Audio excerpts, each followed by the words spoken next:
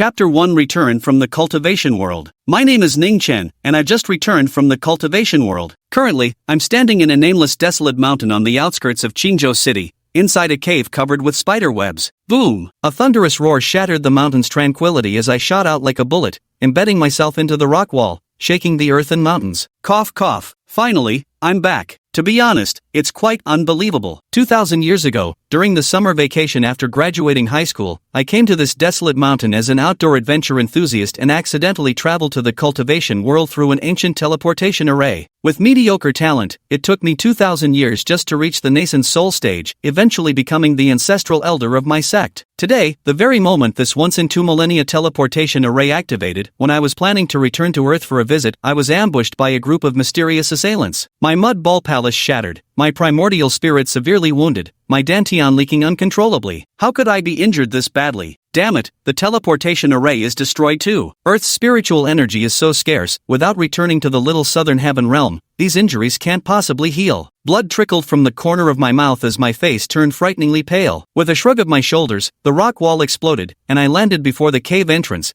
picking up an earthen yellow hiking backpack. Strange, this backpack I left here years ago, how is it still so new? I brushed off the dust on it. Just then, my backpack vibrated with the buzz of a phone. My expression changed instantly. Even a Nokia couldn't last 2,000 years on standby. I hurriedly pulled out the phone. The battery was at 1%. The screen showed the caller ID, Mom. Mom! My nose stung with emotion. After 2,000 years of struggle in the cultivation world, the word parents had become a distant memory. I glanced at the time, August 29, 2025, and was stunned. 2,000 years in the cultivation world, yet only a summer break had passed on Earth? If not for my mountain-moving, sea-filling cultivation still intact, I would have thought this was just a dream. Hey, Mom. I answered the call, only to be greeted by her furious shout. You little brat. Are you trying to kill me? A whole month without answering your phone, do you want to drive your mother to an early grave? Mom, where have you been running off to this time? Mom, it's really nice to hear your voice again. Xiao Chen, what are you saying? Don't scare me like this. Where exactly are you right now? Are you safe? Very safe. I smiled. To me, Earth was like a beginner's village. Tearing tanks apart barehanded or slicing airplanes with a sword would be child's play.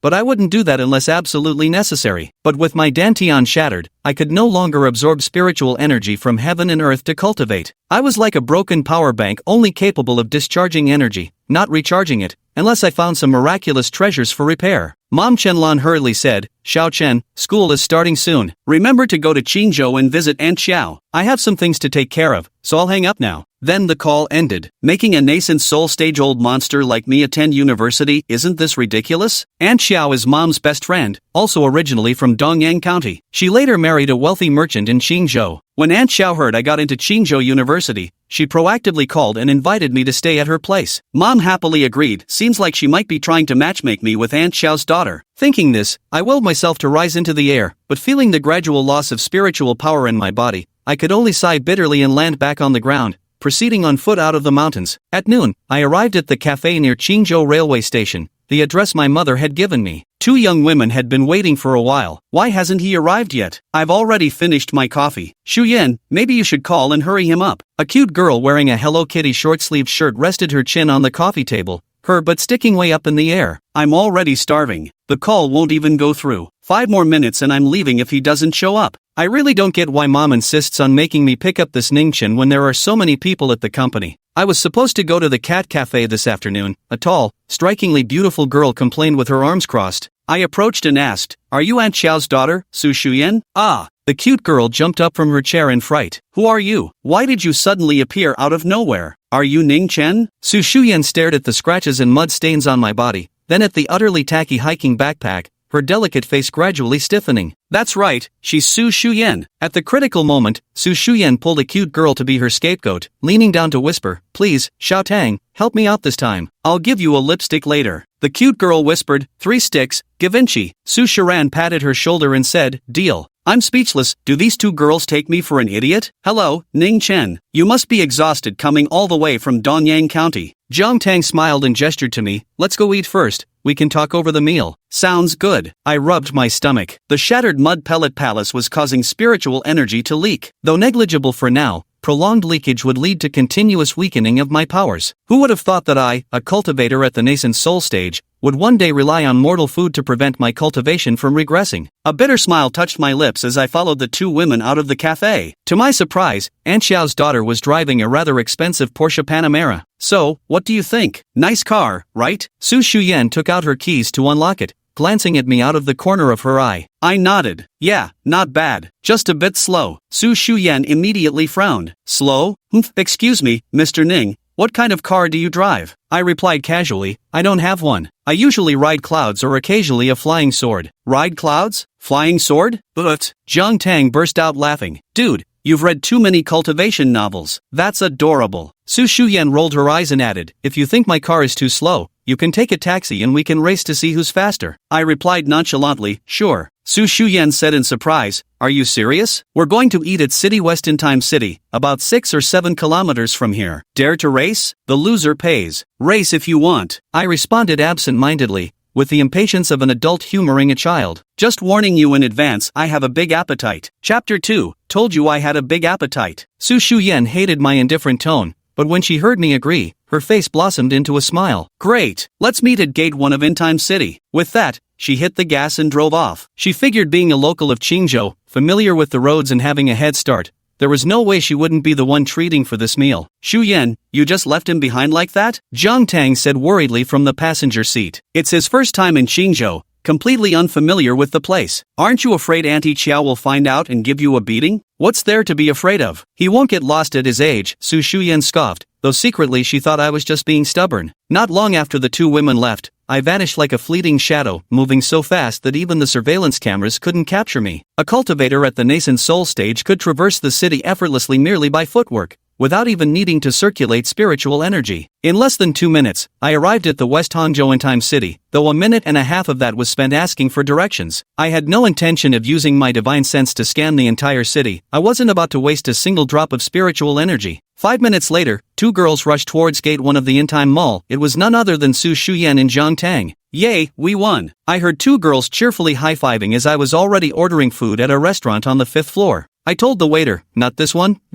or this one, but bring 10 servings of everything else. After reconsidering, I changed it to, never mind, make it double portions instead. 10 minutes passed when Su Yan angrily stomped her foot and scolded, that damn guy, making me wait again. I swear I've never waited this long for anyone in my life. Zhang Tang suddenly said, oh no, Xu Yan, do you think he might have gotten lost? Su Yan frowned slightly, no way? I clearly said Gate 1 of Yintai City. Zhang Tang exclaimed in surprise, there's another Yintai City in CC, maybe he went there instead? Su Yan was exasperated, this idiot, let me try calling him. She dialed my number and immediately demanded, classmate Ningchen, have you been kidnapped by human traffickers or something? Why aren't you here yet? I replied, I'm already here. She immediately flipped out, like hell you are. I've been waiting at Gate 1 forever, haven't seen hide nor hair of you. I calmly said, look up, way up. She made a confused huh sound before lifting her head to scan the surroundings. Ginger gasped, Xu Yan, look, it's Ningchen, when did he get up there? Su Yan angrily hung up the phone and rushed up to the 5th floor, yelling at me, Ningchen, when did you get here? You could have at least said something. I've been waiting forever, and you know how much I hate waiting. I chuckled lightly and explained, I've been here forever. You guys were too slow, so I ordered first. The food's arriving just as you showed up. I ordered quite a lot, Miss Su. You're not going to back out now, are you? Su Yan froze momentarily before scoffing, nonsense. How could you possibly be this fast? You must have cheated. Zhang Tang chimed in, that's right, we chose the shortest route. You must have called the restaurant to prepare the dishes in advance,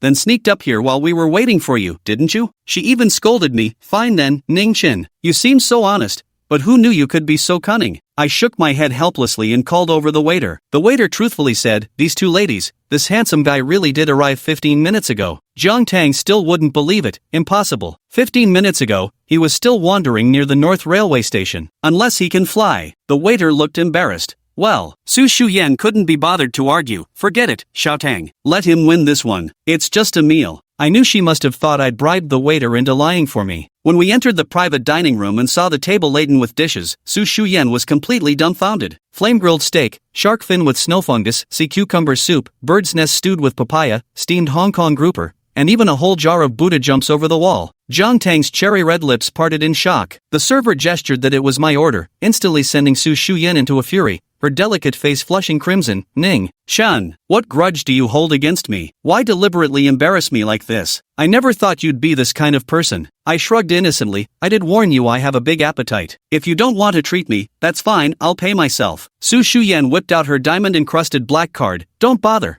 Su Shu Yan, always honor my bets. After finishing, she swiped her card to pay the bill and tossed out a parting shot. Please don't show up in front of me again in the future. Thanks. Then she dragged Jiang Tang away. I called out, hey, not staying to eat together? But sadly, there was no response. Jiang Tang's eager expression made it obvious she wanted to stay and eat, but she was still dragged off by Su Shu Yan. There was nothing for it but to sit down and enjoy the meal myself. Between bites, I muttered, the taste isn't bad, but there's not a shred of spiritual energy like chewing wax. Are we really going to be eating this kind of stuff from now on? Ugh. Not long after, the sound of Su Shu Yan's angry scolding could be heard from outside. Stupid Ningchen, rotten Ningchen, I never want to see you again in my life. Then, Jiang Tang's stomach growled loudly, and she tried to persuade Su Shu Yan to go back and eat. Shu Yan, maybe we should just go back and eat. At this hour, every restaurant has long lines anyway. Plus, it's your money that paid for the meal. Su Shu Yan seemed to have an epiphany. Right, it's my money, so why shouldn't I eat? At that moment, a male student walked up to them and exclaimed joyfully, Shu Yan, what a coincidence seeing you here at the mall. We really do have fate bringing us together. Su Shuran called out his name, Chen Xihao. From her introduction, I learned this Chen Xihao was her high school classmate, a school bully,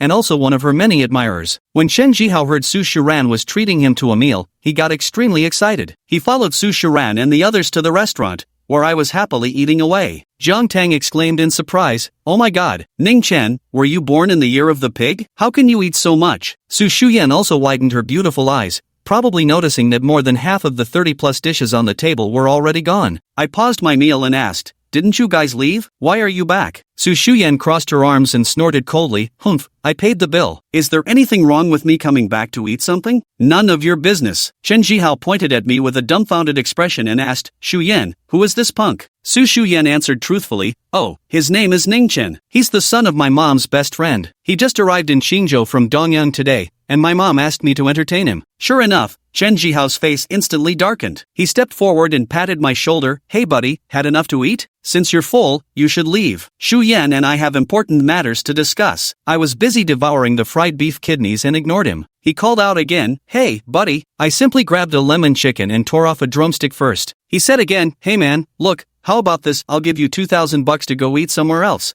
I took a sip of the hibiscus soup and commented, needs more salt, leaving him hanging. During the meal, that bastard Chen Xihao knocked the half-lemon chicken right out of my hand and shouted at me, the hell I'll let you eat. Am I talking to myself here? Can't fucking hear me? Gotta make me lose my temper, is that it? At that moment, Jiang Tang, that mischievous girl, giggled slyly and said to Su Shu Yan, Shu Yan, the show's about to begin. She then pulled Su Shu Yan aside. I stood up, grabbed Chen Xihao by the hair, and forcefully dunked his face into a bowl of Crucian carp soup. He struggled amidst the soup with a glug-glug sound, shouting, you bastard, I'm gonna fucking kill glug-glug, let go. Glug-glug. Jiang Tang's mouth dropped open in shock. Oh my god, this guy's got insane strength. Su Shu Yan sensed things were getting out of hand and hurried over to pull me back. Stop it, Xiao Tang. Save him quickly. As a nascent soul cultivator, even heavily injured, I couldn't possibly be bullied by some mundane brat. I just wanted to teach him a lesson, not actually kill him. So I dunked Chen Jihao's head back into the soup, then returned to my seat to continue enjoying the feast. I needed to eat more. Compressing food with spiritual energy in my stomach could sustain my cultivation needs for days. Though these mortal ingredients contained pitifully low spiritual energy, they still provided some replenishment. With a loud thud, Chen Xihao fell to his knees. Crucian carp soup gushed from his mouth in one nostril, while the other nostril was plugged with a large fish eye. His face was pricked with several fish bones, and he howled in pain. He scrambled up from the floor, his head covered in bits of white Crucian carp meat, and glared at me venomously as he shouted, Ning, just you wait. If you've got the guts, don't you dare run. I casually slurped my snail noodles and said, sure, go ahead and call for backup. He stormed out, slamming the door behind him. The moment he left, I called the waiter to pack up the remaining food. By the time he returned with his crew, changed into fresh clothes, Su Shu Yan, Jiang Tang, and I were long gone. He must have been fuming, cursing me for being a coward. After leaving the mall, I got into Su Shu Yan's car and arrived at Green City Rose Garden, Qingzhou's renowned affluent neighborhood where the spiritual energy was just a trace denser than in the bustling city center. In the car, Su Shu Yan muttered that I was a violent maniac, saying I'd nearly drowned Chen Xihao in Crucian carp soup just because he knocked a lemon chicken out of my hand. Yet Auntie Xiao insists I'm an honest, decent kid who loves sports and radiates sunshine. Arriving at the villa, I walked over with takeout bags to greet Aunt Xiao,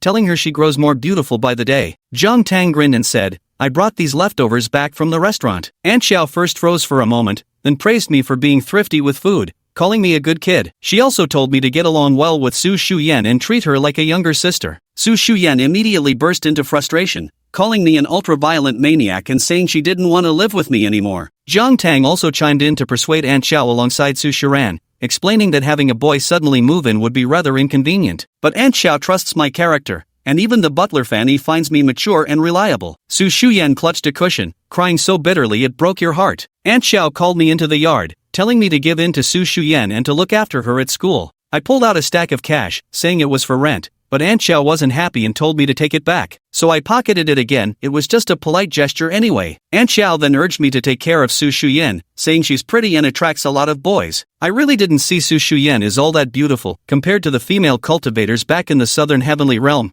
She was far from impressive, but Aunt Xiao had helped my family before, and this villa was situated atop a spiritual eye. Though the spiritual energy here might be thin, possibly long depleted, a few residual traces of the spiritual vein remain. I planned to stay here for a while. After Aunt Xiao left, I was strolling around the courtyard when suddenly I heard the sound of barking. Following the noise, I saw Su Shu Yan approaching me aggressively, leading a German shepherd by its leash. I gazed at the one-eared German shepherd before me, a towering, majestic beast that would make the faint-hearted think twice about approaching. At that moment, Su Shu Yan, clad in bunny-themed loungewear, held a dog leash in one hand while resting the other on her slender waist. She glared at me and declared, Ningchen, I don't care how you managed to fool my mom, but you absolutely cannot stay here. Are you leaving or not? If not, I'll set Black Dragon on you. The German shepherd named Black Dragon bared its teeth at me, but I answered obliquely, which room do I get? If no one's assigned one, I'll just pick for myself. Su Shu Yan couldn't contain her anger. Who do you think you are? Acting like this is your own home? With that, she directly released the dog leash and pointed at me. Black Dragon, chase him out for me. Black Dragon barked furiously and lunged at me. Just then, Zhang Tang's startled cry came from the back door of the yard. Shu Yan. I merely gave Black Dragon a sharp glare, and those canine legs of his immediately screeched to a halt before frantically backing away. The dog bolted straight into his kennel like a streak of smoke, with distressed howls of "awo, awo," echoing from inside as if he'd seen a ghost in broad daylight. Zhang Tang froze. Su Shu Yan pointed at me, her face pale as a sheet. You. I crossed my arms and rested my hands behind my head. Me what? Su Shu Yan ventured a bold guess. You must have killed someone before. Otherwise, why would Black Dragon run away from you? He was even trained alongside military dogs in the army. The corner of my lips curled into a sunny smile. Finally showing some intelligence. Su Shu Yan threw down the leash and fled screaming back to the second floor. Whistling a tune, I returned to the living room. In the end, it was Zhang Tang who arranged a room for me, located beneath the staircase on the second floor. I didn't fuss about it and simply moved in. Lying bored on the bed, I rested my hands behind my head and stared blankly at the ceiling. Sigh, what should I do from now on? My mud pill palace is shattered, my dantian is broken, and both my divine soul and physical body are severely wounded. Such injuries would be hard to heal even in the little southern heaven realm. Thankfully, I still have over 8,000 years of lifespan left to slowly figure things out. After pondering for a long time, I realized I only had two paths ahead. Either find immortal medicine on Earth to repair my mud pill palace, or find a way to return to the little southern heaven realm. As I pondered, drowsiness crept over me. The damage to my primordial spirit had greatly diminished my energy compared to before. I slept straight through till 9 in the evening. The housekeeper had come by, but Su Shu Yan deliberately didn't wake me for dinner, even instructing the maid to throw away the takeout meals she'd brought back. She wanted to provoke my violent side, just one act of physical aggression or a few curse words from me, and she'd have ample justification to kick me out. Shu Yan, that guy just went out, Zhang Tang said from the second floor balcony, watching my retreating figure saunter off. You're really gonna take this lying down? Su Shu Yan huffed, her delicate cheeks puffing up like little steamed buns. Fine, we'll just lock the door tonight and let him sleep on the streets. I strolled all the way to the vicinity of the university district, where there were plenty of food streets to choose from. I picked a shop called Lime Barbecue and walked in, ordering a bit of everything before settling in to enjoy skewers while browsing web novels. Bored, unable to cultivate, this great nascent soul-stage cultivator suddenly found himself with nothing to do. So I picked up my high school hobby again, reading web thug novels. Just then, the barbecue shop's proprietress, a woman in her 40s sorting through leeks, chuckled to her daughter, Wan, look, this kid seems so tall and lanky, about your age, yet surprisingly he's got such an appetite. Ordered over 600 yuan's worth of food in one go. The daughter helping with vegetable preparation was strikingly beautiful, with rosy lips, a delicate nose, and wearing an old high school uniform that added an air of youthful innocence. The student girl said, Mom, aren't you afraid this might be another jerk trying to skip out on the bill? The proprietress smiled wryly. There are just a few like that each month, most customers pay honestly. The student, Suan, grumbled, a few each month means we're working for nothing for days at a time. The proprietress shook her head and sighed, forget it, Wan, there's nothing we can do about this. We mother and daughter can't afford to provoke Brother Xiao and his gang of local thugs. That's why I'm exhausting myself to pay for your education, to get you into high society and far away from these ruffians. I know, Mom. I listened to their conversation expressionlessly before returning to my novel. Before long, a gang with hair dyed in garish colors entered the barbecue joint, immediately turning the place rowdy. Suan turned pale at the sight of the group and tugged fearfully at her mother's apron. Mom, they're here. Quick, hide in the kitchen, the proprietress urged her daughter to leave immediately. Hey boss lady, why ain't you serving us yet? What's the hold-up? A thug wearing a skull-printed bandana swaggered past me, kicking chairs aside with a loud screech of wood against the floor. Frowning, I simply sealed my hearing with chi and returned to my novel right at the most thrilling part. Okay, Brother Kuan. The proprietress smiled broadly as she presented the menu. Gentlemen, take a look at what you'd like to order. Same as usual. The thug called Brother Kuan waved his hand grandly and gave the proprietress a pat. Sister May, you're still quite the looker, you know. What good is sticking with that loser Su Haichao? Might as well come with me, Ma Kuan. At least no one would dare bully you on this Shueiwa street, right, boys? The 5 thugs at the table burst into raucous laughter. Brother Kuan, what kind of joke is that? I'm old and washed up, how could I ever catch your eye? Please wait a moment, I'll go to the kitchen and prepare it right away. Today, I'll treat you gentlemen to an extra grilled fish on the house, said the proprietress, Li Mei, with a humble bow. Alright, go get it done. Ma Kuan waved his hand, propping his feet up on the table as he chatted and drank with his buddies. Their conversation was downright vulgar, either discussing which nightclub had the hottest girls or bragging about fights with rival gangs. Their voices were loud and grating, scaring off the few remaining customers in the shop. Seeing that the fleeing customers hadn't paid, Suan, who had been hiding behind the cashier's counter, couldn't hold back any longer. Covering her face with her school uniform sleeve, she dashed out in a hurry. Hey, damn, Koenji, check it out, where'd such a fine-looking schoolgirl come from? A young punk with yellow hair pointed at the fleeing Suan. Ma Kuan turned his head and his eyes instantly lit up. Another underling chimed in. I think I've seen her before, Li Mei's daughter. She's usually at high school in South City, only comes back every few months. That damn old hag's been hiding such a fresh-faced daughter, even shipped her off to South City for school like she's guarding against thieves, Ma Kuan sneered. Just wait till I teach her a lesson later. Chugging beer with one hand, Ma Kuan leered at Suan's youthful figure with a twisted grin. Finally got some back, Suan murmured, clutching a few 100 yuan bills as she walked. Suddenly, a hand snatched them away. What are you doing? That's my money. Give it back. Suan stared at Ma Kuan, her voice trembling with both anger and fear. Give it back? Prove it's your money. Call out to it and see if it answers. Ma Kuan leered at Suan, his eyes filled with a lascivious gleam. Suan cast a pleading glance at me, but I kept flipping through the novel page by page, showing no intention of helping her. She gritted her pearly teeth and glared fiercely at Ma Kuan. This is my money. Little sister, so adorable. Ma Kuan reached out to tease her, but Suan swatted his hand away. Give me the money, or I'll call the police. Oh ho, call the police? Here, borrow my phone, go ahead and try. Ma Kuan casually reached for my phone. I shot him an annoyed glare. What do you think you're doing? Just as Ma Kuan was about to lose his temper, Li Mei heard the commotion and rushed out. Seeing her daughter Suan exposed to the gazes of these thugs, she hurried forward. Brother Kuan, everything's almost ready. We can eat soon. Eat my ass, you bitch. Ma Kuan raised his hand and slapped Li Mei across the face, snarling viciously, listen up, bitch. From now on, every shop on Shueiwa Street has to pay an extra 4,000 yuan management fee every month. That's Brother Zhao's orders. Mom! Suan cried out, hugging Li Mei tightly. Ignoring the pain on her face, Li Mei said fearfully,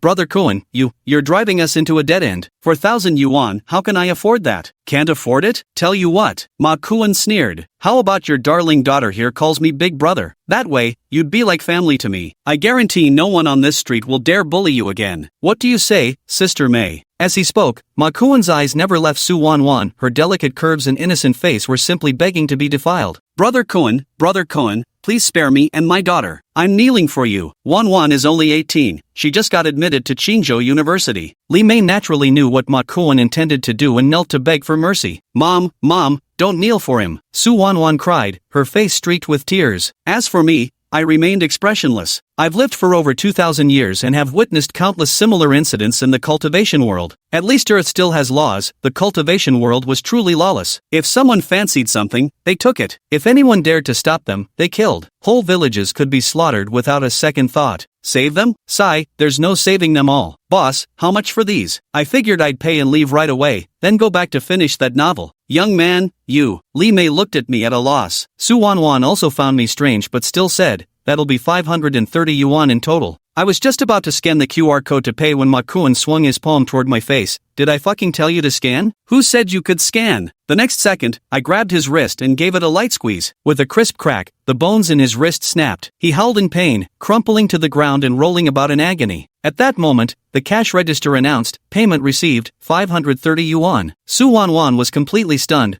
probably wondering how I'd managed to both beat Ma Kuan to the ground and calmly pay my bill at the same time. Paid up. I tucked my phone back into my pocket and prepared to leave. Ma Kuan, sprawled on the floor, let out a screech like a slaughtered pig. Kill him. The 5 thugs' faces twisted viciously as they swung their fists toward me. Enough already? I furrowed my brows and slapped out with lightning speed, striking each of the 5 punks' faces in rapid succession. Smack asterisk, sending over a dozen bloodied teeth flying through the air. The 5 thugs collapsed next to Brother Kuan, clutching their bleeding jaws and howling in pain, some even crying from the blows. By the time Su Wan and Li Mei regained their composure, I was already gone. All I wanted was to hurry home and read my novel.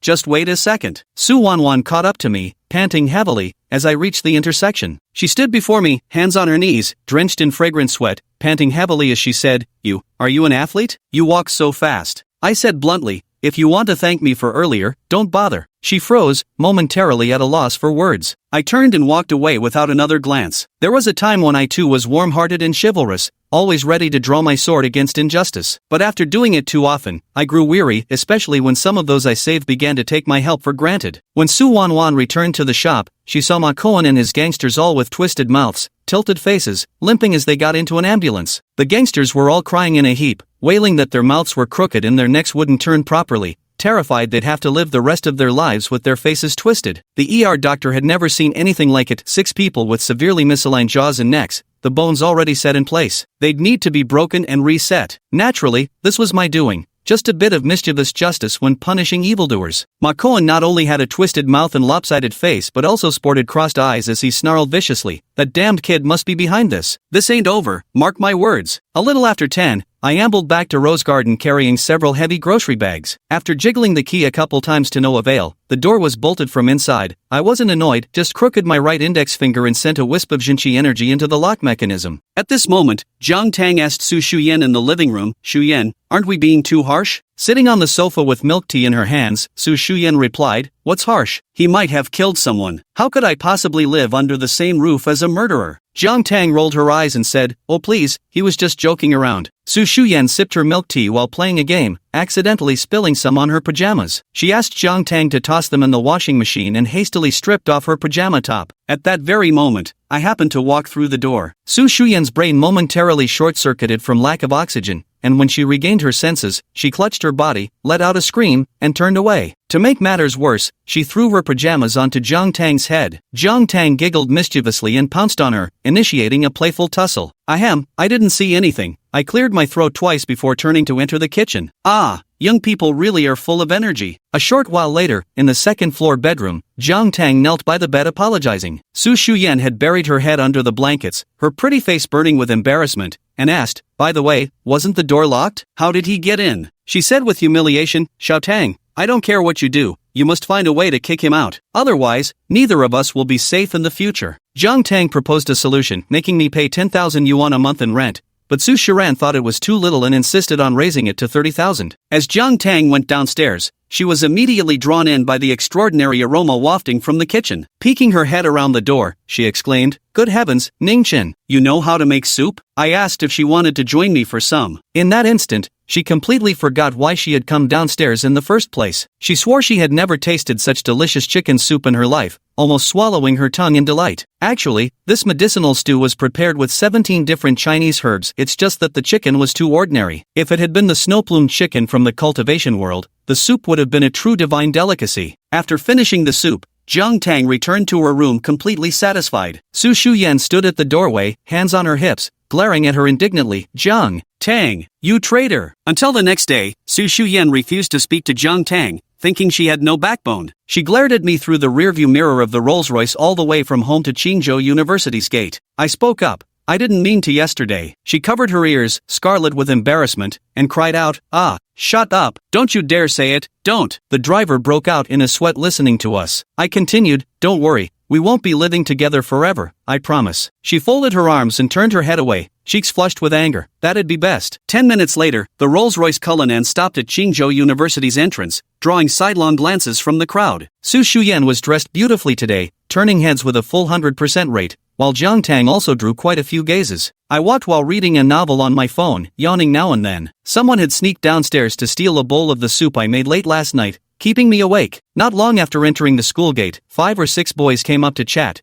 but Su Shu Yan and Jiang Tang turned them all down. Su Shu Yan stopped abruptly and turned to me, saying, "Hey, can you stop following me around?" I said helplessly, "Who's following you? This is the shortest path to the teaching building. Where else would I go?" She turned her head away with a haughty huff, "Then stay away from me, you're annoying." I internally sighed, "What nonsense." Jiang Tang tried to defend me, but accidentally hit Su Shu Yan's sore spot. She shook her head like a rattledrum. "Aya, won't listen, won't listen, won't listen. Little Tang, you're not allowed to mention this ever again. I want to completely forget about it." Jiang Tang was about to laugh when a yellow-haired delinquent youth approached them, wearing a greasy smile. Chapter 7, Big Strong Brother. Chen Xihao? Jiang Tang frowned slightly, her delicate brows knitting together. "Why is it you again? I remember you don't even attend Qing University. Can't someone visit if they're not from Qing University?" Chen Xihao wore a leather jacket, hands cockily stuffed in his pockets like he thought he was hot stuff. The wounds from the crushing carp spine incident had already scabbed over, but he could never forget what happened that day. Su Shu Yan didn't want to exchange a single word with this ugly man and tried to drag Jiang Tang away, but wherever she tried to go, the ugly man blocked her path. He had even brought 3 underlings today, all punkish delinquents with cigarettes, alcohol, and permed hair, leering at the 2 girls with smirks. "Chen Xihao, you do your shopping and we'll do ours, why are you blocking our way?" Su Shu Yan said angrily. "Talk, where is that country bumpkin Ningchen? Tell me and I'll let you go." Chen Xihao gritted his teeth, "That damn bastard, I'll finish him off today." Ningchen, he. Su Shu Yan wanted to say Ningchen was just a short distance behind them,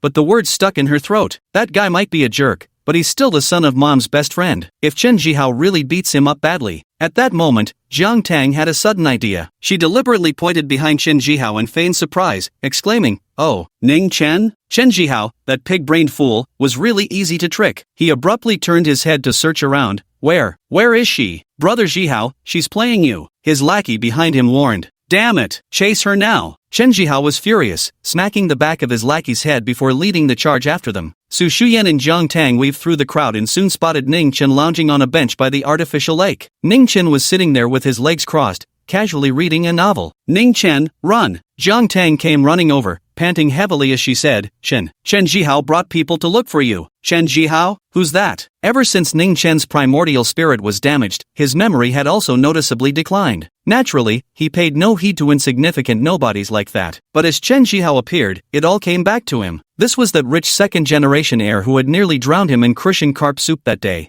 "Ningchen, you fucking bastard, get him." As soon as Chen Xihao spotted Ningchen, he got fired up and signaled his 3 underlings to rush forward. None of the 3 underlings were students, they were street thugs who naturally disregarded school rules. They charged straight at Ningchen, swinging their fists. "Be careful!" Su Shu Yan let out a piercing scream. She seemed to see Ningchen being pinned down and brutally beaten by 3 thugs. But the next second, plop, plop, plop, one after another, the 3 thugs were kicked by Ningchen into the school's artificial lake, turning into drowned rats. When one tried to climb out, Ningchen even gave him an extra kick. A crowd of students gathered around, watching the spectacle unfold. "Ningchen, I'm gonna kill you. Chen Xihao was completely enraged. He picked up a brick and tried to ambush Ningchen from behind. Ningchen seemed to have eyes on the back of his head. With a swift sidestep, he dodged effortlessly. Plop! Chen Xihao couldn't stop his momentum and plunged straight into the lake, sputtering and screaming, I can't swim. Help! Help me! Not a single person went to help, except for Ningchen. He single-handedly hauled Chen Xihao out of the lake water, stunning countless onlookers. Holy crap, this guy's got insane strength. Pulling someone straight out of the water, that's just insane. The watching students gaped in stunned silence. Just when everyone thought Ningchen was going to rescue Chen Xihao, the former swung his arm in a full arc and hurled him 5 or 6 meters away. Off you go. Su Shu Yan and Jiang Tang, the students. Fortunately, with 3 swimming underlings present, Chen Xihao only swallowed 10 caddies of water before being rescued to the shore. But Ningchen had already left long ago. Xiao Tang, believe me, that guy is definitely no ordinary student. He's got to be part of the underworld. Su Shu Yan followed Ningchen from a distance. I don't know, but he looked so cool just now. Jiang Tang crossed her arms, her face full of admiration. Cool? He's not cool at all, not even a little bit. Su Shu Yan would rather die than admit this country bumpkin was handsome. Soon after, Chen Xihao vomited up plenty of water from his stomach, then fished out his phone and with great difficulty dialed the number of a senior from Qing University he knew. Hey, Brother Peng, we're here. Ningchen escorted Su Shu Yan and Jiang Tang to their arts department classroom, his expression brimming with impatience. Keep a low profile, you two. Don't cause trouble, I'm not your bodyguard. Jiang Tang saluted with a lopsided grin. Got it, strong-arm brother. Ningchen's face darkened with 3 imaginary black lines. What kind of nickname is strong-arm brother? Jiang Tang giggled adorably. Hee, you're so strong, I'm calling you strong-arm brother from now on. Ningchen didn't really like this nickname, but he couldn't be bothered to argue with Jiang Tang over such trivial matters. Before leaving, he reminded her again, remember, don't cause any trouble. I hate trouble more than anything.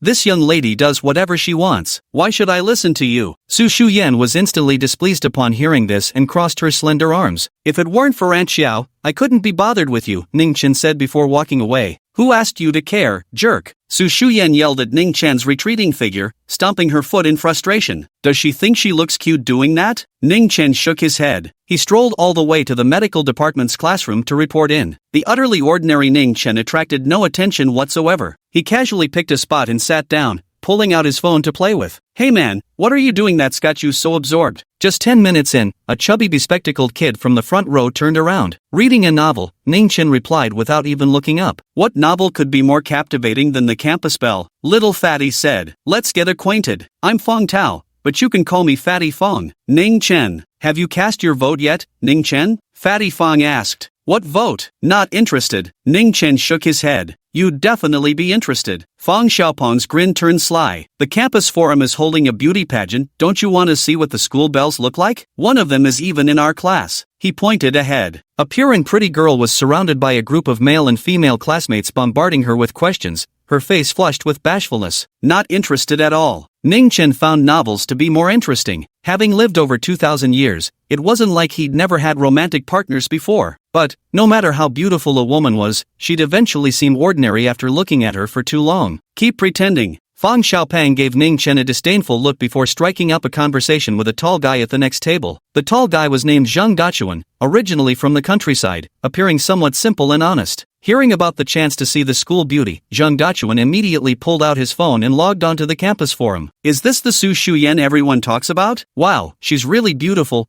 Prettier than a celebrity. Zhang Dachuan stared at the photo, his eyes practically popping out. A celebrity? She wouldn't bother with being just a celebrity. Ever heard of the Su Corporation? Su Jing Shan is Su Shu Yan's dad. Fang Xiaopeng adjusted his glasses. Su Jing Shan? That big-shot entrepreneur who's always on TV? Zhang Dachuan was startled. The Su Group is worth hundreds of billions. Su Shu Yan probably doesn't even care about being a celebrity, plus she's prettier than any star. Fatty Fang speculated. True, she could rival an immortal fairy. Zhang Dachuan stared at his phone, practically drooling. Is Su Shu Yan really that pretty? I don't see it. These two simps were getting on Ningchen's nerves to the point he couldn't stand anymore. Chapter 8. Can you even deviate from practicing Sanda? Fang Xiaopeng and Zhang Dachuan froze simultaneously. Ningchen, you're putting on airs here. If Su Shu Yan isn't considered beautiful, then do beautiful women even exist in this world? Fang Xiaopeng curled his lips. Exactly. Zhang Dachuan chimed in, with looks like that, she'd skyrocket to fame the moment she stepped into showbiz. I really don't think she's that special. Ningchen sighed, at most, she's just a bit pale. His two deskmates thought he was putting on airs and ignored him. Ningchen welcomed the peace and quiet, lowering his head to continue reading his novel. More and more students arrived in the classroom, and Zhang Dachuan and Fang Xiaopang grew increasingly excited in their discussion. That Jiang Tang is rumored to be Su Shu Yan's best friend? Damn! Angel face, devil body. Suan, the pauper beauty of South High, scored 718 in the Science College entrance exams. Total academic goddess. Senior Wen Qinglan from the Ancient Martial Arts Club? Heard she passed the Ancient Martial Association's exam. She's officially a certified martial artist now.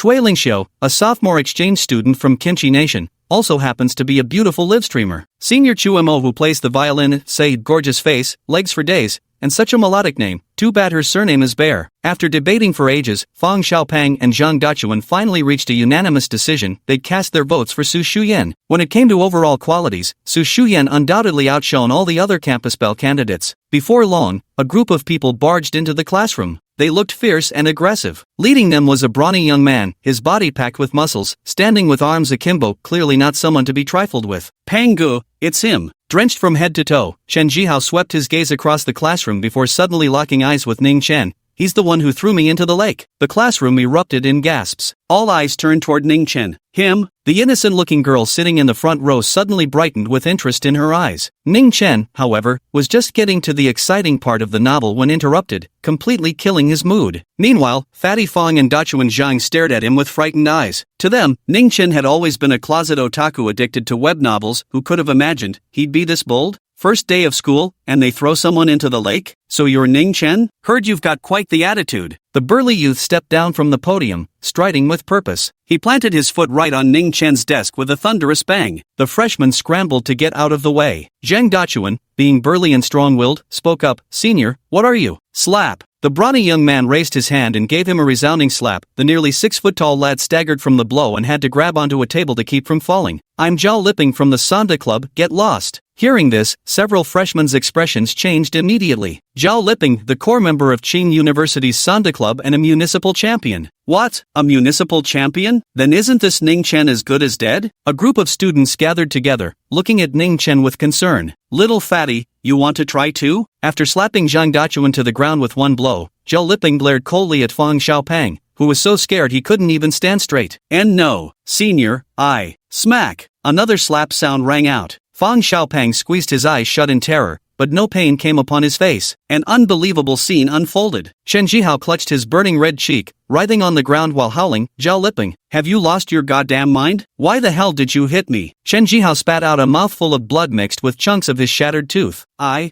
don't know, it wasn't me." Zhao Lipping stared at his own right hand, backing away continuously with an expression as if he'd seen a ghost. The members of the Sanshou Club were also looking dumbfounded at one another. Was Brother Peng so absorbed in martial arts training that he lost track of enemies and allies? If it wasn't you, then who the hell was it? Everyone saw you throw the punch. Ningchen remained seated. As he spoke, his right index finger beneath the table gave an almost imperceptible twitch. "I swear to God it wasn't me." Zhao Lipping had just finished roaring when he suddenly swung his right arm in a wide arc, delivering a powerful backhand punch right into the face of Chen Xihao, who had just managed to stand up. Chen Jihao's poor nose, which had just stopped bleeding, suffered yet another violent blow. Squelch, squelch. 2 cotton balls were sent flying by the gushing blood geyser, and Chen Xihao crumpled straight to the ground, muttering through his teeth, "Zhao Lipping, Aleph asterisk CK your ancestors. What the hell is going on? Even practicing freestyle fighting can cause cultivation deviation?" Zhao Lipping was utterly distraught, slapping himself hard across the face repeatedly. Asterisk clap, clap, clap, asterisk. His lips split from the force, blood trickling from the corner of his mouth. Ningchen shrugged, indicating he had nothing to do with it, then helped Zhang Dachuan up from the ground.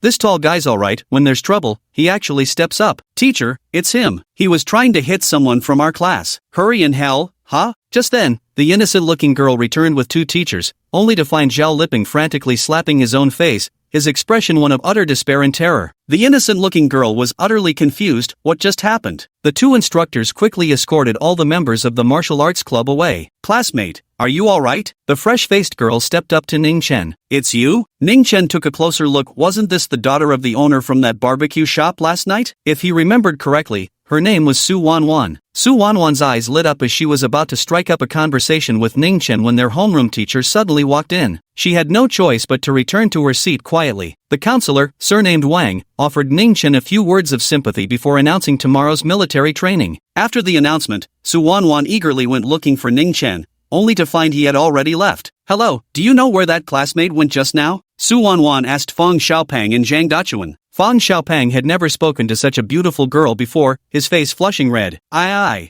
don't know, P-Pro, probably went to the restroom," he stammered. Zhang Dachuan covered his cheek, silently marveling that Ningchen hadn't been boasting. His traditional Chinese massage technique was truly remarkable. With just a gentle rub, the pain in his face vanished. "Alright, thanks." A look of disappointment appeared on Su Wanwan's innocent face. Ningchen found a quiet spot and leisurely read a novel. In the evening, he went to eat at the off-campus food street. At Li Mei's barbecue shop, several ferocious thugs were pressuring a mother and daughter for Ningchen's phone number. Half of these thugs had crooked mouths and twisted eyes, and their leader, Ma Kuan, even had a severe case of cross eyes. The scene was utterly ridiculous, but Li Mei and Su Wanwan couldn't bring themselves to laugh. "I'm sorry, Brother Kuan, but customers' contact information is private. I can't give it to you," Li Mei pleaded. "Please just let me and my daughter go." "Privacy my ass. That punk beat me up like this. If I don't kill him, how am I supposed to keep my reputation?" Ma Kuan gnashed his teeth and threatened, "Either I smash your shop today, or you hand over that kid's phone number. The choice is yours." He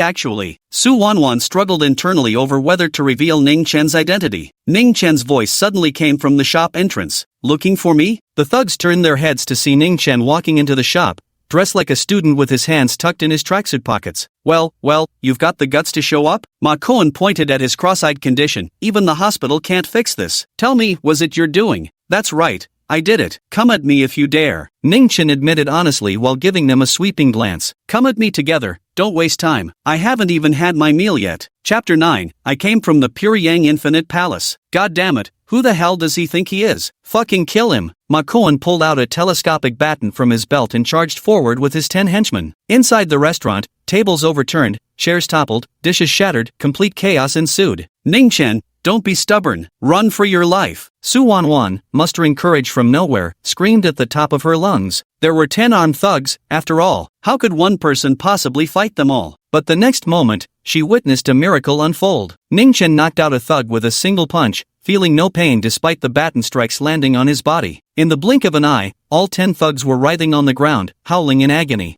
"I'm Zhao Lipping from the Qingzhou University Sanda Club. Don't let me see you on this street again, or I'll beat you up every single time." With that, Ningchen kicked them out of the shop like trash with a single swing of his leg, then casually found a seat and began ordering. Li Mei and Su Wanwan were stunned. Shuiwa Street had poor security, and they'd witnessed plenty of fights before, but never someone so ferocious. A single person had actually taken on 10 men alone, and it all seemed effortless. Could he be one of those martial artists people talk about online? "Classmate, Are you alright? I saw you got hit by that stick just now." Su Wanwan stepped forward with concern. "I'm fine," Ningchen replied. He could indeed dodge, but there's no need. Not just sticks, even bullets couldn't penetrate his protective energy. "By the way, does your family serve stir-fry dishes as well as barbecue?" Ningchen asked again. Su Wanwan was speechless. She wondered why this person seemed completely indifferent to the prospect of a fight. Just what exactly is his background? "Yes, we certainly do." Li Mei stepped forward with a smile. "Young man, tell me what you'd like to eat and I'll make it for you." "I'd like to eat dragon meat," Ningchen blurted out without thinking. "Ah," Li Mei froze. "I meant stir-fried yellow beef," Ningchen corrected himself. Alright,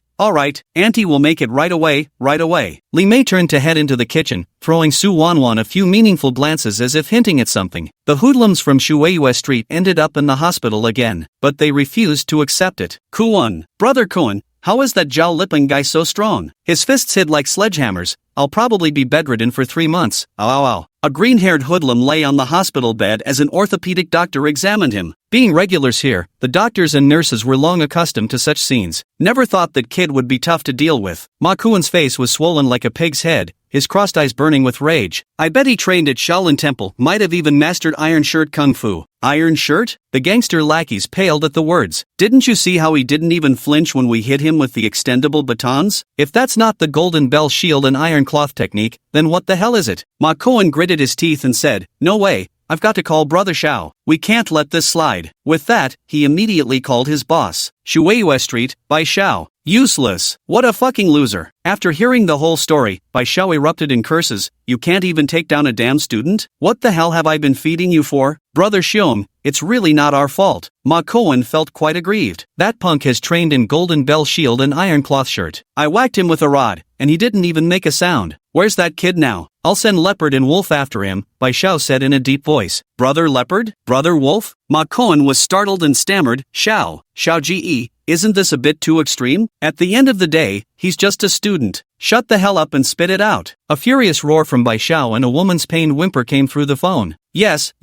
Ma Koan held the phone slightly away. He's eating at Li Mei's barbecue place, probably still there now. Bai Xiao hung up immediately. Brother Xiao, is it really necessary to send Ah Bao and Ah Lang just to deal with a student? There are gang's top enforcers. In the dimly lit hotel suite, a woman's alluring voice came from beside the bed. What do you know? Bai Xiao was a middle-aged man in his 40s, sitting on the bed with his legs apart, snorting coldly. Moonwater Street is a fat piece of meat, coveted by countless gangs across Qingzhou. Do you really think that kid is just a student? Anyone who thinks that way will never become a boss in this lifetime. The woman was stunned at first, then suddenly laughed in realization. Brother Xiao is truly wise. Li Mei barbecue. Su Wan couldn't hold back any longer and asked, how can you eat so much? Ningchen had just stuffed his mouth with a plate of dry-fried beef for fun, chewing as he replied, none of your business. It's not like I'm not paying. Su Wan, I didn't mean it that way. Eating like this will ruin your stomach. Ningchen grabbed another large handful of beef skewers. Ever heard of competitive eaters? Su Wan nodded. Ningchen, has nothing to do with me. Su Wan's sweat dropped. The plate stacked higher and higher, until Ningchen finally stopped after eating roughly over 1,000 yuan worth of food. Any more, and he'd be seen as a monster. Just as he was about to scan the code to pay,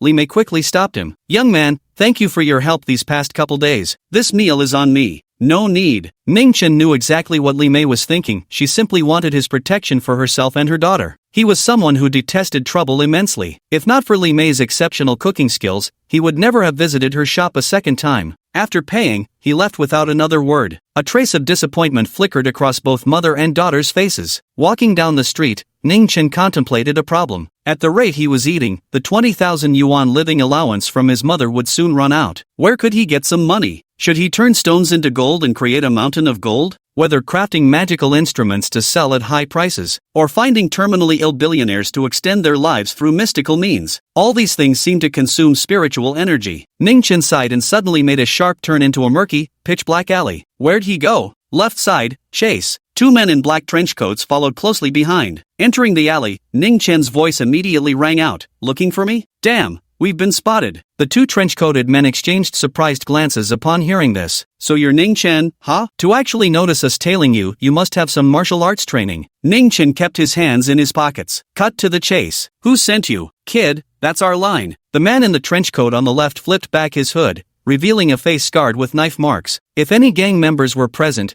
they would surely recognize him. Chen Xihao, one of Xiao Ji's two top enforcers. For C's gang, Azure Dragon Society, or Tiger Gate, speak. Which side are you from? Chen Xihao pulled a dagger from his chest, its blade gleaming coldly. Ningchen first sighed, then said with utmost sincerity, I come from the Pure Yang Limitless Palace. Pure Yang Limitless? Are you fucking kidding me with this fantasy novel crap? Believe it or not, I'll fucking kill you right now? Chen Xihao shouted furiously while brandishing his knife. Leopard, stop wasting words on him. Drag him back and give him a vicious beating. Let's see if his bones are harder or our clubs are harder. Chen Zilong, Chen Zibao's older brother, was also a ruthless character with an exceptionally burly physique. As he spoke, Chen Zilong slightly crouched his waist and back, darting forward like a sharp arrow. Whoosh! Ningchen could instantly tell that this trenchcoat man's physical condition was at least 10 times stronger than an average hoodlum, but he still fell far short of even the lowest standard for the qi refining stage. He delivered a direct kick to the face. Chen Zilong hadn't anticipated Ningchen's lightning-fast speed and took the brutal kick square in the chest. Several ribs shattered instantly as he spat out a mouthful of blood.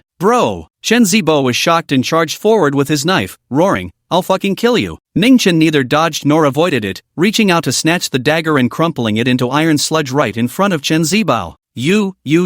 Chen Zihao had never witnessed anything so terrifying before. He was utterly stupefied. You're even worse than your brother, Ningchen said coldly, curling his right index finger. A translucent thread of true essence seeped from his fingertip, connecting to Chen Zilong lying on the ground. What what's happening to me? Chen Xihao stiffly climbed to his feet, horrified to discover his body no longer obeyed his commands. Bro, what's wrong with you? Leo, get out of the way. I can't control myself, what the hell is going on here? Chen Xihao lashed out like a marionette on strings, his words punctuated by a punch that sent Chen Xihao sprawling with a bloody nose. Crackle, pop. The two brothers tangled together in a fight, beating each other black and blue until concussions were practically knocked loose. Ningchen turned and walked out of the alley, casually dialing 110 as he went. Hello? I'd like to report a fight. It's really violent, absolutely terrifying. Chapter 10, a nascent soul stage bodyguard for the school bell? Strolling back to Rose Garden. To Ningchen's surprise, Su Shu Yan's father had arrived. Su Jing Shan, a renowned entrepreneur in Qingzhou. Su Shu Yan was wriggling her snow-white shoulders coquettishly on the sofa, calling him daddy in a baby voice as sweet as a 3-year-old's. Seeing Ningchen return, Su Shu Yan immediately straightened her pretty face, crossed her fair legs, and resumed her aloof demeanor. So you're Ningchen? Su Jingshan walked over from the living room, his hawk-like eyes appraising Ningchen. The steward Fanny followed closely without leaving his side. Hello, Uncle Su. Ningchen greeted him politely. I heard about what happened today. Thank you for helping Shu Yan out of that situation, Xiao Chun. Su Jingshan smiled warmly and said, your mother and Shu Yan's mother are best friends, so naturally, I hope you and Shu Yan can become good friends too. Daddy, I don't want to be friends with him at all. Before Ningchen could speak, Su Shu Yan's sweet yet spoiled voice rang out. Neither do I, Ningchen agreed calmly. You. Su Shu Yan, infuriated, threw a cushion at him. Who do you think you are? The number of people lining up to be this young lady's friend is countless. Don't worry, we'll go our separate ways in 3 months at most. Ningchen tilted his head to dodge. What do you mean separate ways? Stop making it sound like we're dating. Su Shu Yan swung her little fists angrily. All right. Su Jingshan gave a bitter smile and called Ningchen into the courtyard. Stepping from light into darkness, the man's expression gradually grew colder. Ningchen noticed this and asked, Uncle Su, if there's something on your mind, just say it plainly. All right. Su Jingshan adopted a very serious expression. Ningchen, to be honest, I didn't actually approve of you moving in from the very beginning. Shu Yan is the pearl of our Su family. Living with a young man full of vigor, such news would cause quite a stir in Qingzhou if it got out. So my first warning to you is this, you must not reveal that you live here. Why not just kick me out? Ningchen asked. For 2 reasons. First, my wife has taken quite a liking to you, so much so that she even wants to play matchmaker between you and Shu Yan. This must be some Arabian Nights fantasy, don't even think about it. Su Jingshan declared in an unyielding tone. Secondly, Shu Yan told me you're quite strong. Have you trained in martial arts? Yes, I have. Ningchen nodded. Old Fan has trained Tu Li-style Bajiquan. Would you dare go a few rounds with him? Su Jingshan asked. You'll have to ask him that question, Ningchen said. Ha ha. Su Jingshan and Fanny exchanged glances, both amused. Young man, not very old but quite the big talker. Fanny clasped his hands behind his back and said with a smile, ever heard of internal energy? Aijin? Never heard of it. Ningchen shook his head. He hasn't even heard of internal force, must just be an ordinary martial arts enthusiast. Fanny shook his head secretly, then freed his left hand, slightly gathering his fingers as he made a grasping motion through the air. Crack! 5 finger marks exploded across the trunk of a ginkgo tree in the courtyard, sinking half an inch deep.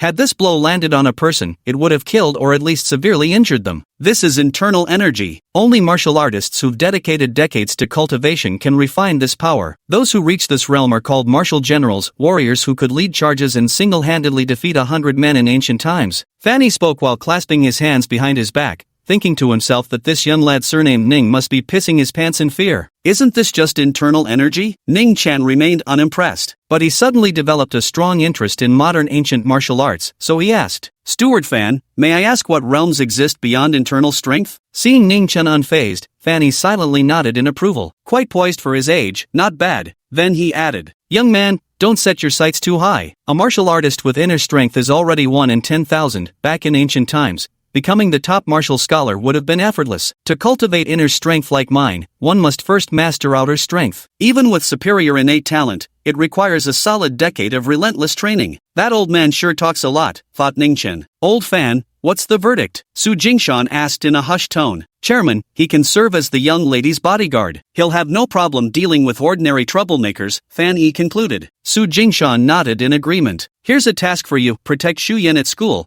Just like you did today. Can you do it? He said to Ningchen. So this is the second reason you kept me around? Ningchen found it rather amusing. asking a great cultivator at the nascent soul stage to protect a female student. Brilliant, truly creative. That's right. This way, I won't have to argue with my wife, and you can stay. It's the best of both worlds. Su Jingshan's calculations were quite shrewd. On top of that, I'll give you a salary of 10,000. A young man your age must always be short on money. I'm just an ordinary student, Uncle Su. You'd better find someone more capable. Ningchen dropped these words and left. Having him protect Su Shu Yan? Just living with her was suffocating enough. This kid really thinks he's something special. Su Jingshan's facial muscles twitched slightly. Fan Yi also shook his head. The Su Corporation ranks among the top 10 enterprises in Qingzhou, and the Su family is a renowned aristocratic family in Jiangnan. A golden opportunity to climb the social ladder was right before him, and he missed it? He truly felt sorry for this young man. To think he reduced my two most capable aides to such a state. Zhao Liping, no matter what your background is, Bai Xiao, will have you dead. The first affiliated hospital of Qingda University. Bai Xiao looked at Chen Zilong and Chen Zibo lying unconscious on hospital beds, receiving oxygen support, his expression turning grim. The brothers had already lost consciousness,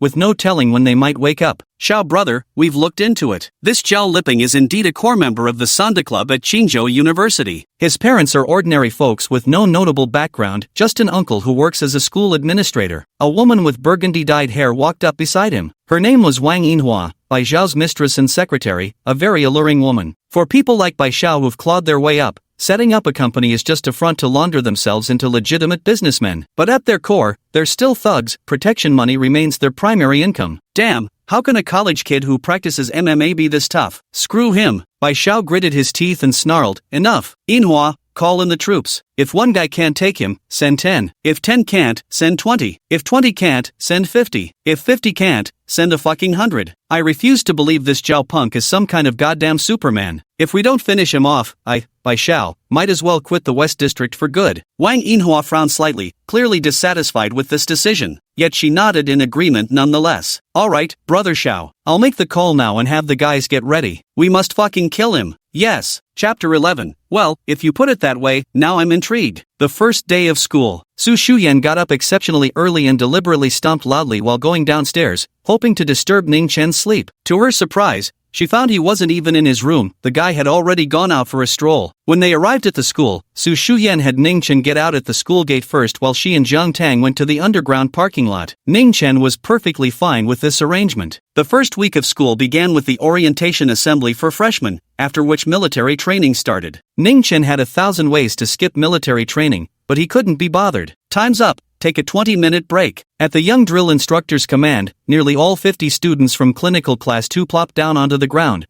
wiping sweat from their brows with their sleeves. Standing at military attention is exhausting. Absolutely, I feel like my legs are about to give out. Staying completely still is just unbearable. Just 7 more days to endure. Woo-woo. A chorus of complaints filled the air. Seeing this, the young instructor shook his head. You university students these days are too pampered. Can't even stand at attention for 40 minutes, utterly useless. Faced with such disdain, several boys in the class clearly took offense. Instructor, you can't generalize like that. A short-haired male student raised his hand and stood up. Standing at attention is nothing for me. I work out every day and play basketball. My physical condition should be on par with yours. The young instructor smiled. Is that so? What's your name? The short-haired youth lifted his chin proudly. Li Xianming. He's so cool, daring to talk to the instructor like that. Many girls in the class cast surprised glances at this Li Xianming. Ningchen also began to enjoy the show. Dare to compete with me? The young instructor felt it necessary to teach these college students a lesson. Alright,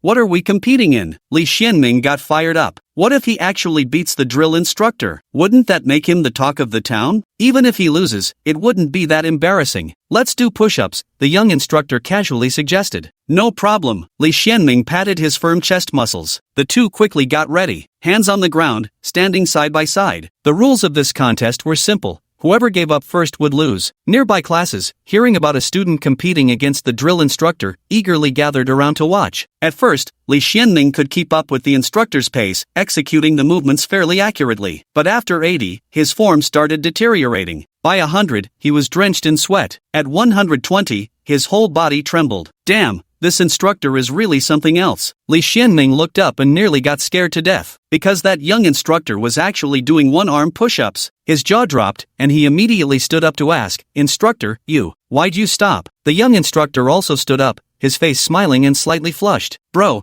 you got completely wrecked. You were doing both arms while the instructor only used one. A male student nearby reminded him. Holy shit. Li Xuanming's cheeks burned red as he finally realized the gap between an average fitness enthusiast and a real soldier. Just a mere college student, still trying to challenge us? How naive. A few instructors from nearby classes who were watching exchanged glances, barely able to hold back their laughter. After Li Xuanming returned to the ranks, the young instructor asked again, any more dissenters? Step forward if you dare. No one in the class responded. Even the tall and brawny Li Xuanming lost. Who else would dare overestimate their own abilities? The young drill instructor added, if you can beat me, you'll be exempt from military training. Oh, Ningchen raised an eyebrow. If you're putting it that way, then I'm certainly interested. Dichun, you're so strong, why don't you go out and give it a try? Fang Xiaopang egged Zhang Dichun on from the side. Zhang Dichun shook his head. The most push-ups I can do in one go is 70. And only 21-handed. The instructor would wipe the floor with me in seconds. These instructors are just built different, no way we can compete, Fang Xiaopang sighed admiringly. Alright, continue training. Just as the young drill instructor barked the order, a student suddenly raised his hand. Instructor, I'd like to give it a try. It was Ningchen. He didn't want to continue military training anymore, it felt somewhat dull to him. Swish! All 50 students in the class turned shocked gazes toward him. Just you? Li Xuanming wore an amused expression. In his eyes, Ningchen looked skinny and frail, without a trace of muscle, not even comparable to himself. How dared he challenge the instructor? That's the guy who pissed off Zhao Liping from the Sonda Club yesterday. I heard he dared to hit a senior. Holy shit, hitting a senior? That's ballsy. The class murmured among themselves. No one knew what this Ningchen was all about, but anyone bold enough to challenge an instructor must have some skills. Do you want to challenge me? The young instructor scrutinized Ningchen with doubt. Are you sure? Instructor, does what you just said still stand? Ningchen confirmed, if I beat you, I don't have to do military training. Count it. Of course it counts. The young instructor said confidently, but you'll have to beat me first. Good. Ningchen felt relieved. After stepping forward, he began competing with the instructor. At first, both started with standard push-ups, doing them one after another. He can beat the instructor? I'll livestream eating crap if that happens, Li Xuanming said to a few male classmates in his dorm. Wan, do you think this Ningchen can win? A round-faced girl with glasses asked Su Wan curiously. Su Wan gave a slight nod with her delicate head. I believe he can do it. Wan, you're overthinking it. A strikingly attractive girl with a high ponytail scoffed,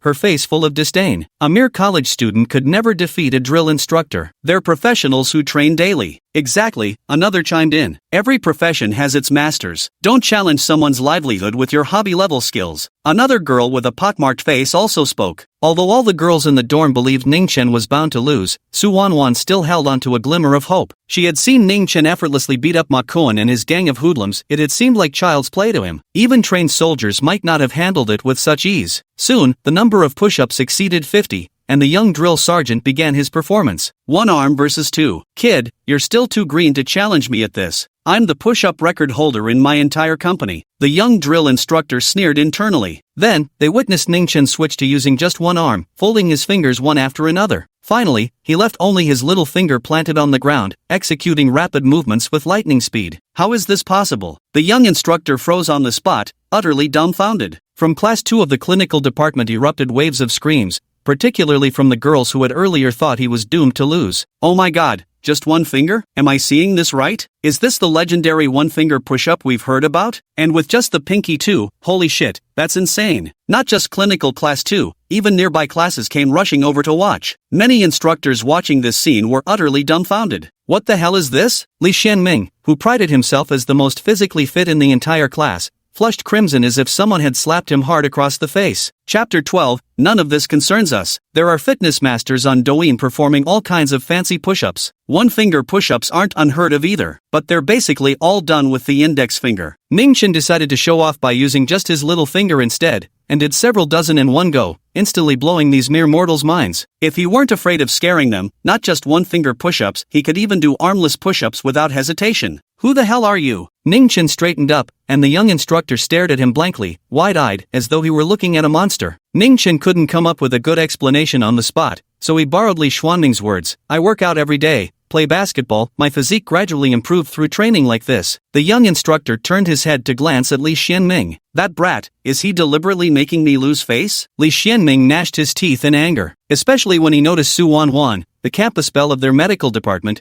gazing at Ningchen with adoring eyes. This made him even more furious. Who would have thought Ningchen was this tough? No wonder he dared to hit his senior. Fang Xiaopang and Zhang Dachuan exchanged a look of astonishment. Instructor, if there are no issues, I'll take my leave now. After getting up from the ground, Ningchen started walking away without hesitation. Wait! The young instructor hurried after him, sweat pouring down his face as he frantically explained that he had only been joking earlier. Ningchen couldn't actually skip military training. Ningchen immediately became displeased. What do you mean by that? If it weren't for the other party setting up this bet, he couldn't be bothered to show off like this. In the end, the matter escalated all the way to the head instructor. Considering his reputation, the head instructor exceptionally allowed Ningchen to skip military training. This kid isn't simple at all, not showing the slightest fear in front of me. After Ningchen left satisfied, the 40-year-old head instructor gazed at his retreating figure and murmured, "Head instructor, isn't this inappropriate? I'm worried other students might have opinions if they find out." The young instructor wore an uneasy expression. Opinions? What opinions could there be? The chief instructor clasped his hands behind his back, exuding authority without anger. If any of them can do 10 one-fingers and push-ups in a row, they're exempt from military training. Those are my words. Yes. Ningchen took a stroll outside, changed his clothes,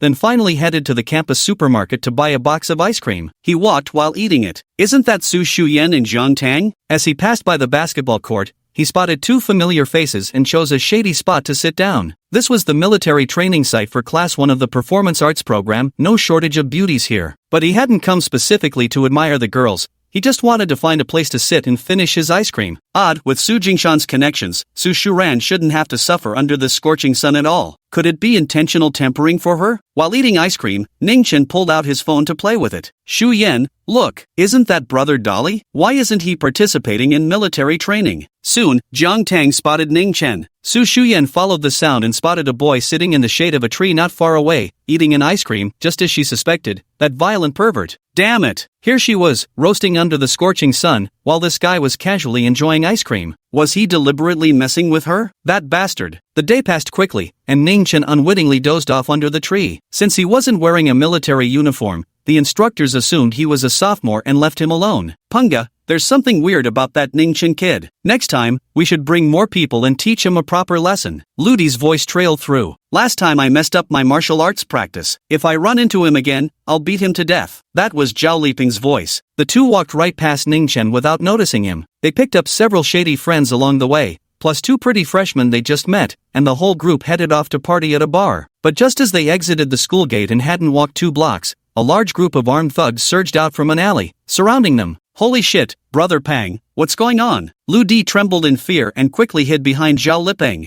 Zhao Liping was also terrified, gulping several times before saying, "Don't panic, don't panic. It's just gang rivalry. This stuff happens all the time. It's got nothing to do with us. We just need to pretend we didn't see anything and sneak away quietly. Go, go, hurry up." Zhao Liping led his men, crouching low as they moved toward the alley entrance under the watchful eyes of the crowd. The gaze of 40 or 50 thugs followed their movements. The alley was eerily quiet. "Pang, I'm not feeling so good about this," Lu Di said with a trembling voice. "Why do I feel like everyone is staring at us?" Bullshit. Zhao Liping had just turned around to yell an insult when he spotted a punk with dyed blonde hair, clad in a garish floral shirt and wielding a machete, striding toward him only to plant a solid kick straight into his face. Smack! Kicked him to the ground. "So you're Zhao Liping, huh? Heard you're quite the fighter, took down our gang's brother leopard and brother wolf. Real tough guy, aren't you?" The blonde hoodlum pointed a knife at him. No, big bro, you've got the wrong guy. I'm not the one you're looking for." Zhao Liping covered his bloodied nose, shaking his head repeatedly. 2 underlings immediately stepped forward and searched his pockets for his ID card. The bleach blonde thug picked it up, looked at it, then snapped it in two with a crack and threw it in his face. "Brothers, this is Zhao Liping. Let's finish him off." The scene was utter chaos. 56 hoodlums swarmed forward. Even Tyson and Ganu couldn't withstand such numbers, let alone Zhao Liping. Lu Di and his gang of troublemaking friends were all brutally beaten along with him. Ha ha ha ha. So much for Zhao Liping, Qing University's Sanda Club champion, totally worthless. "Brothers, let's move out." The blonde-haired punk grinned as he led his crew away. All that remained was Zhao Liping, beaten unrecognizable like a swollen pig head, with over a dozen bone fractures, his buttocks and thighs thoroughly tenderized. "Xiao Ji, mission accomplished." The yellow-haired gangster hoisted his knife and called by Xiao, boasting arrogantly, "That punk Zhao Liping is done for. He'll be bedridden for at least half a year." Really? No way. Inside a certain entertainment venue,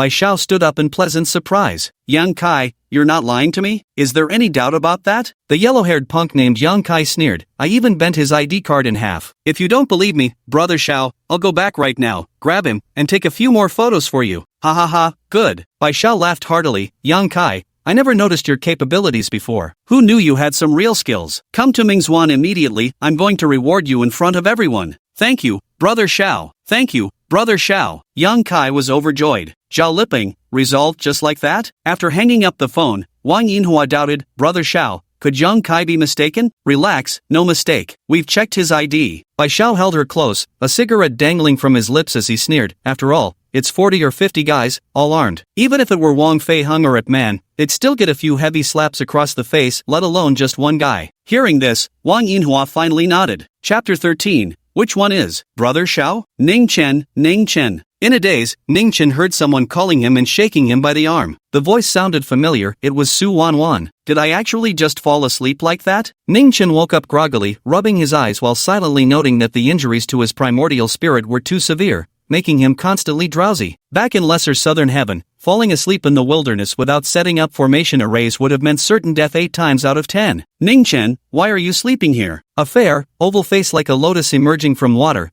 filled with concern, came into Ningchen's view. Su Wanwan's graceful figure stood under the sunset, breathtakingly beautiful. It's nothing, I accidentally fell asleep. Ningchen waved his hand, stood up, and stretched. Let's go to your place for dinner. I'm hungry. Great. Su Wanwan was overjoyed, her sparkling eyes curving into a pair of beautiful crescents as she followed Ningchen out of the campus. Coincidentally, the Rolls-Royce from the Su family also drove out of the main gate at the same time. Jiang Tang caught sight of Ningchen and nudged Su Shu Yan in surprise. Shu Yan, look, it's Strong Brother, and he's with a really pretty girl. Could Strong Brother be dating someone on his very first day at school? Su Shu Yan instinctively glanced over, only to see Ningchen chatting and laughing cheerfully with a fresh-faced, lovely girl. TCH. Su Shu Yan felt an inexplicable irritation and said, Xiao Tang, can you stop overreacting every time you see him? He's not some big shot, there's no need to act like that. Oh, alright. Jiang Tang stuck out her little tongue mischievously. The off-campus food street. Su Wanwan was chatting with Ningchen when she suddenly heard her mother Li Mei sobbing inside their shop,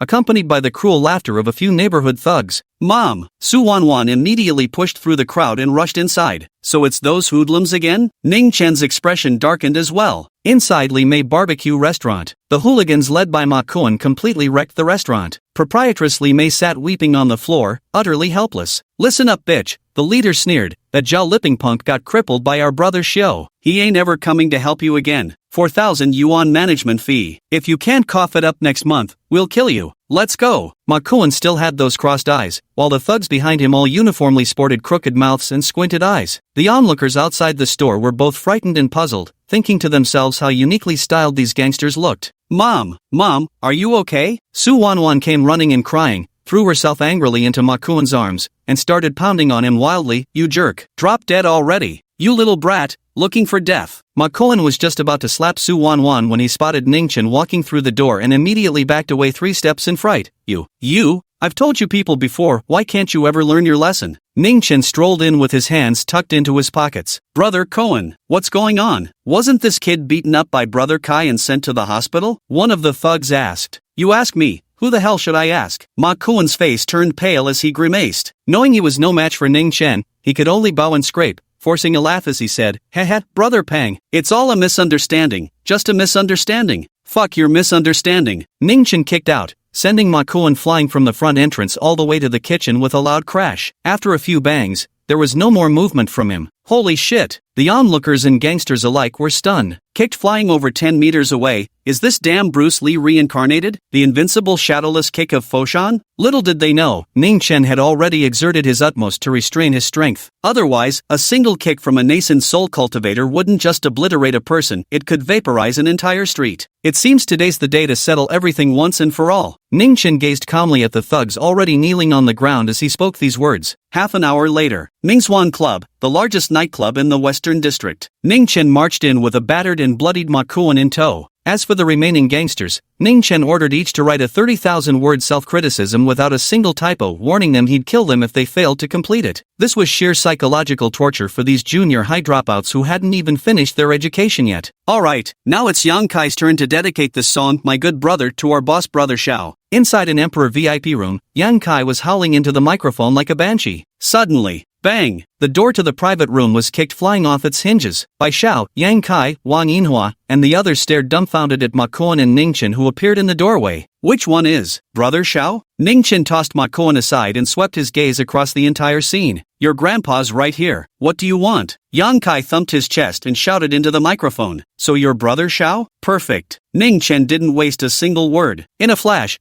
he rushed before Yang Kai and started slapping him across the face. Asterisk slap, slap, slap, slap, asterisk. Each strike cracked through the air like firecrackers. His movements were so fast that by the time Big Brother Xiao and Wang Yinhua could react, Yang Kai's face had already swollen like a pig's head, nose gushing blood, front teeth all knocked out. Damn it! Kill him! Attack! Bai Xiao roared in anger as over a dozen thugs from inside the private room, joined by another dozen rushing in from outside, all lunged at Ningchen at once. Crack! Crack! Crack! In less than a minute, the private room ran out of standing space, bodies covered every inch of the floor. The coffee table was smashed, littering the floor with shards of glass. These gang members were either left with broken arms and legs, knocked unconscious on the spot, or in shock, an utterly gruesome and horrifying scene. You, who the hell are you? Bai Xiao slumped on the couch, staring at Ningchen with a face full of shock. You were looking for me, weren't you? Ningchen had already realized this man was the real Brother Xiao. You're Zhao Lipeng. Bai Xiao's eyes widened in shock. No, that's not your name. Yang Kai was fooled by you. Who the hell are you really? You've got some brains after all. After uttering these words, Ningchen vanished, only to reappear seated beside Bai Xiao. The dim lighting of the private room made his figure seem almost ghostly, impossible to clearly discern with the naked eye. So fast. Cowering in the corner, Wang Yinhua's pupils dilated rapidly. Bai Xiao was also terrified out of his wits. He let out a strange cry and tried to flee, but Ningchen pressed him down hard with one hand, immobilizing him completely. Who I am is far beyond the concern of a mere thug like you, Ningchen threatened. Just know this, I'm a regular at Li Mei Barbecue. If you send any more punks to ruin my dinner, I'll smash your goddamn head in. Got it? Speak. Did you hear me or not? Hear me or not? Hear me or not? Ningchen found his reaction too sluggish. Whack, whack, whack. 3 heavy slaps landed across his face, sending blood gushing from his nose as he collapsed onto the sofa, howling in agony. I heard you. I heard you. Bai Xiao let out a pig-slaughtering scream as he nodded incessantly. I'm a bit short on cash recently. Get me another 200,000. Ningchen yanked his collar and snarled viciously. Chapter 14, Nipping Love's Bud Early. Hurry, Yinhua, transfer it to him. Bai Xiao knew this man wasn't someone to be trifled with, so he had no choice but to comply. For now, a wise man knows when to retreat. Big brother, what's your bank card number? I'll transfer it to you right now. Wang Yinhua rose shakily from the corner and pulled out her phone. You think I'm dumb? Cash. Ningchen shot her a glance. Bank transfers leave evidence. Bai Xiao could sue him for fraud. He didn't want trouble. Memory wiping spells and such would just waste spiritual energy. Soon enough, some underlings brought 200,000 in cash,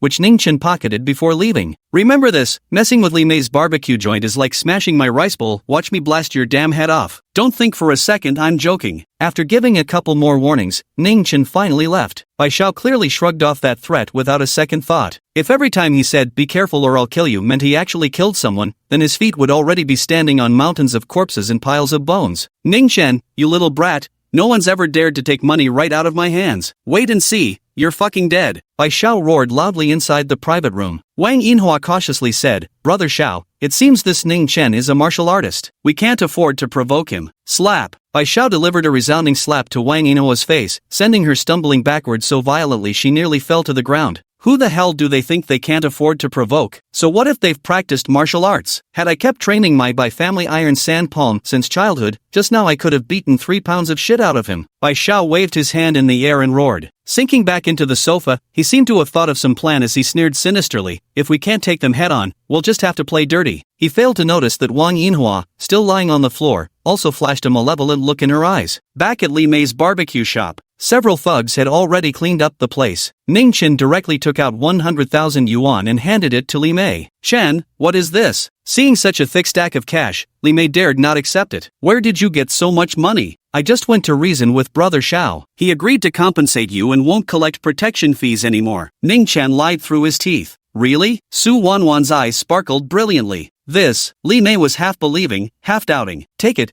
use it to renovate the shop. Ningchen directly stuffed the money into the woman's hand, then rubbed his stomach. I'm hungry. Do you have any food? Yes. I'll go get it for you right away. Just wait a moment. Li Mei turned and walked toward the kitchen, wiping the tears from the corners of her eyes with the back of her hand. Ningchen sighed softly in his heart and chose a seat to sit down. Su Wan sat across from him, her expressive, dewy eyes slightly moist. Ningchen, will that gang under Xiao really never come to harass me and my mom again? Probably. Ningchen didn't dare to guarantee. How did you do it? Su Wan asked curiously. Didn't you beat them all up? Not a chance. There were dozens of them. Ningchen said casually. I just convinced them with virtue, reasoned it out. Wow, Ningchen, you're amazing. You're not only good at fighting but also so eloquent. Su Wan gazed at him admiringly, cheeks flushed as she rested her chin in her hands. I don't even know how to thank you. Just don't annoy me, he replied. Ningchen's sudden remark left Su Wan momentarily speechless. She immediately felt wronged and confused. At school, guys asked for her WeChat every single day, so why was Ningchen treating her with such disdain? Ningchen had no intention of apologizing for what he'd just said. As a 2,000-year-old monster, he caught a glimpse of admiration in Su Wan's eyes. At this rate, the girl was bound to fall for him sooner or later. Emotions like these, they're the greatest shackles on the path of cultivation. It's best to nip the bud of love early. The semester officially began, and the schedule for clinical class 2 was packed. Yet Ningchen didn't attend a single lecture. Every day he either sprawled across the desk to sleep or read novels. His classmates shook their heads when they saw him. Medical studies weren't like other majors, there was no room for slacking. The curriculum was more intense than senior year of high school. Someone like Ningchen, skipping lectures and neglecting his studies,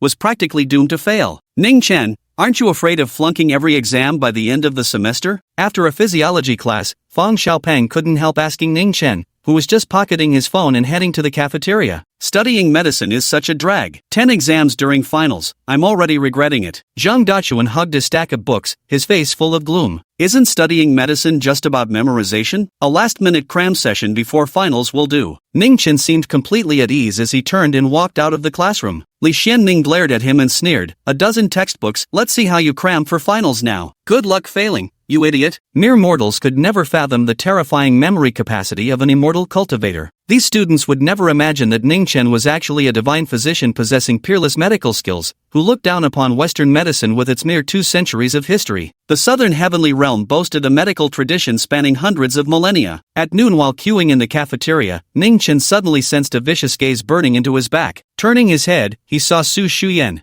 Ningchen, you bastard. Su Shu Yan's blood boiled the moment she laid eyes on Ningchen. For 7 days of military training, this guy spent every day under the shade of a basketball court eating ice cream and playing on his phone. He was totally trying to tempt her on purpose. Hey, Dolly Gu. Zhang Tang stood behind Su Shu Yan and gave him a wave. Instantly, numerous pairs of male eyes turned toward Ningchen in astonishment. Ningchen also nodded in greeting to Zhang Tang. At that moment, a series of girls' screams suddenly erupted from the cafeteria line. Ningchen followed the sound and saw a tall, handsome male student holding a basketball, approaching the queue. That must be Xing Shufei, a junior. He's as handsome as the rumors say. Xing Shufei used to be on the school track and field team before training at the provincial level. Rumor has it his family is loaded. Such a sunny hunk, I'm totally crushing on him. Look, he's walking over to Campus Belle Su. The girls in front of Ningchen kept chattering away non-stop. Xing Shufei, the young man, along with a few of his buddies, immediately lined up behind Su Shu Yan and Zhang Tang. Hey freshman, you're Su Shu Yan, right? You're quite famous. Under the encouragement of his friends, Xing Shufei greeted Su Shu Yan with a smile. As the heiress of the Su group, Su Shu Yan looked down on Xing Shufei entirely. She preferred mature and steady men. Noticing Ningchen also looking over, she had a sudden idea and flashed Xing Shufei a radiant smile. Hello, senior, I'm Su Shu Yan. Nice to meet you. Hello, junior, what would you like to eat? It's on me. Su Shu Yan was simply too beautiful. Her delicate features, porcelain skin, long shapely legs, and that natural air of privileged elegance cultivated since childhood. Even a self-proclaimed ladies' man like Xing Shufei felt flustered by her attention. How could I possibly let my senior spend money on me? Su Shu Yan smiled demurely. It's nothing, really. Xing Shufei scratched his head. Watching the two chat so happily, Zhang Tang was puzzled. Didn't Shu Yan prefer the dominating CEO type or super alpha males? Why was she being so warm towards a mere sports student? Could it be she's trying to provoke Brother Dolly? Zhang Tang noticed Su Shu Yan sneaking glances at Ningchen from time to time, and instantly understood something, secretly chuckling to herself. Shu Yan is really so childish. Chapter 15, you think we'll stop just because you say so? Su Shu Yan thought Ningchen would feel jealous seeing her chat with other guys. In the end, Ningchen took his food and left without even glancing at her, which infuriated her once more. Humph, Ningchen, I refuse to believe you feel absolutely nothing for me, unless you're a eunuch. Keep pretending, you. Su Shu Yan stared at Ningchen's retreating figure, convinced the guy was definitely jealous but just keeping it bottled up inside. Junior, what would you like to eat? Let me get it for you. Xing Shufei grinned at her. Su Shu Yan felt a wave of disgust, her expression instantly reverting to its icy demeanor. No need, senior. I have hands of my own. Xing Shufei. During dinner, Ningchen noticed Su Shu Yan at a table 3 tables away kept looking at him, so he sent her a WeChat message. Why do you keep staring at me? When Su Shu Yan received this message, her pretty face instantly turned bright red like it had been scorched. How did he know? Who's looking at you, narcissist? After sending the message, Su Shu Yan was absolutely furious. How could such an infuriating guy possibly exist in this world? Oh my god, Shu Yan, are you chatting with Brother Dolly? Jiang Tang curiously leaned in closer. Let me see what you guys are chatting about. Nothing. Su Shuran immediately blocked Ningchen. She expected Ningchen to show annoyance or disappointment, but he seemed oblivious, quietly continuing his meal. Just then, a group of people walked into the cafeteria. A burly young man with a crew cut was holding a bespectacled boy by the collar, standing just a short distance from Su Shu Yan. Hurry up and find that Ningchen. I've got business with him, the burly youth threatened. Why yes, Brother Jingfu, the bespectacled boy replied timidly. Damn it, I go away for a few days for a competition and all hell breaks loose in the club. The muscular youth planted his hands on his hips, accompanied by a group of tough-looking young men at his back. Are they here to cause trouble for Ningchen? Su Shuyan's heart sank with dread. She had originally come to mock him, but seeing the vicious looks on these men's faces told her this was serious business. After removing Ningchen from her blacklist, she quickly sent him a message. Hey, did you piss off someone you shouldn't have? They're here for you, get out the back door quick. The message had barely been sent when the bespectacled guy from clinical class 2 suddenly spotted Ningchen. Jinfu Gu, that's him. That's Ningchen. Got it. The burly young man immediately led his group straight toward him. The students along the way quickly scattered, none daring to provoke them. It's the president of the Sanda Club, Zhang Jinfu. What's he trying to do? Sophomores and juniors all recognized this burly young man, because he was the president of the Sanso Club and had won multiple city-level championship trophies for the school. You're Ningchen? Come with me, I have some questions for you. Zhang Jinfu strode over and slapped his palm down in front of Ningchen, making the soup and the stainless steel lunch tray splash out. Ningchen hated nothing more than being interrupted during a meal, yet he didn't react immediately. Instead, he lifted his head and said, whatever it is, say it here. Fine. Zhang Jinfu said directly, my brother Zhao Liping was beaten up by a group of people a few days ago and hospitalized. He had over 20 fractures and dozens of stitches. Do you know who did it? Why would I know? Ningchen was genuinely puzzled. Say that again. This time, Zhang Jinfu outright flung his lunch tray away. I've already had someone look into it. You pissed off some gangsters outside school and deliberately used Liping's name. Was it you? That was him picking a fight with me first, Ningchen said. So you're admitting it? Zhang Jinfu sneered, folding his arms. Mei-chem, what are you going to do about it? Ningchen's expression remained indifferent. The surroundings fell deathly quiet. Hundreds of students exchanged wide-eyed glances. What a sneaky punk. Xing Shufei of the track and field team remarked with a peculiar expression.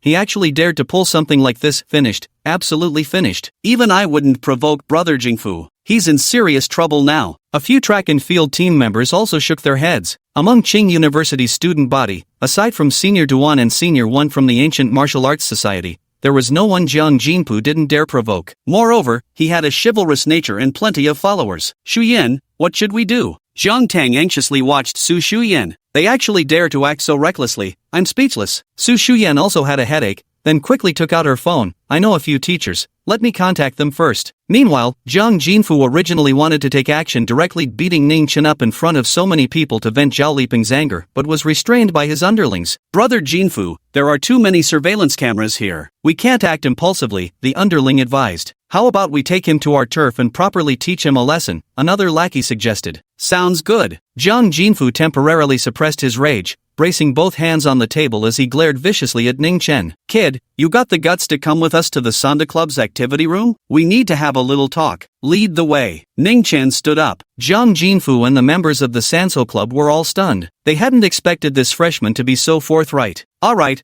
I'll give you credit for having guts. Zhang Jinfu snorted coldly. With so many people watching, he really couldn't start a fight. After all, the school wasn't like the outside world, there were rules and regulations to follow. But once they reached their turf, wouldn't he be at their mercy? Before long, Zhang Jinfu and his crew led Ningchen to Qing University's Student Activity Center. The Sanso Club was a major organization with its own dedicated training space, spacious enough to encompass a standard basketball court. After you, Junior. A combat sports club member grinned as he looked at Ningchen. Ningchen strode inside, and the sound of the door being locked immediately followed behind him. I'm gonna fucking kill you. The same taekwondo member who had spoken earlier viciously kicked towards his backside, his cruel intent now fully revealed. Unexpectedly, Ningchen reversed his grip mid-motion and seized the attacker's ankle. Before the man could react, Ningchen swung him like a human club. With several heavy thuds, 6 sparring club members including Zhang Jinfu were sent flying by the whirling human battering ram, crashing violently against the walls. Damn! He knows that move to rush him together. Cursing wildly, Zhang Jinfu scrambled up from the floor and launched another front kick at full force. Ningchen didn't bother with any fancy moves. He simply ignored the frontal kick and started raining down punches. Within seconds, Zhang Jinfu could no longer hold his own, his forearms swollen from blocking, his face covered in bruises. The other martial arts club members fared even worse, collapsing from single punches, some with broken bones, others vomiting blood while kneeling on the ground.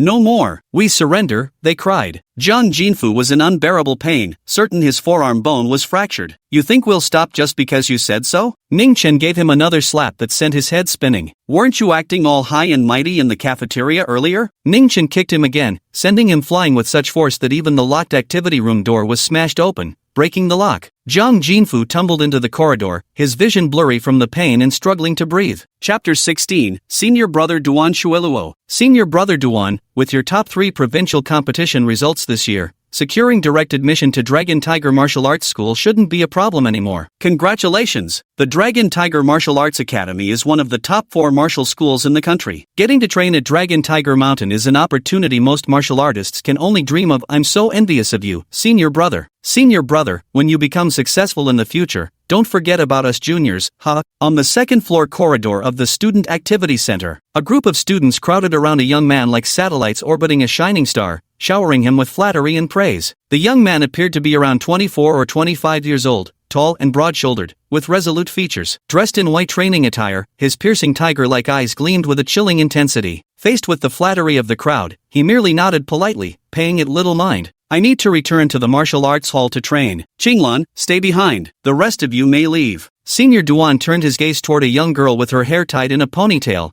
possessing an exquisitely refined beauty and similarly clad in white training attire. At Qingzhou University's Ancient Martial Arts Club, there was a match made in heaven. Duan Shuilu and Wencheng Lan. They were students of the same year, both passionate about ancient martial arts and blessed with extraordinary talent. Before even turning 25, they had passed the Ancient Martial Arts Association's assessments and become certified martial artists. This time, they represented Qingzhou University in the Jiangnan Province Martial Arts Competition, securing impressive 3rd and 4th place finishes respectively. Dragon Tiger Martial Arts Academy is the largest and finest martial arts school in the country, but only those who achieve top 3 rankings in provincial competitions can secure direct admission. When Qinglan had lost this opportunity, so her mood remained gloomy throughout the return trip to campus. Just as the fellow disciples were preparing to depart, bang! The door of the Sanda Club's activity room suddenly burst open with such force that the lock went flying. Zhang Jinfu rolled out wearing a mask of agony, his body curled like a shrimp, facial features twisted into a chrysanthemum-like grimace. What happened? Zhang Jinfu from the Sanda Club, how did he get beaten up like this? The dozen-plus members of the Ancient Martial Arts Club all furrowed their brows tightly,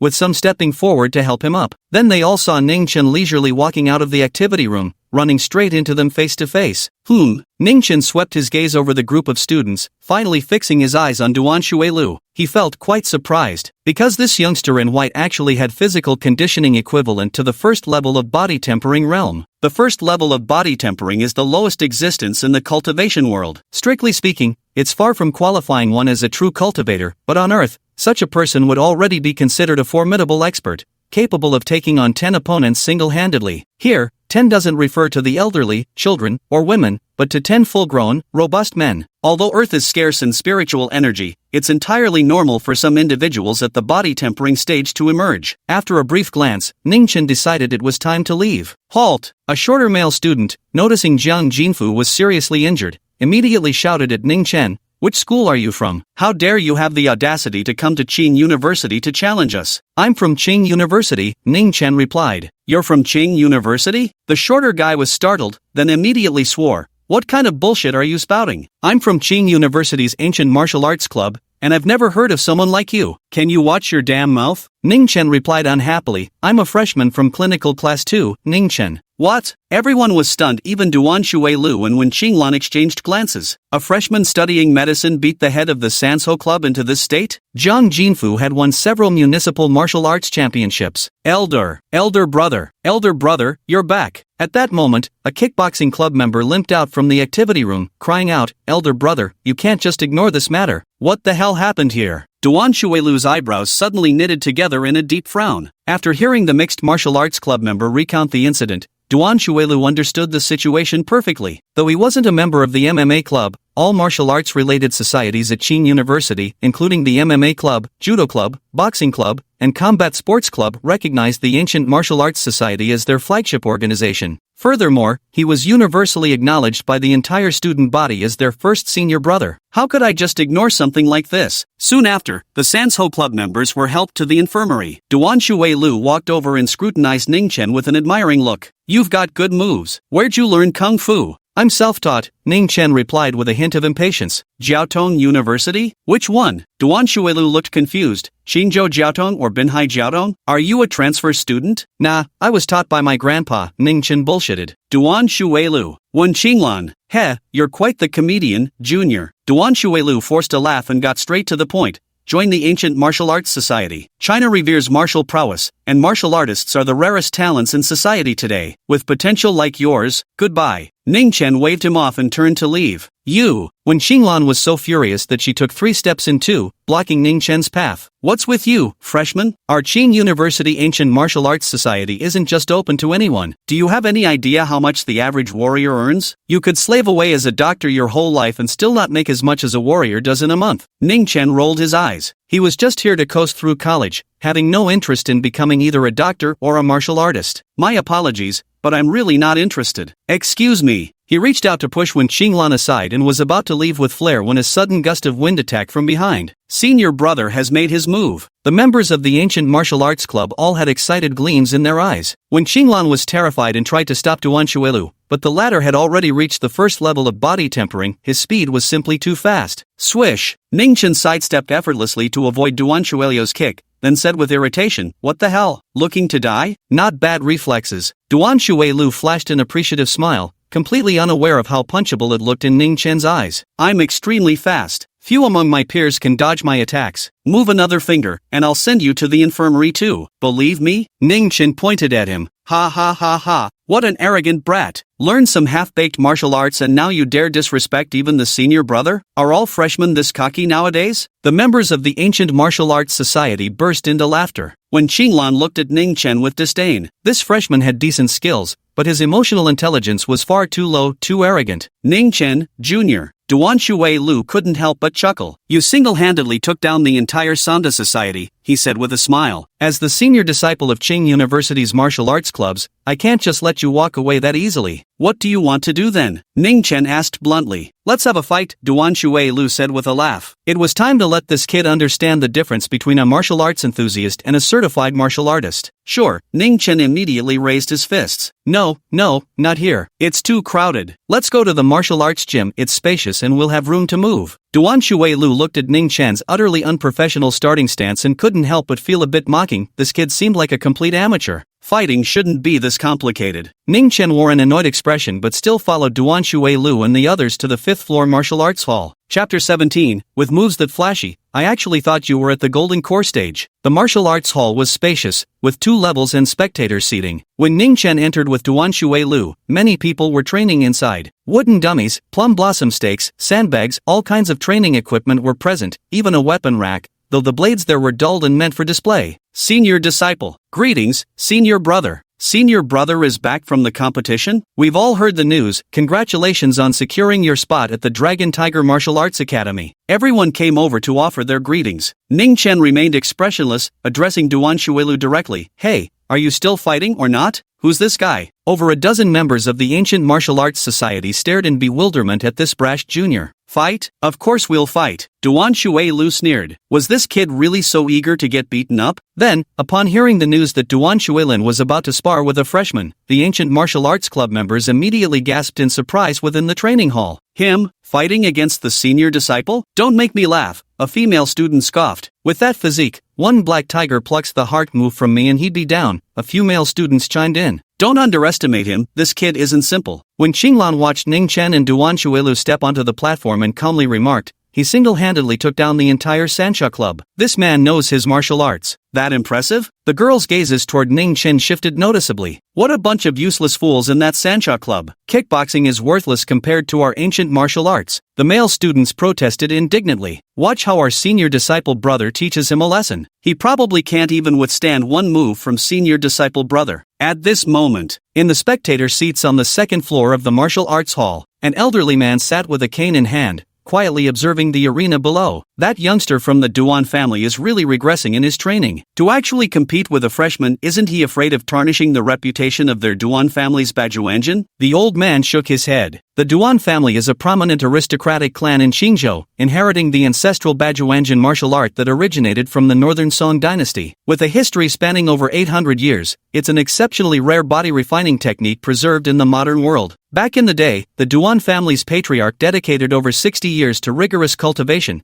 practically forgetting to eat and sleep in his devotion. He came heartbreakingly close to breaking through to the legendary master realm before ultimately succumbing to starvation. As these thoughts flashed through his mind, the contest below commenced. Duan Shuilu refused to take advantage of Ningchen's inexperience, insisting on conceding the first 3 moves to him. You better make the first move, otherwise when you lose later, I bet you'll be full of excuses. Ningchen simply couldn't be bothered. Ha ha ha ha. Below the stage, the members of the traditional martial arts club burst into roaring laughter. It's been years since I've met someone as arrogant as you. Duan Shuilu snorted coldly, a surge of anger rising within him. Fine then. Bare-handed combat is blind, watch yourself. With that, he tensed his back muscles, and a series of cracking sounds, like popping beans, erupted from his joints and tendons. Just hearing those sounds was enough to know how terrifying the power hidden within this man's body was. The rooster shakes its feathers, its tendons and bones resounding in unison. When Qinglan commented, looks like senior brother is angry, this kid's in for a hard time. Challenging the senior martial brother? Isn't this seeking death? The fellow disciples sneered. At that moment, Duan Shuilu's gaze also changed, becoming fierce and powerful. His knees bent deeply as his body shot forward like an arrow loosed from its bow, or perhaps a pouncing leopard aiming straight for Ningchen. At such speed, an ordinary person wouldn't have time to react, but in Ningchen's eyes, Duan Shuilu moved as slowly as a snail. All those flashy stances and arrogant posturing, I almost thought you'd reached the golden core stage. Ningchen casually mocked while swinging his fist in a devastating strike. Dealing with someone at the first level of body tempering wasn't even worth using martial techniques. Bang! The punch landed squarely on Duan Shuilu's face, sending him flying backward. 2 streams of nose blood sprayed through the air. Not only when Qinglan and the others, but even the staff-wielding old man in the audience seats abruptly leaped to his feet, his eyes widening in sheer disbelief. After flying through the air for about a second, Duan Shuilu was hurled out of the arena and crashed heavily onto the ground. Clutching his nose and mouth, he howled in agony. The ground was splattered with blood. Everyone was stunned. Duan Shuilu, the top martial artist of the ancient martial arts club and renowned as the toughest fighter at Qingzhou University, got knocked out in one punch? How boring. Ningchen stepped off the stage with disinterest, heading straight for the martial arts hall's entrance. Stop! When Qinglan called out to him in panic. What now? You want to exchange a few moves too? Ningchen glanced at her. You, just who are you? When Qinglan stared at him blankly, are you really a freshman at our school? Class 2 of the clinical department. Go check for yourself if you don't believe me. Ningchen waved his hand impatiently. The moment he turned around, a fierce gust of wind suddenly struck. It was Duan Shuilu. Unable to accept his public defeat, he launched another attack at Ningchen. Can't stop sneak attacking, can you? Ningchen had enough. He turned and caught Duan Shuilu's incoming kick, twisting it sharply in the opposite direction. A sickening crack echoed through the martial arts hall as Duan Shuilu's agonized scream rang out. My foot. Your foot's broken. Ningchen spoke mercilessly. Senior brother. Senior brother. A group of members from the ancient martial arts club rushed forward, staring at Duan Shuilu in horror. Duan Shuilu was in so much pain he was almost in tears, clutching his knee and foot as he yelled at the top of his lungs, "Call an ambulance." What the hell are you all standing around for? Call a damn ambulance. My foot can't break. Kid named Ning, you just wait. This isn't over. You're dead. The crowd quickly dialed for an ambulance.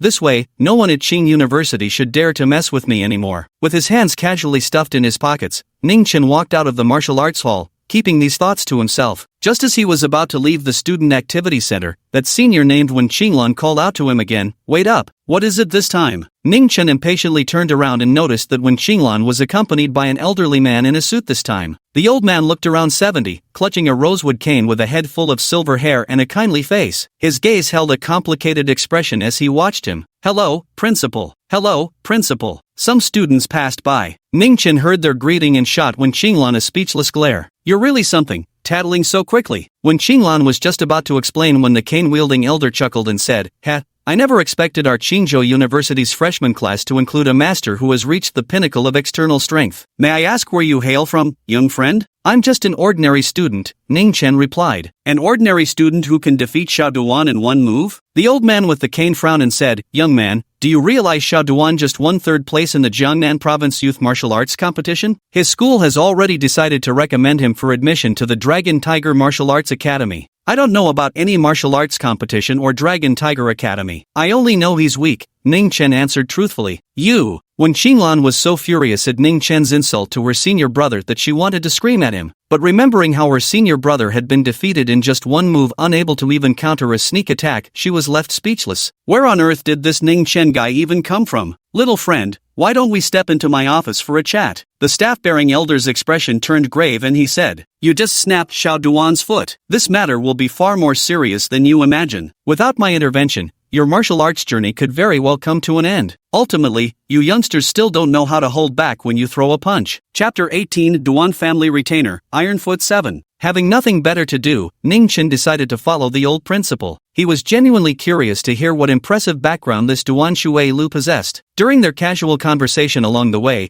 he learned that the elderly principal was named Wen Yu, Wen Qinglan's grandfather and the former head of Qingzhou University, where he still commanded great respect. Entering the office, Wen Yu had Wen Qinglan prepare a cup of tea for Ningchen before starting to fish for information. "Little friend Ning, such martial prowess couldn't have been achieved without guidance from a grandmaster. Might I inquire who your esteemed teacher is?" Wen Yu asked with a beaming smile. "Even if I told you, you wouldn't know." A trace of distant memory surfaced in Ningchen's eyes as he thought of his master. "What arrogance!" Wen Qinglan, who had just finished preparing tea, said unhappily. "My grandfather is a permanent council member of the Qingzhou branch of the Ancient Martial Arts Association. There isn't a single grandmaster in Qingzhou or even the entire Jiangnan region he doesn't know." When you smiled without speaking, clearly indicating this was true. He was familiar with every grandmaster and inner strength expert in Jiangnan province, whether registered in the official records or secluded in isolated cultivation. "My master's Taoist name is Yaoguang," Ningchen said. "Yaoguang? A woman?" Wen Qinglan froze for a moment. "Taoist name? Like a Taoist priest?" When you frowned slightly, Taoist priests differ from martial artists. The former cultivate the soul and wield mystical arts,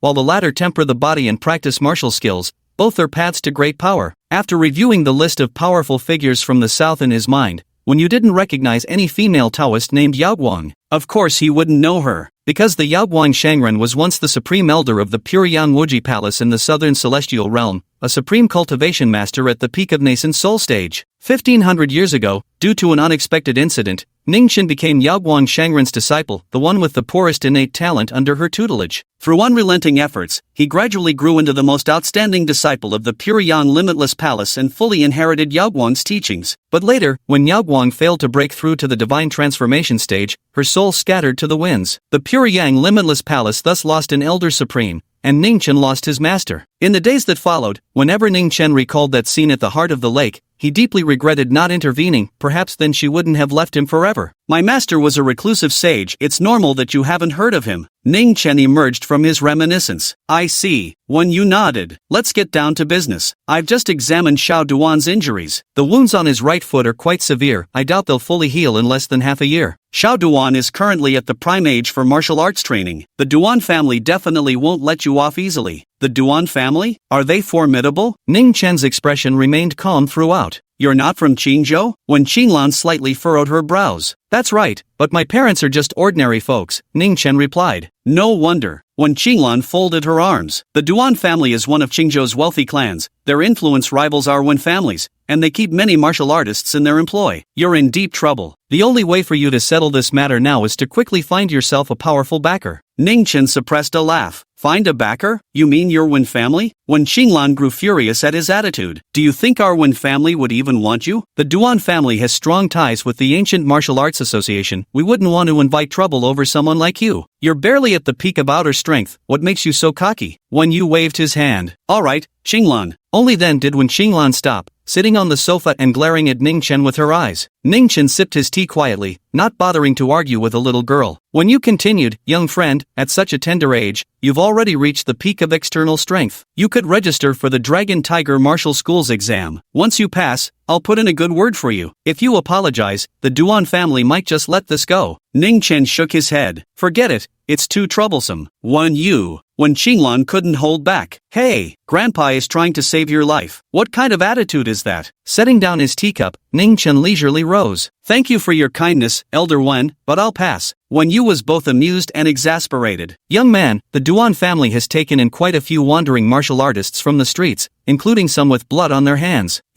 No sooner had the words been spoken. Bang, bang, bang. A series of urgent knocks sounded at the door. Wen Qinglan and Wen Yu exchanged a glance before rising to answer it. Principal, it's bad, the Dwan family is here. A bespectacled teacher stood panting at the doorway, sweat dripping in panic as he pointed at Ningchen. They're here for this kid. The security guards won't hold them much longer. So soon? Wen Qinglan gasped in shock. Got something to handle, I'm heading out first. Ningchen strode out of the office. Wait, young friend. Wen Yu wanted to stop Ningchen, but the latter ignored him and walked straight out the door. Wen Yu stomped his feet a couple of times and hurried after him. Grandfather, since he won't accept our goodwill, why bother caring whether he lives or dies? Wen Qinglan was furious. She had never met someone so ungrateful in all her life. In the hallway, Ningchen was quickly stopped by a robust man. The man appeared to be in his 40s with bronze skin and a sturdy build. Particularly noticeable were his feet clad in cloth shoes, firm and powerful. Behind him lay a group of security guards, all clutching their stomachs and moaning in pain, unable to get up. Young man, do you know someone named Ningchen? The man asked as he approached. I am. What do you want with me? Ningchen replied calmly. So, you're the one who injured our young master? The man halted his steps, narrowing his eyes. If your young master's surname is Dwan, then yes, it was indeed me. Ningchen nodded in confirmation. Bold kid, at least you're honest. The man sneered coldly. When Qinglan stumbled out of the office, hearing these words nearly knocked her unconscious. Is this guy missing a few screws in his head? Ironfoot 7. When you stepped up beside Ningchen, his voice grave as he warned, you dare cause trouble in Qing University's territory? Aren't you afraid the Martial Association will arrest you again? Old Master Wen, long time no see. I trust you've been well. The sturdy man named Iron Leg 7 plastered a smile across his face. For some reason, Ningchen sensed a faint trace of mockery in that smile. Old Master Wen, this doesn't concern you. I'm here under the family head's orders to take this kid back, said Iron Leg 7. In Qingzhou University, it is my business. When you stamped his cane firmly. Old One, this really isn't your concern. You'd better stay out of it. Ningchen unexpectedly undercut him.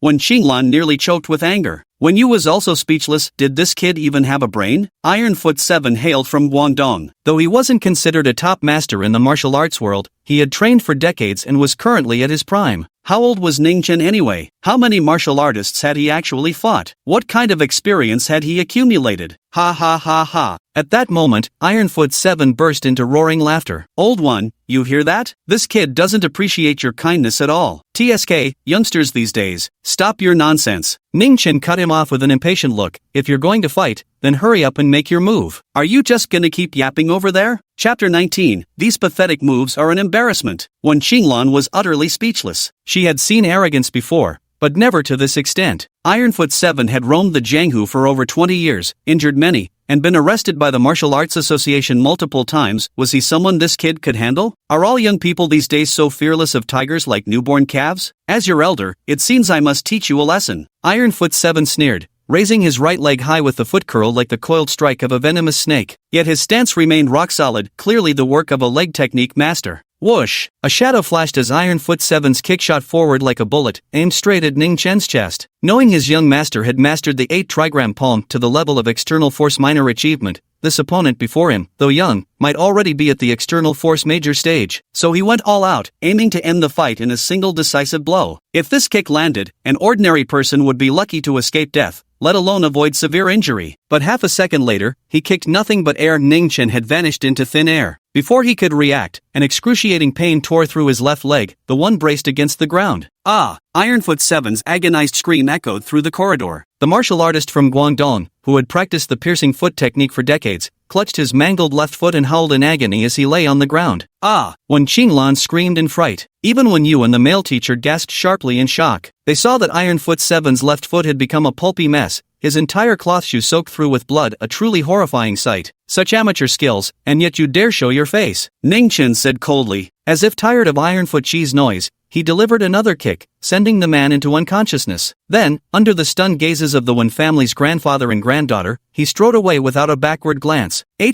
How did this happen, grandfather? When Qinglan asked, her voice trembling with disbelief. What incredible speed! When Yu's eyes revealed astonishment as he let out a long breath of relief. At such a young age, he actually managed to cripple Iron Leg 7. Truly remarkable. I wonder just what kind of master could have trained such a formidable disciple. Truth be told, compared to Ningchen's strength, Wen Yu was even more stunned by his mental composure. Crippling a martial artist who had reached the pinnacle of external force was like stepping on a cricket for him without so much as a flicker of emotion. Such calmness, such serenity, was truly a rare sight in this lifetime. How on earth did he cultivate such skills? When Qinglan found it utterly bewildering. With today's advanced internet, the news of Buddha Ridge's Ironfoot Chi being crippled by a college student quickly spread throughout the Jiangnan martial arts circle, becoming a hot topic of discussion. A private estate in Qingzhou. A middle-aged man with a receding hairline was browsing messages on his phone, his expression growing increasingly solemn. He was none other than Dwan Rong, the head of the Dwan family and father of Dwan Shuilu. Before long, a man dressed as a butler entered through the door. The family head, Iron-footed Chi, is injured even more severely than the young master. The bones, tendons, and muscles in his left foot were completely crushed, and the nerves are dead. He'll need a cane to walk for the rest of his life, the butler reported. What a ruthless young man. Dwan Rong frowned deeply. Have you uncovered it yet? Just what is the background of this Ningchen? The butler replied, he's from Dongyang County, studying clinical medicine at Qingzhou University. My subordinates also discovered that he's living with the daughter of Su Jingshan from the Su family. The Su family? Dwan Rong received a shocking piece of news. He's from the Su family? The Su family was one of the prestigious clans in Qingzhou as well. Under Su Jingshan's leadership, their Su group ranked within the city's top 10 corporations, comparable in influence to their own Dwan family. If Ningchen truly belonged to the Su family, then this spelled trouble. It's still unclear, the butler replied. Keep investigating. Dwan Rong coldly commanded. Find out where he learned his martial arts and what his connection to the Su family is. And while you're at it, bring Tu Tao here to me. Hearing the name Tu Tao, the butler visibly froze. He was the most ruthless and formidable enforcer among the retainers nurtured by the Dwan family. Family head, should we hand this matter over to the Martial Arts Association for handling? The butler suggested. Intentional injury carries a sentence of 3 to 10 years imprisonment. By the time he's released, the boy would be practically finished. Let's break both his legs first before handing him over to the Martial Arts Association. Dwan Rong snarled viciously, his eyes gleaming with cold fury. Beating my son Dwan Pine to this state isn't something that can be settled with just jail time. If this were the old society, he'd already be lying dead in the streets. Ningchen couldn't care less about the Dwan family's affairs. A wealthy family from a small town might not even have a foundation establishment cultivator. After leaving the student activity center, he skipped his afternoon classes and strolled leisurely out of campus. Near Rose Garden, there was a farmer's market where Ningchen bought some beef and free-range chicken to bring to the shop for Li Mei to cook. While taking out his phone to pay, he noticed Su Shu Yan had called him several times. Hello? What's up? Ningchen called back. You finally answered the phone. Su Shu Yan's anxious voice came through the receiver. Where are you now? Are you okay? What could possibly happen to me? Ningchen was somewhat puzzled. Why was this girl suddenly showing concern for him? Weren't you taken away by the Sanda Club members? Su Shu Yan kept pressing. Oh, that. Later we ran into the principal, so they let me go. Ningchen made up an excuse on the spot. Do you have anything else? If not, I'm hanging up. I'm grocery shopping. Go ahead and hang up. Like anyone cares about calling you. Su Shu Yan hung up angrily first, thinking to herself how countless guys would kill for a call from her. How dare this guy sound so impatient? It really pissed her off. Shu Yan, how's brother Dolly? He didn't end up in the hospital, did he? Zhang Tang asked worriedly as she walked beside her. He got lucky running into the principal. Su Shu Yan replied. Phew, that's a relief. Zhang Tang patted her ample chest, then suddenly remembered something. Oh, right, Shu Yan, didn't Aunt Xiao ask you to notify Dolly go to have dinner at the Intercontinental tonight? Oh right, how could I forget about that? Su Shu Yan was taken aback for a moment, but recalling the impatient tone in that person's voice, she couldn't be bothered to take out her phone. In the end, it was Zhang Tang who called Ningchen. Shuweiyue Street, top floor of the Mingzuan Club. Bai Xiao looked at the bag of mushrooms placed on the bar counter and immediately slapped Yang Kai. Smack! Damn it, I told you to find poison, and this is what you bring me? Useless. Can't even handle such a simple task. Yang Kai covered his reddened face and said with grievance, Brother Xiao, you're wronging me. Don't underestimate these mushrooms, they're called ghost hands green, sourced from the Lingnan region, and they're highly toxic. One dose could knock out not just a student,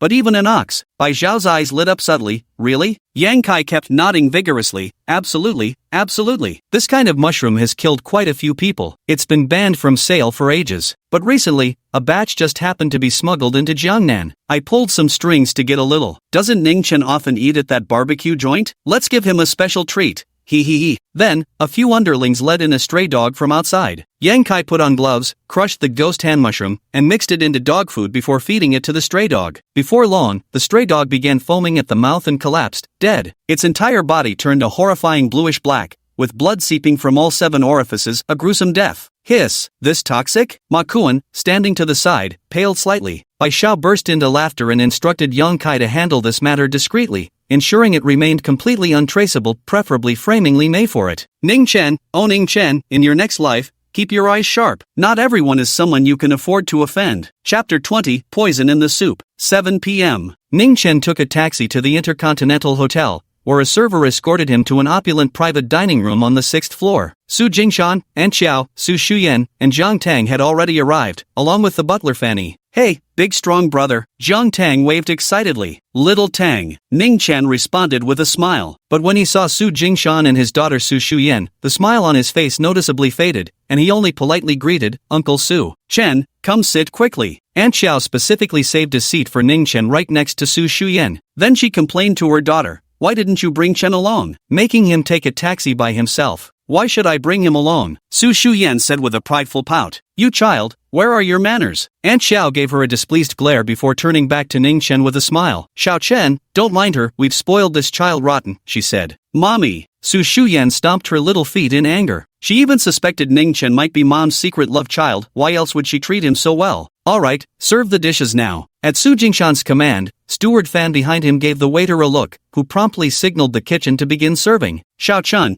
I heard about what you did at school today. Su Jingshan smiled as he looked at Ningchen. Ningchen frowned slightly. How did Su Jingshan find out? Honey, what happened? Auntie Xiao, whose full name was Qiao Jing, asked curiously. This kid beat up several seniors on his first official day of school. Rumor has it they were from the Sanda Club, several ended up in the hospital, Su Jingshan said with a laugh. What? Xiao Jing was startled. Ningchen felt he had worried too much. The matter involving Dwan Shui Lu and Ironfoot 7 had already been suppressed by Old Man 1. If such things were to spread, it would create a very bad impression for the school. Su Shuyan and Zhang Tang exchanged shocked glances. Didn't you say you ran into the principal and they let you go? Su Shuyan asked Ningchen. Clearly, I lied to you, Ningchen replied. You? Su Shuyan's anger flared up. Zhang Tang was amused by Ningchen's attitude. Xiao Chun, how could you pick a fight at school? Xiao Jing, however, scowled and admonished him. You worked so hard to get into Qingzhou University. If you get expelled, can you imagine how heartbroken your mother would be? Auntie Xiao, they started it. Ningchen replied with a bitter smile. You can't just go around fighting, Xiao Jing said. Ningchen offered no defense. Don't worry about it. Nowadays martial arts is trending in our country. It's totally normal for young people to have fights. Su Jingshan waved his hand. Honey, I was thinking, with Xiao Chen's impressive skills, wouldn't he make a perfect bodyguard for Xu Yan? So he still hasn't given up. Ningchen shook his head inwardly. That doesn't seem right. Xiao Jing frowned and said, for college students, studies should be the top priority. Jing, you should think about our daughter too. With Xu Yan being so beautiful, haven't there been plenty of boys bothering her since she was little? Su Jingshan grew serious. Here's what I think, Xiao Chen's family isn't well off financially. Now that he's grown up, he should learn to earn money on his own and help lessen the family burden. I'm offering him a salary of 20,000 per month that already surpasses 90% of white-collar workers in Qingzhou. Once he graduates, he can directly join the Su Group. Xiao Chen knows the ins and outs. After all, he'd be someone trustworthy to rely on. What do you think, dear? After listening, Xiao Jing felt that Su Jingshan's words did make some sense. Xu Yan was strikingly beautiful, loved dressing up, and enjoyed having fun, which had attracted her fair share of lecherous men since childhood. But she was afraid of hurting Ningchen's self-esteem, so she tentatively asked, Xiao Chen, what do you think? Mom, Dad, I don't need any bodyguard. Su Shiran pouted unhappily. Quiet, you don't get a say here. Su Jingshan shot her a stern look. Ningchen pretended to think for a long time before finally shaking his head. I'm sorry, Uncle Su, but I'm still not interested in the position as your daughter's bodyguard. Xiao Chen, can you tell me why? If it's about the salary, we can still negotiate. Su Jingshan refused to give up. It's not about the money. The main issue is that Xu Yan and I don't get along, Ningchen honestly replied. Jiang Tang was speechless. Brother Dolly was being way too straightforward. Just to clarify, it's me who can't stand you, Su Shu Yan said indignantly. But if it's someone with a personality like Xiao Tang, I'd be her bodyguard for free, Ningchen added another remark. Dallage, why are you suddenly flirting with me? So annoying. Jiang Tang's little face turned bright red, utterly adorable. Of course, Ningchen was just joking. Not even the planetary governor of Earth would be worthy of having him as a bodyguard. You're actually trying to sabotage our friendship between besties. How shameless. Su Shuyan pointed at Ningchen and scolded, on the verge of angry tears. Shuyan, mind your language, Xiao Jing reprimanded. Let it go, let it go. Su Jingshan waved his hand to dismiss the matter, though he still privately thought Ningchen didn't know his place. Soon, the dishes were served. 10 dishes in one soup, each meticulously prepared with perfect color, aroma, and taste. Su Shuyan was so angry she couldn't eat a single bite, while Ningchen thoroughly enjoyed the feast. At that moment, a waiter pushed a small cart and brought in another dish. We didn't order this dish. Steward Fan glanced over and saw it was a particularly fragrant mushroom soup. Sir, this is complimentary from our hotel. It's only provided when your spending reaches a certain threshold, the waitress explained with a smile. Fine, go ahead and serve it. Steward Fan nodded in agreement. The waitress complied. Since this soup was placed closer to Ningchen, he immediately served himself a bowl. The moment Ningchen took a sip,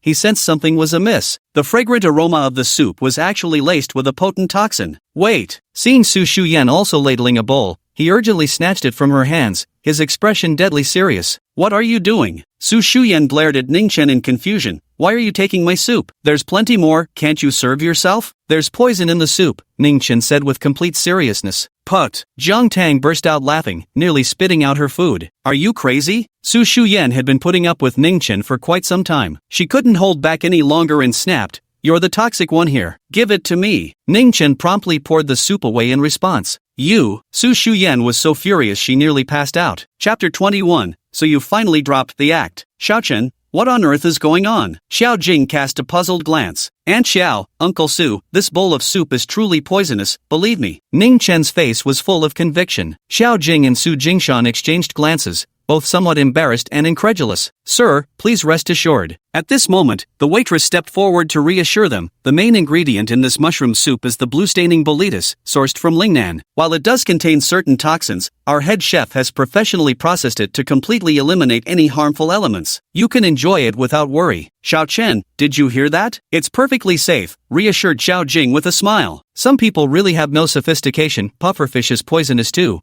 but people still eat it anyway. Su Shuyan muttered irritably, scooping herself another bowl. But unexpectedly, Ningchen snatched this bowl away from her too. You, give it back to me, Su Shuyan shouted in fury. Ningchen ignored her completely and directly handed the soup to the waitress. You say it's not poisoned? Fine, then drink this bowl yourself. The waitress looked very embarrassed. I'm sorry, sir, but our restaurant has policies. I think it's not about regulations, it's that you don't dare. Ningchen fixed an intense gaze on the waitress. When Su Shuyan had been serving the soup earlier, this woman's eyes had unmistakably flickered with something unusual. All right, Xiao Chen. Su Jingshan grew somewhat displeased and said, the Intercontinental is a 5-star hotel, their head chef wouldn't make such an amateur mistake. Sit down, eat properly, and stop making a fuss. Brother Dolly, didn't you just drink a bowl earlier? I didn't see anything happen to you, Jiang Tang asked curiously. Ningchen was at a loss for words. Before joining the Pure Yang Limitless sect, he had studied medicine for 400 years, and he was absolutely certain that the poison in this bowl of soup was potent enough to kill an elephant. The reason he remained unharmed was twofold. First,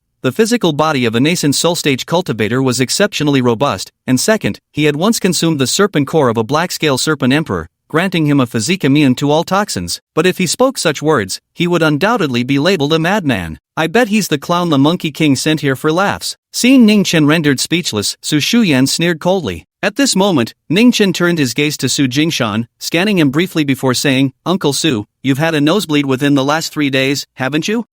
How did you know? Su Jingshan froze for a moment, finding it utterly unbelievable. Indeed, he had suffered a nosebleed while washing up 2 mornings ago, but such a trivial matter was something he hadn't mentioned to anyone. How could Ningchen know something that even his bedmate wouldn't know? Could he actually divine the truth through calculations? Because, Uncle Su, you're a bit deficient. Ningchen dropped this bombshell. Both Su Jingshan and Xiao Jing's expressions stiffened simultaneously, their gazes turning distinctly uneasy. What are you talking about? You're the weak one, Su Shu Yan angrily retorted. If I'm not mistaken, you've recently been taking a tonic, and a rather expensive one at that. Ningchen completely ignored Su Shu Yan and continued speaking to himself. But you've overdone it with the tonic, causing excessive internal heat. Besides nosebleeds, you're also experiencing swollen gums, insomnia with vivid dreams, and a bitter taste with dryness in your mouth, am I right? Su Jingshan and Xiao Jing were visibly astonished. Every symptom Ningchen had mentioned was spot on. Xiao Chen, how on earth did you know all this? Aunt Xiao asked incredulously. I've studied traditional Chinese medicine. Ningchen spoke, his gaze returning to that bowl of mushroom soup, so I can say with absolute certainty that this soup is poisoned. And it's deadly poison at that. The couple was stunned into silence. The waitress's eyes flickered twice. Dad, Mom, he's not telling the truth, is he? Su Shuyan's rosy lips parted in shock. The symptoms do match perfectly. Xiao Jing still found it hard to believe how could a college freshman possess such advanced medical skills. Old fan. Seeing Ningchen's certainty, Su Jingshan decided to have Fanny investigate thoroughly, find a lab and analyze the composition of this soup. Yes, Chairman. Fanny immediately took the soup away for testing. I still don't believe it. Su Shuyan crossed her snow-white arms and leaned back in her chair, saying to Ningchen, if you claim there's poison in the soup, then why are you fine? You just drank 3 big mouthfuls of it. I didn't expect Miss Su to pay such close attention to me, even knowing exactly how many sips of soup I took, Ningchen teased.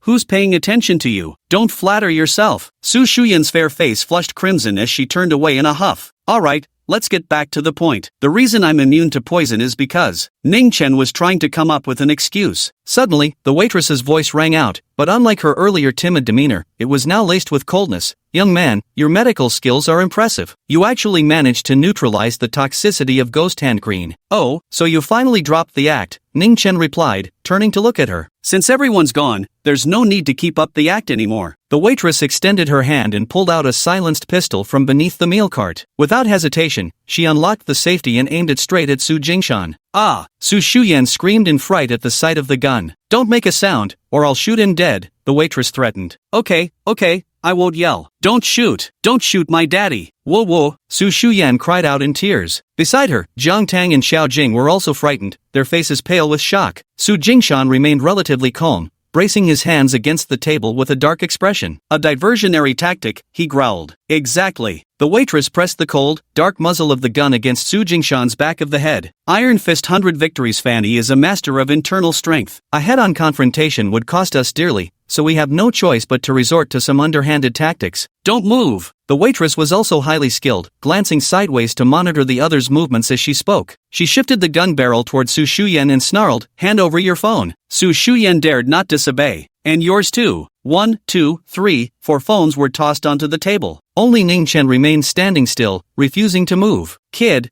didn't you hear me? Hand over your phone. The waitress pointed the gun at Ningchen. Shu Yan, run! Su Jingshan suddenly erupted, lunging forward with all his might. Yet he possessed no martial skills, while the waitress was an external force practitioner. With a single kick, she sent him flying 4 or 5 meters away. Daddy! Honey! Su Shuyan and Xiao Jing cried out. Unfortunately, the VIP room had excellent soundproofing, even a gunshot inside wouldn't be heard outside. Fool who courts death. The waitress sneered and walked up to Ningchen with her gun. Your phone. Hand it over. As a killer, you're really not up to standard. Ningchen suddenly spoke up. What did you say? The waitress was taken aback. At death's door, and this kid's spouting nonsense. You talk too much, probably not a professional killer, Ningchen remarked with indifference. None of your business, the waitress retorted coldly, gripping her gun. As long as the job gets done, what's wrong with having a little fun? Then I'm sorry, you won't be completing this mission. With those words, Ningchen extended his hand and went straight for her pistol. Chapter 22, Phantom Hanchin reappears. You're looking for death. Seeing Ningchen dare to seize the gun, the female assassin's eyes flashed with cold light as she decisively pulled the trigger without hesitation. Bang! Gunshots rang out inside the private room. Unlike in the movies, despite the silencer, the pistol still made a loud noise. Ah! Su Shuyan, Jiang Tang, and the others let out terrified screams. But the imagined scene of flesh and blood flying everywhere didn't materialize. Ningchen wrapped his palm around the muzzle of the gun. His entire hand remained completely unscathed,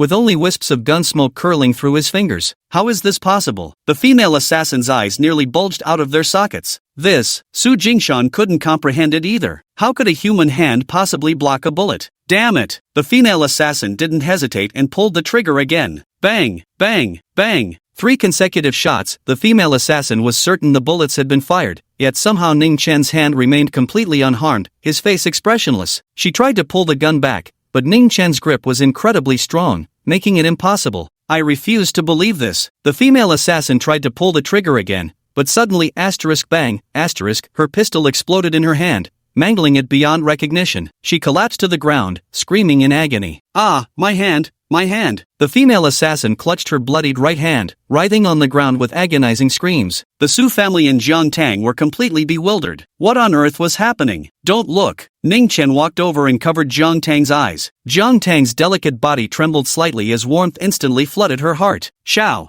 Chen, are you okay? It was only then that Xiao Jing snapped out of it and hurried over to check Ningchen's injuries. But on Ningchen's fair palm, there wasn't so much as a drop of blood, not even a scratch. Once the crisis was averted, Su Jingshan immediately picked up a chair and knocked the female assassin unconscious before coming to check on Ningchen. Meanwhile, Su Shu Yan took out her phone to contact Fanny. Xiao Chen, your hand. Su Jingshan turned Ningchen's hand over and over, his eyes filled with astonishment. Uncle Su, Aunt Xiao, luckily this guy's gun jammed. I'm fine, Ningchen proactively explained, even putting on a relieved expression. Silly child, if something had happened to you, how could I ever face your mother? Xiao Jing burst into tears and hugged Ningchen tightly, overwhelmed by belated fear. At that critical moment, I couldn't afford to think too much, Ningchen said with a bitter smile. After a while, Fanny arrived breathlessly, his face filled with remorse. I'm sorry, Chairman, this is my dereliction of duty. Su Jingshan sat in his chair and waved his hand dismissively. It's not your fault. I fell for their diversion tactic. By the way, Lao Fan, that mushroom soup, it's definitely poison. Fanny glanced at Ningchen beside him. According to the lab staff,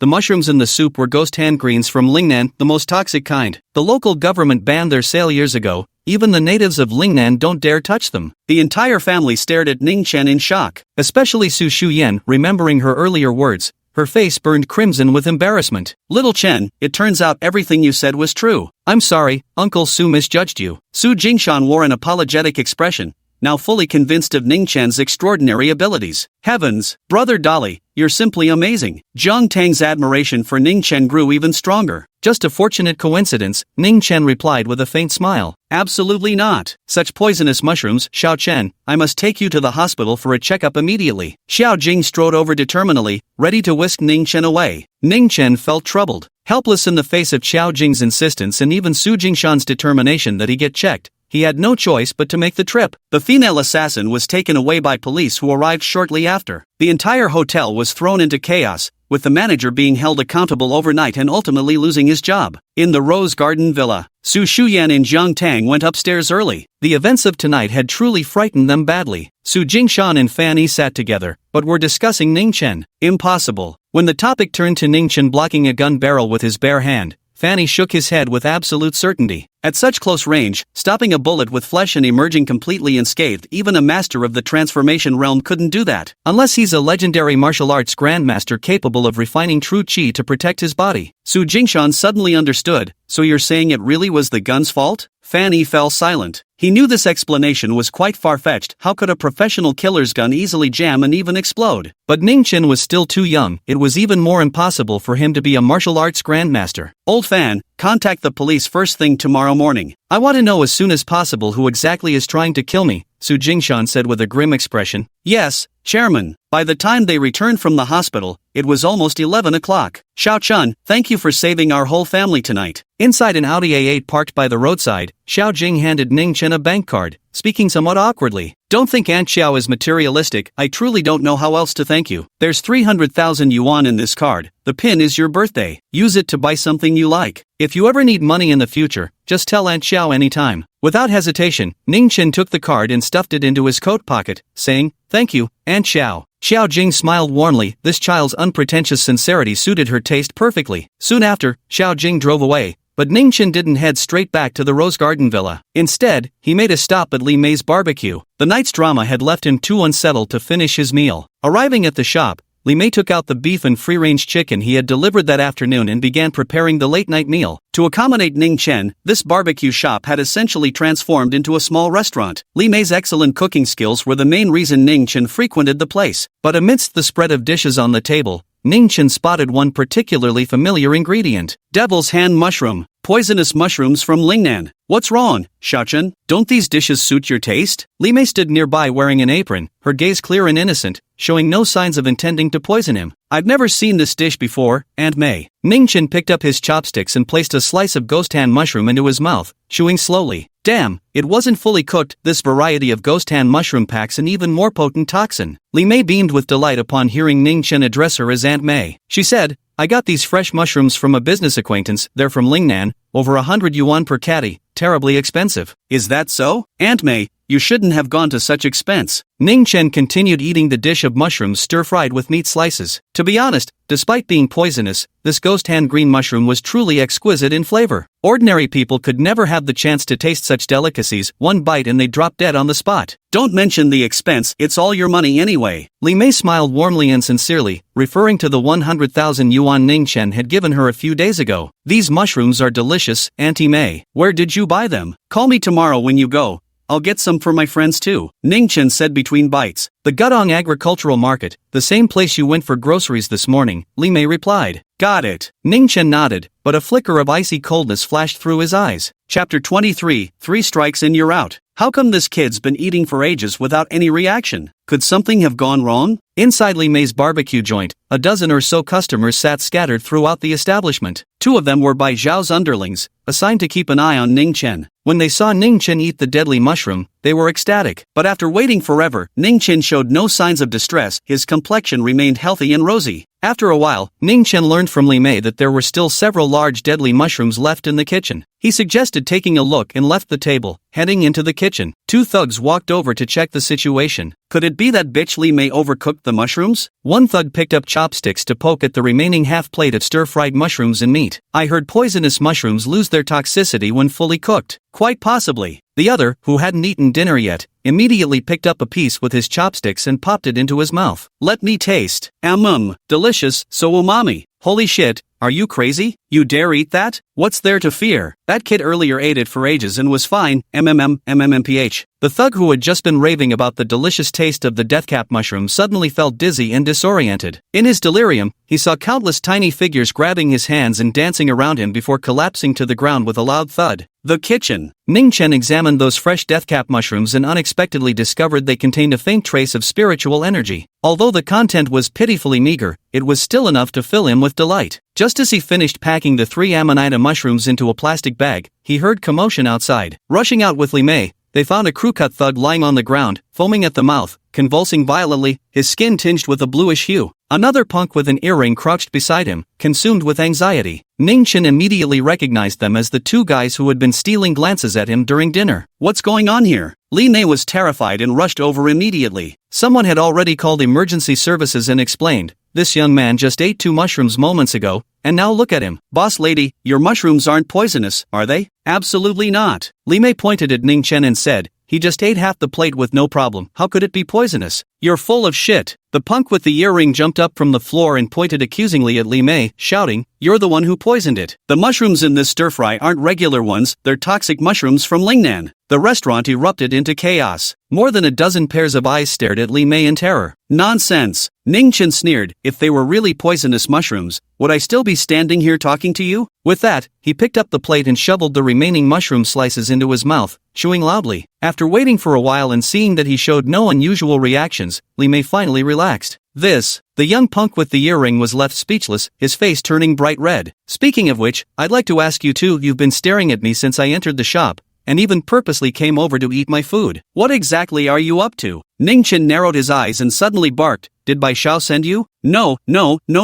It's not Brother Xiao, I don't even know who you're talking about. The guy with the earring flinched in fear and quickly backed away. It really is Bai Xiao, that reckless fool. A glint of killing intent flashed in Ningchen's eyes. Originally, he had planned to visit the morning market tomorrow to question the vegetable vendors, but now it seemed unnecessary. Lazy, my brother, how cruelly you've died. At that moment, the earring-wearing punk suddenly dropped to his knees with a thud, sprawling over his poisoned comrade as he began wailing uncontrollably. Get lost, he's not dead yet. Ningchen kicked him away, then placed his hand on the poison thug's chest and began channeling spiritual energy. Soon after, the poison thug started vomiting and having diarrhea, expelling all the toxic mushroom pieces he had ingested. His symptoms immediately alleviated significantly. You ate them without issue, yet he's vomiting, having diarrhea, and losing consciousness. This must be an allergic reaction. The emergency department doctors arrived and gave a preliminary diagnosis. Li Mei finally let out a long sigh of relief. If news of food poisoning got out from her restaurant, she wouldn't be able to keep operating in the future. By the time she collected herself, Ningchen had already left. In a certain alley of Shuwei Gourmet Street, the pierced ear thug, battered black and blue, knelt before Ningchen begging for mercy. Stop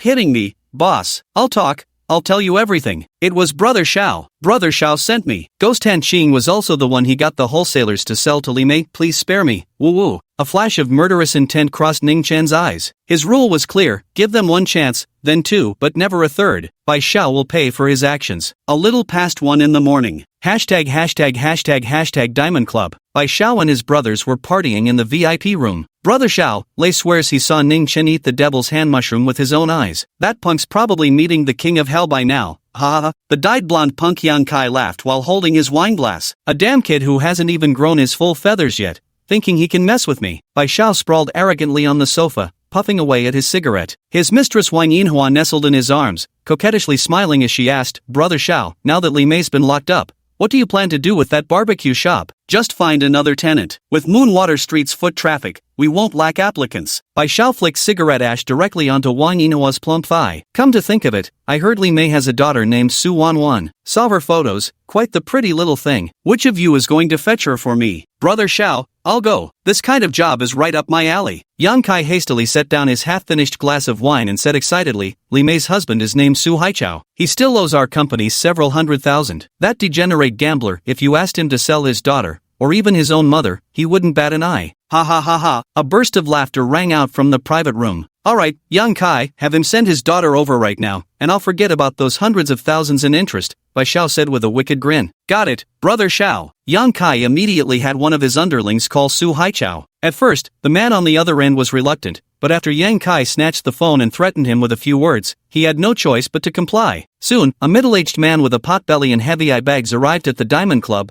accompanied by a fresh-faced and lovely female university student. Su Wan stood at 168 centimeters tall, with an exquisitely fair oval face, snow-white delicate skin, and cherry lips naturally red and luscious without lipstick. Paired with her long slender legs, she drew numerous scorching gazes in the Diamond Club's lobby. Dad, maybe you should find someone else to help instead. Su Wan sensed a hint of danger. If it weren't for her father suddenly calling, saying his friend was drunk and needed help getting home, why would she ever come to a place like the Ming Diamond Club? Chapter 24, Ning Chen's girlfriend? Wan, let me be honest with you, this friend of mine can help me strike it rich. Seeing this, Su Haichao suppressed the unease in his heart and coaxed his daughter, saying, if we serve him well, our family will never lack money again. Your mother won't have to wake up early and stay out late every day doing her little business. What can that possibly earn? Listening to the man's tone, which seemed to look down on her mother's meager income, Su Wan said displeasedly, from childhood till now, Mom paid all my tuition and living expenses. Have you ever brought a single cent home? You'd better clear your debts first before talking about Mom. With that, Su Wan turned to leave. Su Haichao hastily stopped her, pleading, my good Wan, my obedient daughter, just help your father this once. I promise, once I make money, I'll buy you anything you want. Unable to withstand her biological father's persistence, Su Wan reluctantly followed him upstairs to a luxurious private room on the second floor. As soon as she entered, she sensed something was off. Inside the private room,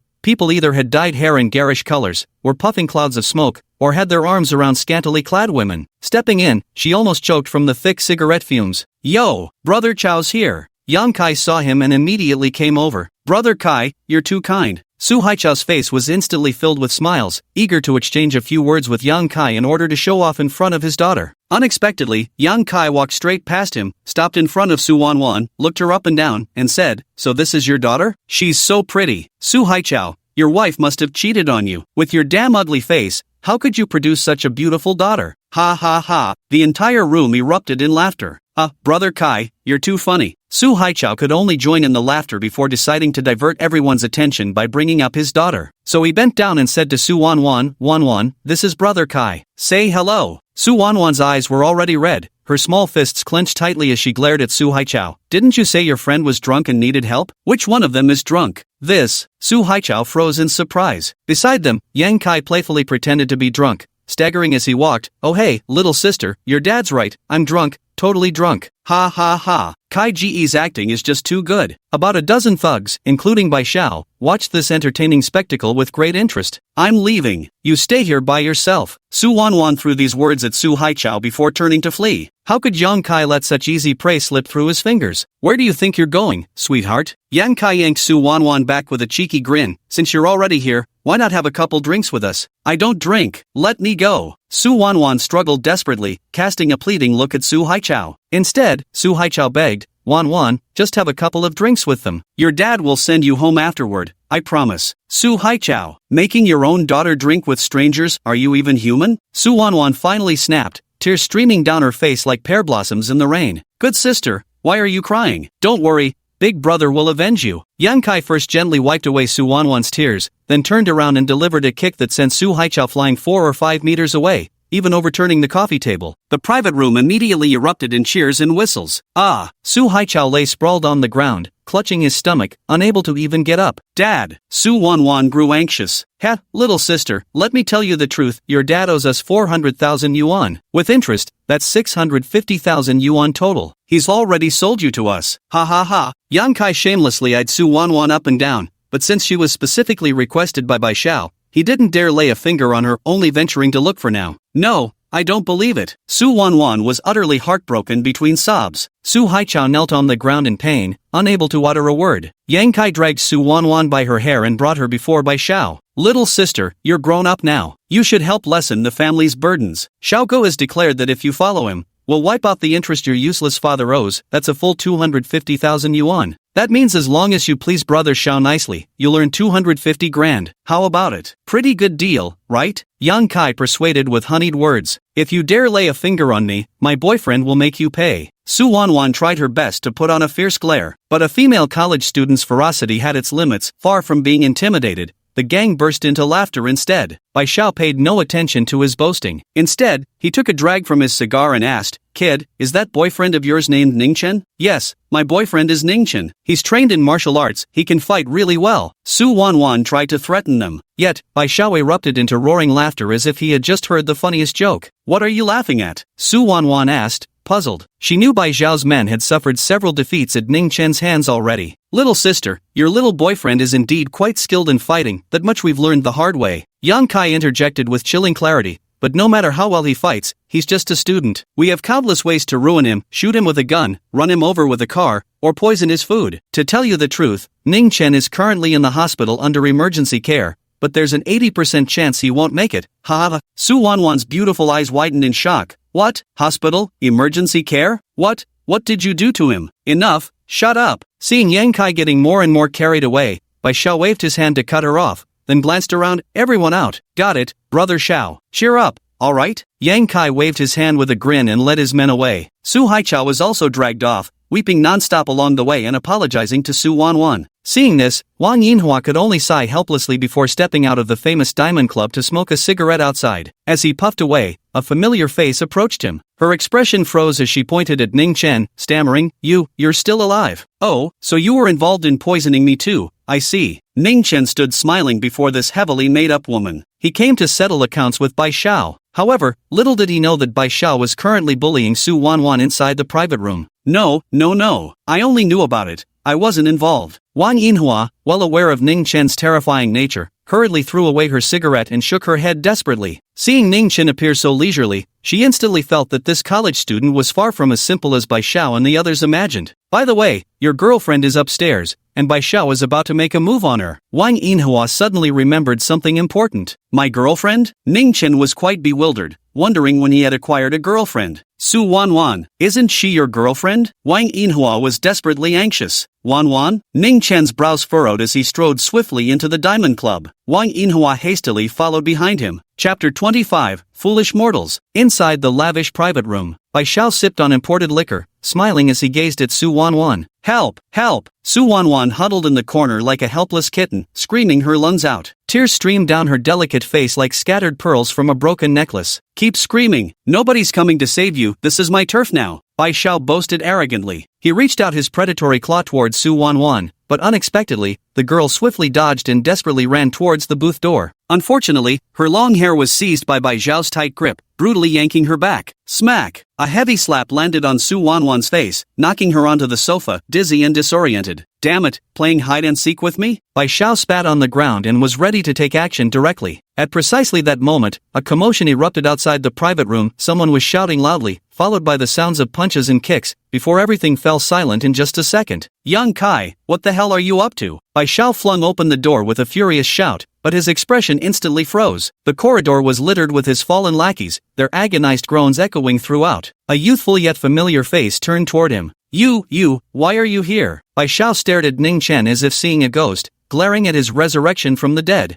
I remember telling you just 2 days ago not to mess with Li Mei's barbecue stall, or I'd smash your damn head in. Seems like you didn't take me seriously, huh, Bai Zhao? Ningchen exuded an overwhelming presence, kicking Yang Kai aside as he strode toward him. This can't be. You clearly ate. Before Bai Zhao could finish speaking, Ningchen appeared before him as if teleporting and punched him in the stomach. Among the 5 internal organs, the liver is the softest. Under this punch, it ruptured instantly, and a large amount of blood gushed from Bai Zhao's mouth. He knelt on the ground, unable to speak from the pain. And I, Ningchen. Su Wanwan sat up dizzily, staring at Ningchen in shock. It's all right now, just get some sleep. Ningchen walked over and pressed his right hand against the back of Su Wanwan's neck, causing her to faint instantly. Don't move! Just then, Yang Kai burst into the private room with 2 lackeys in tow. The guy actually managed to get his hands on a pistol from somewhere. With a gun in hand, Yang Kai grew much more confident, glaring at Ningchen with an arrogant expression. He firmly believed that no matter how skilled one's martial arts were, a single bullet could still take your life. Oh no,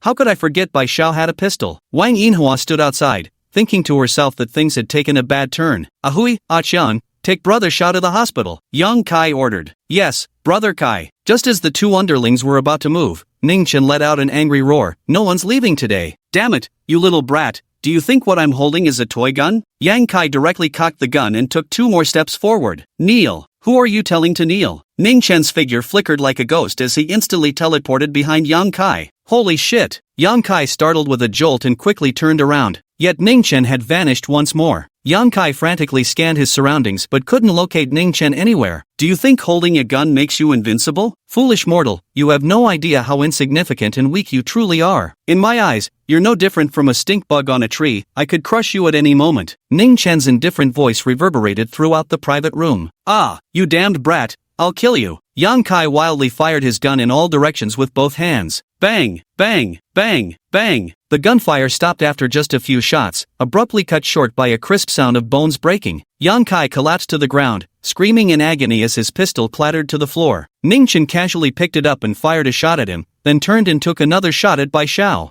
Bang, bang, ah! Wang Yinhua and the 2 lackeys screamed in terror, scrambling to flee outside. Ningchen stretched out his fingers and made a grabbing motion in the air. The 3 were instantly yanked back by an invisible force, crashing heavily onto the ground. Spare us, boss. We didn't do anything. The 2 lackeys kept kowtowing frantically as soon as they scrambled up. Brother Chen, I was also forced into this by that scum Bai Zhao. I'm a victim too, it wasn't my fault. Wang Yinhua also begged for mercy. Every grievance has its perpetrator, every debt its debtor. I have no interest in you. Ningchen didn't even glance at them as he murmured these words. Meanwhile, they thought to themselves, damn it, is this really just an ordinary student? How could he be even more ruthless than them when provoked? Even Bai Zhao, with decades of experience, would never dare to act like this. Yet this young man's calm expression made it seem like he'd merely crushed 2 insignificant bugs by the roadside. Tonight's events here, if anyone asks what happened, you all know what to say, right? By this time, Ningchen had already lifted Su Wanwan from the couch. The 2 subordinates froze for a moment. Wang Yinhua answered without hesitation. Bai Zhao and Yang Kai got into a fight. Yang Kai flew into a rage, went upstairs to grab a gun, shot Bai Zhao dead, then killed himself out of guilt. Right. The 2 lackeys quickly chimed in. Ningchen nodded in satisfaction and carried Su Wanwan away. Truth be told, even if someone investigated and uncovered him, it wouldn't matter. At worst, he'd just waste a bit of spiritual energy casting a couple of memory erasure spells. As she looked at Yang Kai and Bai Zhao lying in pools of blood, Wang Yinhua suddenly recalled the words Ningchen had left behind. Remember this, touching Li Mei's barbecue shop is like smashing my rice bowl. Watch out or I'll blow your dog head off. Don't think for a second that I'm joking. Gulp. Wang Yinhua swallowed hard. Ningchen carried Su Wanwan back to the barbecue shop,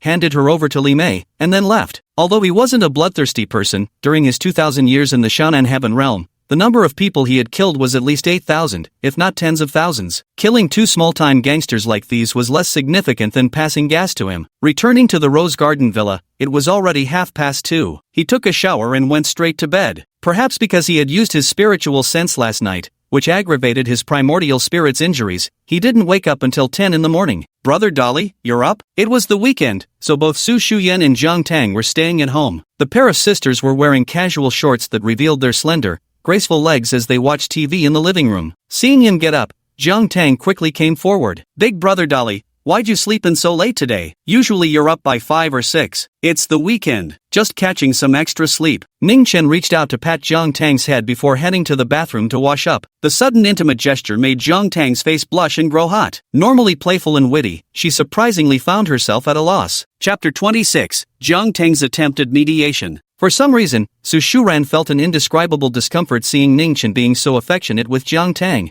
"Am I really that bothersome?" she thought to herself. Actually, Ningchen made this out of habit, a subconscious action. In the Shaonan heavenly realm, he had a junior sister whose talents were similarly average yet persistently diligent. This junior sister was about the same height as Zhang Tang, equally mischievous and spirited. He would always pat her head when they met as a friendly gesture, and over time it became second nature. That being said, although Earth was relatively safe, he still missed the Shaonan heavenly realm. After all, he had lived there for over 2,000 years, forging deep friendships and countless memories. After finishing washing up, Zhang Tang bounced over like a little rabbit and pulled him into the kitchen. A lavish breakfast was laid out on the table. "Look, Dolly good, Shu Yan had the housekeeper prepare all this for you early in the morning: crab roe soup dumplings, rice noodle rolls, shrimp dumplings, and tofu pudding." Shu Yan wasn't sure whether you prefer savory or sweet tofu pudding, so she had the housekeeper prepare both. Zhang Tang was trying to play matchmaker between Ningchen and Su Shu Yan. Su Shu Yan still maintained her young mistress demeanor, stubbornly refusing to speak a single conciliatory word. Tilting her delicate swan-like neck, she said coolly, "Ningchen, thank you for saving us yesterday. You may stay here from now on, for as long as you wish." "I never said I'd be staying here." Ningchen picked up a shrimp dumpling and tossed it into his mouth. "You, what do you mean by that? Do I have to beg you?" Su Shu Yan couldn't believe Ningchen could be so ungrateful. After she'd gone this far, couldn't he at least pretend to be polite? What an idiot. "You stomp down the stairs every time you leave, always lock the door at night,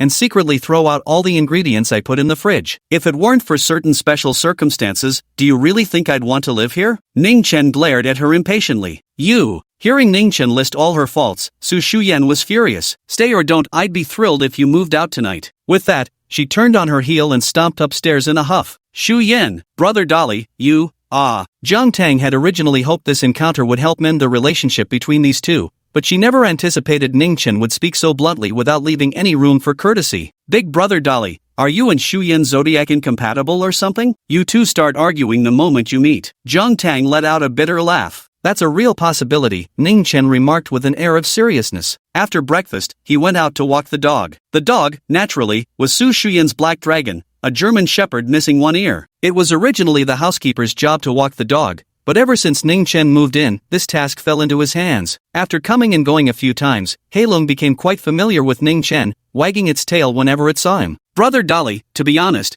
Shu Yan is actually very kind-hearted at her core. She's just been spoiled a bit too much and has something of a spoiled young lady's temper." Zhang Tang accompanied Ningchen for a walk with the dog today, strolling through the picturesque Rose Garden neighborhood. Looking at Heilong, she said, "We found Heilong by the roadside during winter break in our first year of high school. Its previous owner was a real creep. They used scissors to cut off its ears. Shu Yan took pity on it and brought it home to raise." Ningchen nodded dumbly. That evening when they returned, Zhang Tang said to the sulking Su Shu Yan, "Shu Yan, why don't you cook a bowl of noodles for brother Dolly tomorrow morning?" "Why should I cook for him?" Su Shu Yan was still holding a grudge about what happened that morning. "Brother Dolly did save our lives after all, along with Uncle Su and Auntie Xiao. This is literally life-saving gratitude we owe him," Zhang Tang persuaded. "He just happened to get lucky," Su Shu Yan muttered. "Shu Yan, I think the reason brother Dolly isn't accepting your gratitude is that your repayment lacks sincerity. Breakfast costs how much? And you even had Auntie buy it for you," Zhang Tang remarked. "Then how else should I repay him? By offering myself to him? No way." Deep down, Su Shu Yan still held some disdain for this small-town youth. "Where did your mind wander off to? I meant you should personally cook breakfast for him. That would surely move brother Dolly." Zhang Tang confidently patted her ample chest. "All right then, I'll give it a try tomorrow morning." Su Shu Yan reluctantly agreed. Miss Su had never cooked for anyone in her entire privileged life. The next morning, She consulted tutorials and sought advice from the housekeeper, finally managing to prepare a bowl of tomato egg noodles only to discover Ningchen had already left the house, nearly making her explode with frustration. Having eaten breakfast at the food street, Ningchen casually strolled over to the Mingzuan clubhouse. Because of the murder case, the club was indeed shut down, with suspension seals plastered on its doors for temporary closure. However, he could hear waves of quarreling inside. Bai Xiao is dead, Wang Yinhua. Do you really think a woman like you can hold on to Mingzuan? Whether you sign or not today, you have no choice. A sinister voice echoed through the front hall. A dozen thugs stood behind a man in a suit, most of them covered in tattoos, practically screaming reckless with their faces, clearly the type who ran in underworld circles. Zhang Yang, your 4C's gang is stepping out of bounds. Mingzuan is under my name now, and I'd rather die than sell it to you. Wang Yinhua stood by the reception desk, glaring at the suited man. Go ahead, kill me if you've got the guts. You think I fucking won't? The man named Zhang Yang walked over, grabbed Wang Yinhua by the throat, and pointed at a contract on the front desk, saying, sign this for me. Otherwise, I'll have men stationed here 24/7, and you'll spend the rest of your life eating, drinking, and shitting right here. Alright then, if you've got the balls to waste your time here every day, Wang Yinhua retorted defiantly. Smack! Zhang Yang slapped her so hard she went flying. You refuse a favor when it's offered. I'll show you right now just how powerful our Sihai gang is. What do you think you're doing? Wang Yinhua curled up in pain as her body recoiled backwards. The corner of her mouth was split open, oozing dark red blood. What do you think? Zhang Yang stroked his chin with a low chuckle. Wang Yinhua, I heard you were forced by Bai Xiao back then? Since Bai Xiao hasn't changed women all these years, you must be pretty good, huh? Wang Yinhua glared at Zhang Yang with gnashed teeth, her entire body trembling with rage. At that moment, the doors of the main hall at Mingzuan Club slowly swung open. What's going on here? A curious head poked in, asking offhandedly. It was Ningchen. It's him. Wang Yinhua's pupils constricted violently, as if she'd spotted her savior. She shouted at the top of her lungs, Achen, run, go call the police, they're trying to kill me. The gangsters from 4C's gang guarding the door moved to drive Ningchen away, but upon hearing Wang Yinhua's shout, he immediately decided not to let him leave. This kid is from the White Gang, bring him in, Zhang Yang said in a deep voice. Chapter 27, all I want now is to study properly. Ningchen walked into the front hall, surrounded by 4 members of the 4C's gang. Wang Yinhua couldn't quite bring herself to meet his gaze, because her earlier cry for help had essentially been a manipulation of Ningchen. And Zhang Yang would never have guessed that this college student before him, whose face still carried traces of youthful innocence, was the very ruthless man who had taken down the leader of the White Gang. Kid, are you here to find Wang Yinhua? What's your relationship with her? Zhang Yan walked over and asked with keen interest.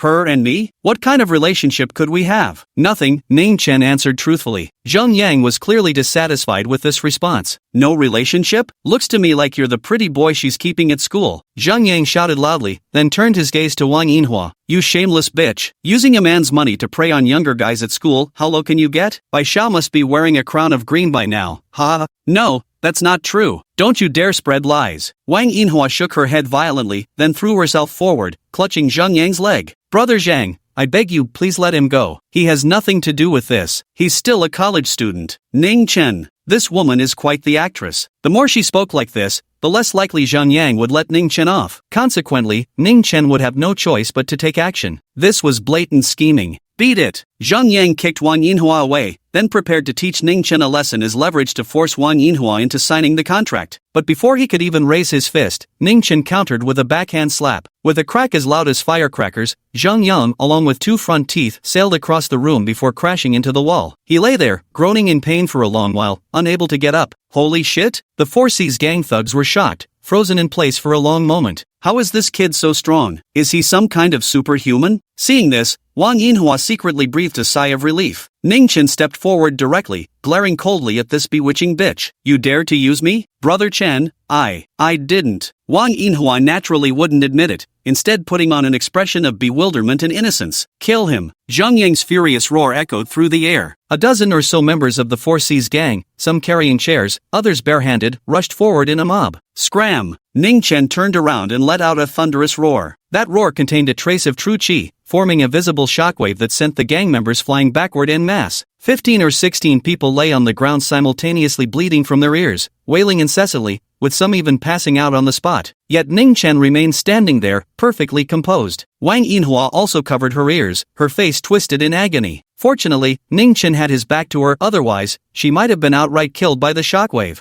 You. Zhang Yang, standing the farthest away, pointed at Ningchen in terror. I told you to scram. Didn't understand? Ningchen gave him a sidelong glance. Let's go. Go go go, hurry. Zheng Yang immediately fled with his lackeys, even carrying away those who'd fainted. Thank you, Brother Chen, thank you for saving our lives. Wang Yinhua knelt before Ningchen, tears of gratitude streaming down her face. From now on, I'm your woman, she said. Get lost, don't flatter yourself. Ningchen cursed angrily, then scanned the surroundings. What's the situation here now? Where are Bai Zhao's gang members? They're all in the hospital, Wang Yinhua replied timidly. Oh, then I'm leaving. Ningchen turned to walk away. Wait, Brother Chen. Wang Yinhua suddenly remembered something and hurried after him, saying, Brother Chen, how about you take over the White Tiger gang? In our line of work, whoever has the strongest fists becomes the boss. Since Bai Xiao was killed by you, since he's passed away, then naturally you should be the new leader of the White Tiger gang. I'll hand over the shares of the Ming Diamond Club to you as well. What do you think? Not great. Ningchen responded indifferently as they walked down the food street. Wang Yinhua was stunned. The famous Diamond Club was one of the major night spots in the Western District, with nightly turnovers reaching hundreds of thousands. Coupled with the several food streets near the university town, it had become the envy of numerous gangs across Qingzhou. The Four Seas gang had come today with the intent of seizing the famous Diamond Club. Ningchen looked completely uninterested. Wang Yinhua thought Ningchen didn't understand, so she explained all the benefits of being a gang leader. Brother Chen, once you become the White Tiger gang's leader, no one would dare bother Li Mei's barbecue shop ever again, Wang Yinhua concluded. Too much trouble, Ningchen shook his head. Right now I just want to focus on my studies. Wang Yinhua was somewhat speechless. Studying? Can studying earn you $1 million a month after graduation? Why don't you take over as the boss instead? Ningchen suggested. What? Me be the boss? Wang Yinhua froze. She's just a woman, what qualifications does she have to be the White Gang's boss? How could her underlings ever respect her? This club is under your name anyway, so becoming the boss wouldn't be a big deal, Ningchen said. Wang Yinhua still hesitated. She altered Bai Zhao's will to get her hands on the Diamond Club, but being the boss was something she'd never actually considered. Her eyes darted around as an idea struck her. Brother Chen, how about I run the Diamond Club and split the profits with you 50-50? But if something like today happens again, you'll have to help me. A helpless girl like me can't manage alone, Wang Yinhua said with pitiful charm. Still calling yourself a girl at her age. Ningchen secretly found it amusing, but said aloud, suit yourself. Just don't bother me with trivial matters. I don't have the time. Really, Brother Chen? Thank you, Brother Chen. Wang Yinhua bowed repeatedly, convinced that following such a mystical figure like Ningchen would surely lead to a prosperous future. Afterwards, she obtained Ningchen's contact information and proactively transferred a sum of money, 3 million yuan in full. And this was merely half of the cash on the books at the Brilliant Diamond Club. One could only imagine how much dirty money Bai Xiao had accumulated over the years by bullying merchants and running rampant around the Western District University area. Apart from this, Ningchen also gave Wang Yinhua a peculiar task, to help him purchase fresh ghost hand mushrooms from Lingnan. He wanted to eat them, and not just once every single day. Just a few days after the military training, Qingzhou University held its sports meet. Class 2 of the medical faculty became unusually lively. Ningchen remained as usual, either dozing off at his desk or burying his head in novels every day in class. When teachers lectured him about not graduating if he kept this up, he brushed them off with empty promises, never taking their warnings seriously. Ningchen, which event would you like to sign up for? A pretty girl wearing a neat white blouse with her hair tied in a bun approached Ningchen, holding a registration form. Ningchen looked up. This girl was named Zhang Xinran, the class monitor of clinical medicine class 2. According to Fang Xiaopang and Zhang Gachuan, she was also a local of Qingzhou and came from a well-off family. Sign up? I wasn't planning to participate. Ningchen had no interest in the sports meet whatsoever. Chapter 28, The 10 Braves, Tu Tao. No way. Zhang Xinran was quite assertive as she said, according to the counselor's rule, every male student in the class must sign up for at least one event. Even Fang Tao registered for high jump, so you can't be an exception. Fang Tao, also known as Little Fatty Fang, standing at just 1.65 meters tall and attempting high jump, well, that was quite courageous, but I genuinely have no interest. A trace of bitterness flickered at the corner of Ningchen's lips. Having a nascent soul stage grand cultivator participate in a school sports meet would be troublesome if he accidentally broke world records. Zhang Xinran refused to give up,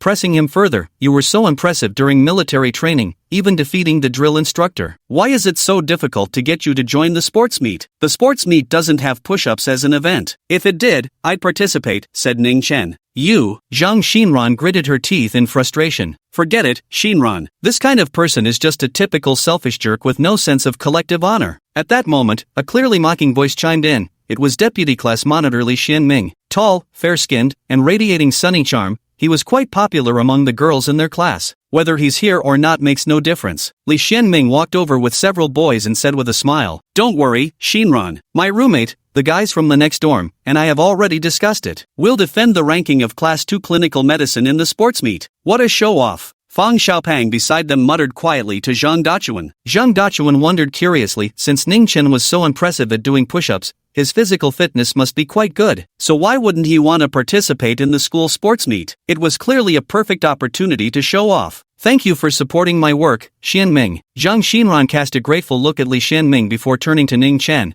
her eyes now clearly tinged with annoyance. "This is the instructor's decision. Everyone has to register. If you don't, I'll report it to the instructor." "Why are you so annoying?" Ningchen felt his head swelling with exasperation. "Fine, then just sign me up for any event you want, anything at all." "Alright, but don't you dare disappear when the time comes." With that, Zhang Xinran walked away. Returning to her seat, she hesitated over which strength-based event to register Ningchen for. Li Xianming walked over, picked up a pen, and directly wrote Ningchen's name in the 100-meter sprint column. "Xianming, what are you?" Zhang Xinran was surprised. Why did Li Xianming sign Ningchen up for the 100-meter sprint? Considering how impressively Ningchen did push-ups, he's clearly more suited for strength and endurance events. He said, "It doesn't matter which event I sign up for." Li Xianming shrugged. Not wanting to offend him, Zhang Xinran thought for a moment and wrote Ningchen's name again in the shot put column. Ningchen obviously didn't care about these matters. All he cared about was how the plot would unfold in the novel he was reading next. Ningchen. Another graceful figure arrived with a fragrant breeze. Ningchen looked up and realized it was Su Wan. Su Wan looked haggard, her eyes slightly red, clearly having stayed up all night. "Ningchen, last night." "Nothing happened last night," Ningchen said firmly. "I don't believe it." Su Wan sat down beside Ningchen, her beautiful eyes reddening with an expression of grievance that was truly pitiable to behold. "Oh my god." Fang Xiaopan's imagination went wild upon hearing this,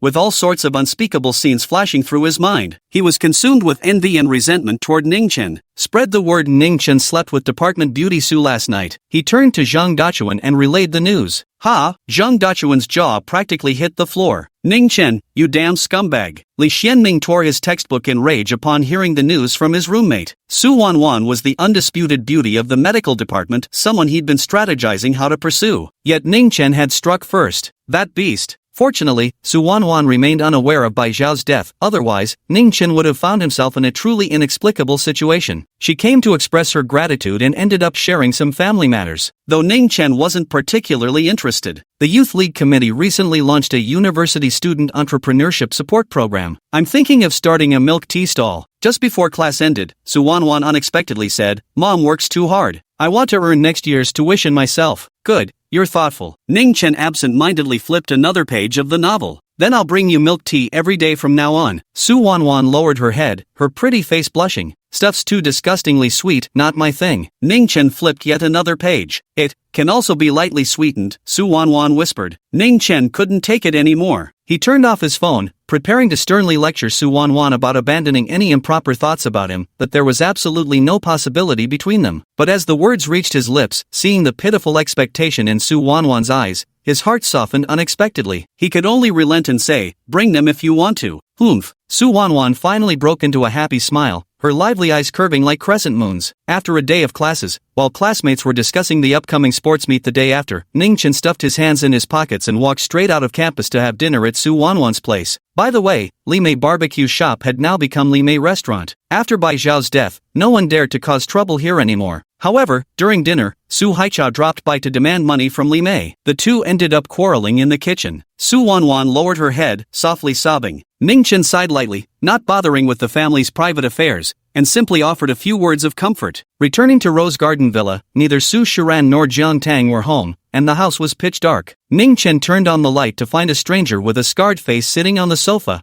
watching him with an amused expression. "Would you like some tea?" Ningchen asked calmly. The scar-faced man was stunned. "What's with this kid?" Normally, when a stranger suddenly appears in someone's home, shouldn't they be terrified? Not bad mental fortitude. The scar-faced man narrowed his eyes. "I suggest you turn back where you came from and spare yourself the trouble." Ningchen went to the kitchen to brew himself a cup of tea.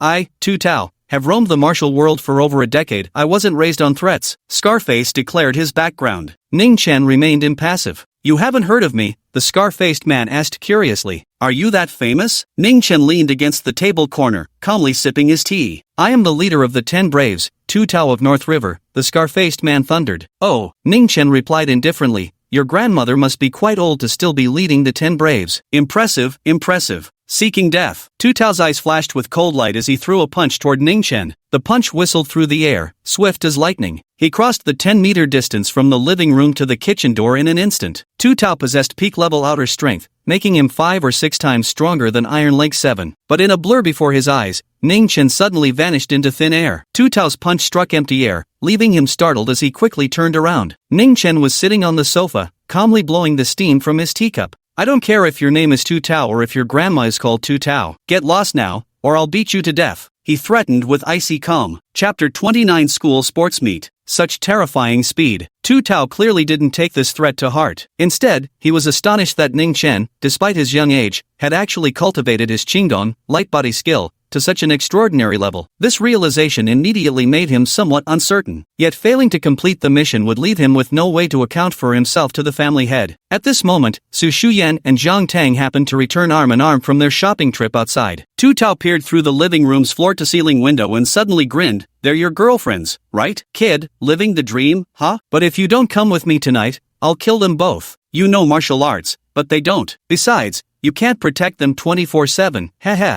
Ningchen held his teacup and silently sighed. He really hates being threatened by others. Half a minute later, Big Brother Dolly, why are you back so early today? Zhang Tang opened the front door, changed into slippers, and realized Ningchen wasn't in the living room but was instead in the yard digging with a shovel. Big Brother Dolly, what are you burying? Zhang Tang asked curiously as she ran over. Nothing much, just planted some vegetables. Ningchen patted the soil tightly and even stepped on it a few times. Who said you could plant vegetables here? Su Shu Yan's voice rang out. She was dressed impeccably today, sporting a chic short skirt paired with an off-shoulder top that revealed her alluring and delicate collarbones. A pair of ginkgo leaf earrings added an extra touch of charm. Her denim shorts drew admiring glances from countless men as she walked by. What are you looking at? Su Shu Yan noticed Ningchen staring at her, so she lifted her head proudly. So this guy likes looking at legs. Well, that makes things easier. You look quite beautiful today, Ningchen said earnestly. You think I need you to tell me that? Su Shu Yan flipped her hair and turned back to the living room. As she walked away, she slightly rose onto her toes to make her legs appear even longer, though her already impressive height of 170 centimeters hardly needed the enhancement. Dolly good, Shu Yan bought lots of fruit, let's eat together, Zhang Tang said with a bright smile. Alright, you guys go ahead, Ningchen called out. Hurry up. After Zhang Tang ran off too, Ningchen finally let out a sigh of relief. If Su Shu Yan found out he'd buried someone in the yard, she'd probably have a heart attack on the spot. The only one who witnessed the entire scene was the black dragon silently crouching in its doghouse. Ningchen made a silencing gesture toward it, then returned the shovel to the storage room before rejoining the two girls to eat fruit and watch TV. Su Shu Yan was quite puzzled. Why was this guy being so unusually well-behaved today? Deep into the night, Ningchen initially intended to relocate the body elsewhere, but reconsidered buried 10 meters underground, it probably wouldn't be uncovered, right? So the next day he went to the farmer's market and bought some vegetable seeds, scattering them in the corner of the yard. As long as he kept silent, neither Su Shu Yan nor Zhang Tang would ever know about this matter. On the day of the sports meet, at Qing University Stadium, the sun shone brightly amid bustling crowds. Suan really brought Ningchen bubble tea, homemade style. The packaging wasn't much to look at, but the taste was decent, just like store-bought. Ningchen, how does it taste? In the clinical medicine class 2 seating area, Suan sat beside Ningchen, gazing at him with hopeful anticipation. Meh, not great. Ningchen drank it all in one gulp and placed the empty cup aside. Suan flashed a bright, sweet smile and said, "You have amazing lung capacity." As she spoke, the audience inexplicably erupted into a wave of noise, drowning out the words lung capacity. To ensure Ningchen could hear her clearly, Suan emphasized the last 3 words with extra volume. Just then, Fang Xiaopeng and Zhang Dachuan, who happened to be passing by, froze in stunned silence. Holy shit, Ningchen, Department Beauty Su, aren't you two being too bold? Discussing such topics in broad daylight. Fang Xiaopeng swallowed hard. Suan had no idea what they were talking about. Scram! Ningchen shot them a glare. The two sat down, and Fang Xiaopeng looked at him with envy before saying, Ningchen, I just took a look at our class's competition registration list. How come you signed up for 2 events, 2 projects? Ningchen frowned slightly, but ultimately didn't care. Seeing Suan sitting obediently beside him, he casually asked, Wan, have you registered yet? No, Suan shook her head. I've always had poor physical fitness, ever since I was little. Then go borrow me a power bank. my phone's running low on battery, Ningchen interrupted her. Okay, Su Wan immediately stood up. The rest of the class witnessing this scene felt indignant. This Ningchen actually dares to order around the department bell of their medical faculty like she's some servant, how outrageous. Su Wan, don't go. A male student couldn't stand watching any longer and sprang up indignantly, eyes brimming with concern. What, he's got no legs? Can't he go borrow it himself? Without even needing to look, Ningchen knew it was Deputy Class Monitor Li Xianming speaking. Ever since Ningchen had stolen his spotlight during military training, Li Xianming had been harboring resentment toward him. It's nothing. I'll just pop by the dorm really quick. Su Wan smiled apologetically, then brushed past Li Xianming and hurried away from the stadium seats with light jogging steps. Damn it! Li Xianming clenched his fists tightly. Watching Su Wan's delicate, charming yet slightly hurried figure fade into the distance, a surge of jealousy-fueled rage welled up inside him. Ningchen, did you save the department belle Su's life? Fang Xiaopang said very seriously, otherwise, why would she bring you milk tea and run errands for you? How do you know? Ningchen looked at Fang Xiaopang with surprise and replied, I really did save her life once. The surrounding students sneered in disbelief, no one bought his story. Only Fatty Fang made an inappropriate gesture on the sly, waggling his eyebrows at Ningchen. So you two have really already? Ningchen was about to clarify. Li Xianming suddenly remarked with a sarcastic tone, Department Beauty Su is as pure as a sheet of blank paper. Certain people probably had to pester her relentlessly to win her over. How shameless. Ningchen mimicked his tone and sighed, certain people couldn't win over their goddess even if they pestered her relentlessly. How pitiful. Fuck. Ningchen, you bastard, who are you calling pathetic? Li Xianming bristled with anger, pointing at him and cursing. Whoever fits the shoe, I'm calling them pathetic. Ningchen tossed back without even turning his head. Put. Fang Xiaopang and Zhang Dachuan burst out laughing. Seeing Li Xianming like this, it was clear he was losing his cool. Damn it! Li Xuanming's face turned absolutely livid. He quickly explained, Su Wan is not my goddess at all, my goddess is Su Shu Yan from the art department. Oh, Su Shu Yan. A look of realization came over Ningchen's face as he thought, if Li Xianming knew I actually live with Su Shu Yan, I wonder if he'd be furious enough to spit blood? After Li Xianming declared Su Shu Yan as his goddess, most of the guys in the class nodded in heartfelt agreement. Chapter 30 Can't men and women have some pure friendship? Su Shu Yan was indeed beautiful. Within just 1 week of starting university, she was crowned Qing University's campus belle, leaving the runner-up with over 10,000 fewer votes. Though Su Wan was refreshingly lovely, her look still fell slightly short compared to Su Shu Yan's. Ningchen knew that Su Wan only appeared plain because of her impoverished family circumstances and lack of interest in dressing up. With a change of clothes, a decent hairstyle, and some light makeup, she might not be any less attractive than Su Shu Yan. Before long, Su Wan returned from the dormitory with a power bank. Xiang's forehead glistened with fine beads of sweat as she panted heavily, even strands of her lustrous black hair clinging damply to her skin, clear evidence she'd sprinted all the way here under the scorching sun. Thanks. Ningchen casually took it and immediately began charging his phone, without so much as asking Su Wan if she was hot or tired. Absolute scum. The boys silently cursed in their hearts. Su Wan didn't mind at all, continuing to sit beside Ningchen, occasionally striking up conversations with him. However, most of the time, she simply watched him quietly, as if that alone was enough. After the opening ceremony concluded, the school sports meet officially commenced. Ningchen's shot put competition was scheduled for 10:30 in the morning. There were over 40 participants in the shot put competition, mostly brawny students, with several towering over 1.9 meters tall, broad-shouldered, burly, and exuding toughness. Ningchen was the type who looked lean in clothes but had decent muscle definition when undressed. Amidst a group of muscular guys, he appeared somewhat slender by comparison. Hey, Lao Zhang,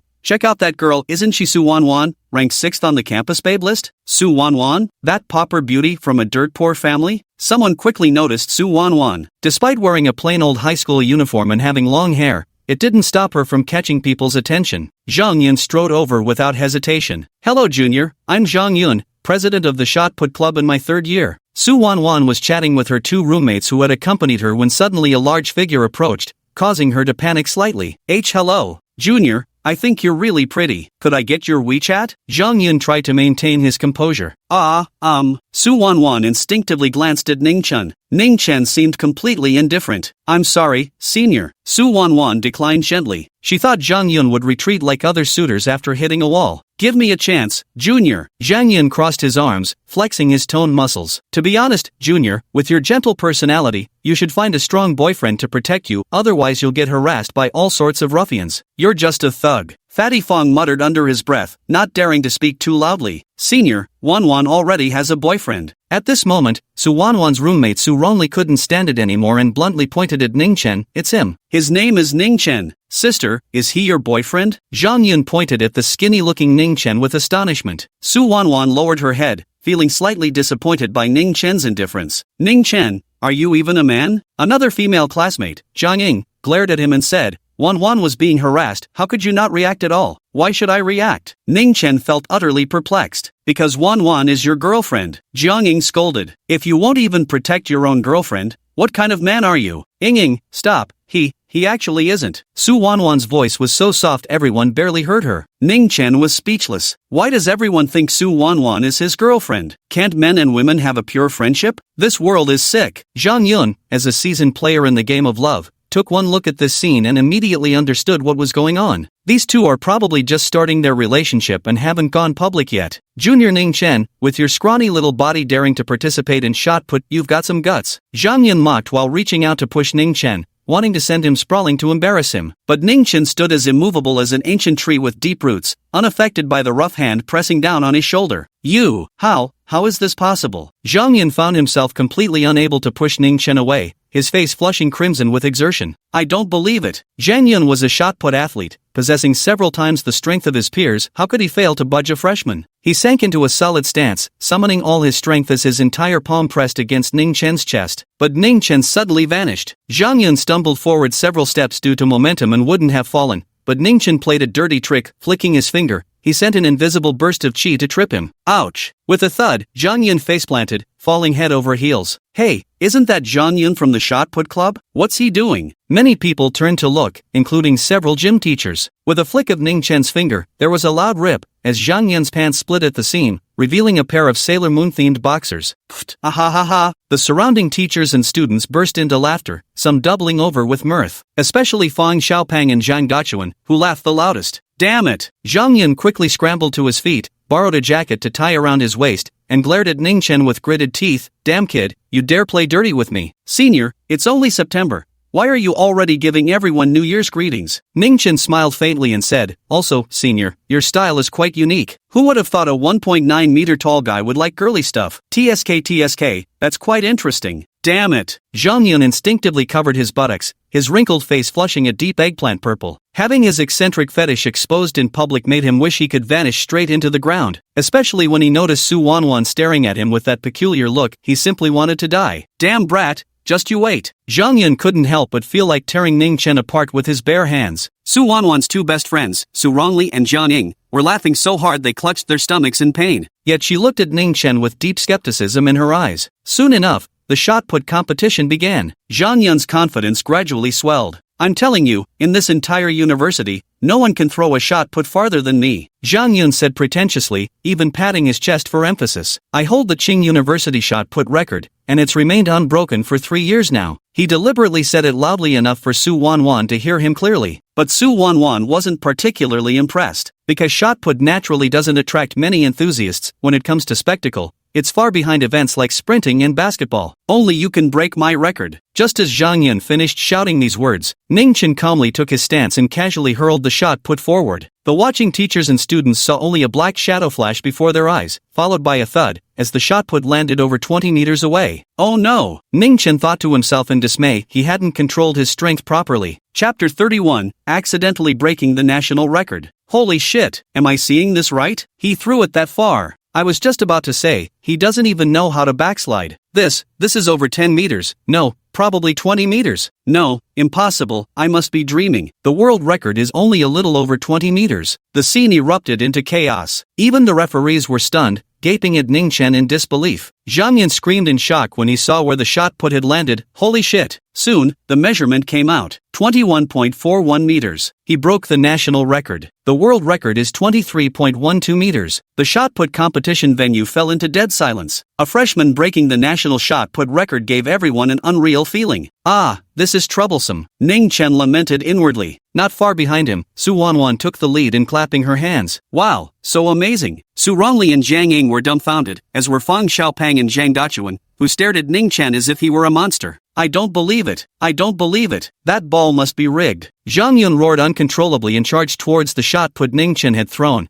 But no matter how he inspected it, the ball remained the standard 7.26 kilograms weight. At that moment, he collapsed onto the ground. His entire belief system had crumbled. Ningchen couldn't be bothered to further crush his spirits and simply turned to walk back to the classroom. He considered casting a spell to erase the memories of the onlookers, but that would mean wasting spiritual energy. Better not. The news of the shot put competition quickly spread. The vast majority of people simply couldn't believe that a college freshman could break a national record. Wasn't that just absurd? When it comes to the national football team, anything is possible. But this is shot put. If a national team can't even outperform a college student, they might as well disband on the spot. Li Xianming also didn't hold back in expressing his contempt for Ningchen. If this kid can break the national record, I'll fucking eat all the shit in every school toilet. There was no recording of the match. Ningchen thought he could brush this matter aside. Unexpectedly, a group of teachers soon arrived in an aggressive manner, with department head Lu Wei and counselor Wang Chuan among them. Which one is Ningchen? The bald department head asked immediately upon arrival. Reporting to Director Lu, it's him. He's Ningchen. Li Xianming thought they were here to cause trouble for Ningchen,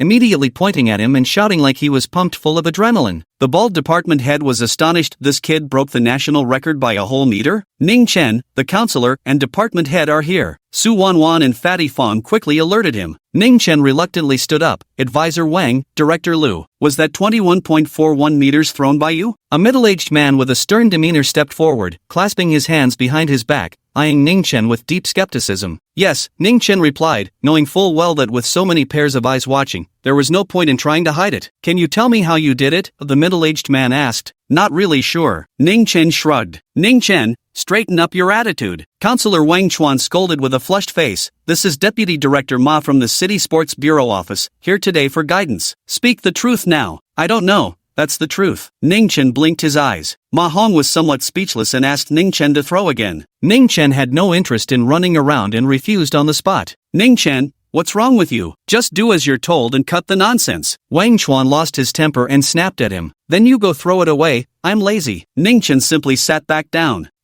Wang Chuan was practically fuming with rage. This brat, right in front of so many people, actually dared to embarrass him, their class advisor. Ma Hong frowned deeply. He'd never encountered such an insolent student before. Class 2 erupted in uproar, even drawing curious onlookers from neighboring classes. Li Xianming immediately leapt up, pointing at Ningchen's nose as he scolded. Ningchen, how dare you speak to Advisor Wang like that? How I speak to Advisor Wang is none of your damned business. Ningchen hadn't even glanced his way while speaking, making him absolutely furious. Just as he was about to retort, the appearance of an elder and a youngster drew everyone's attention.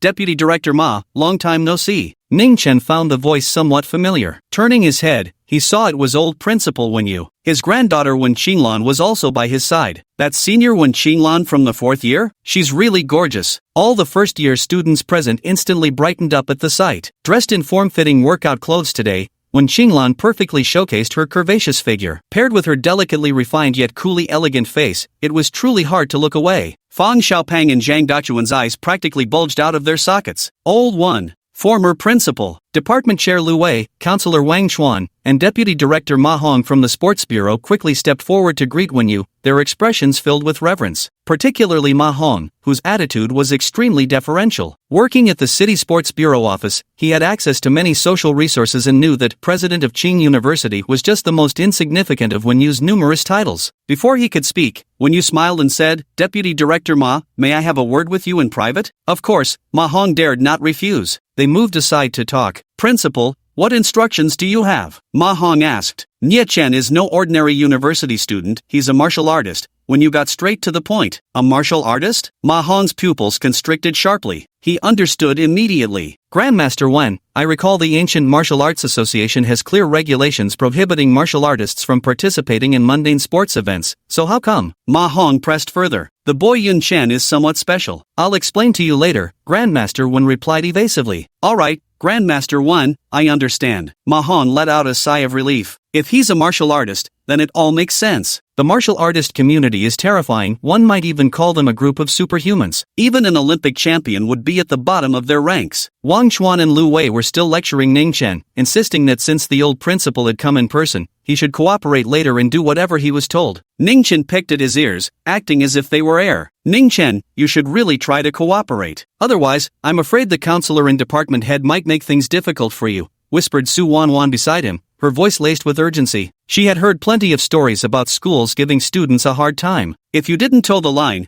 they could hold your diploma hostage for half your life. No worries. Ningchen looked completely unfazed, he was just idling through life anyway. Ningchen, get up now. Department head Lu Wei hissed in a low voice. The old principal and deputy director Ma are coming over. Oh, Ningchen replied verbally, but his body remained completely unmoving. Are you fucking paralyzed? Counselor Wang Chuan was practically itching to slap Ningchen silly. If students refused obedience, the department would surely question his competence. This would directly impact his career prospects. At this thought, Wang Chuan lowered his voice and said, Ningchen, do you still want to graduate or not? Chapter 32, Ancient Martial Arts Association. Whatever. Ningchen still wore an expression of utter indifference. You? Wang Chuan had never encountered such a defiant freshman before. His face flushed crimson with anger, his neck veins bulging. At this moment, when Yu and Ma Hong walked back in, Wang Chuan and Lu Wei were sweating profusely with anxiety, wishing they could each grab an arm and haul Ningchen right out of his seat. That kid actually dares to go against the counselor and the department head? He must have a death wish. Li Xianming was absolutely delighted. Does he really not want to graduate? Zhang Xinran frowned, her delicate brows knitted together. Ningchen! Just then, when Yu's authoritative voice rang out,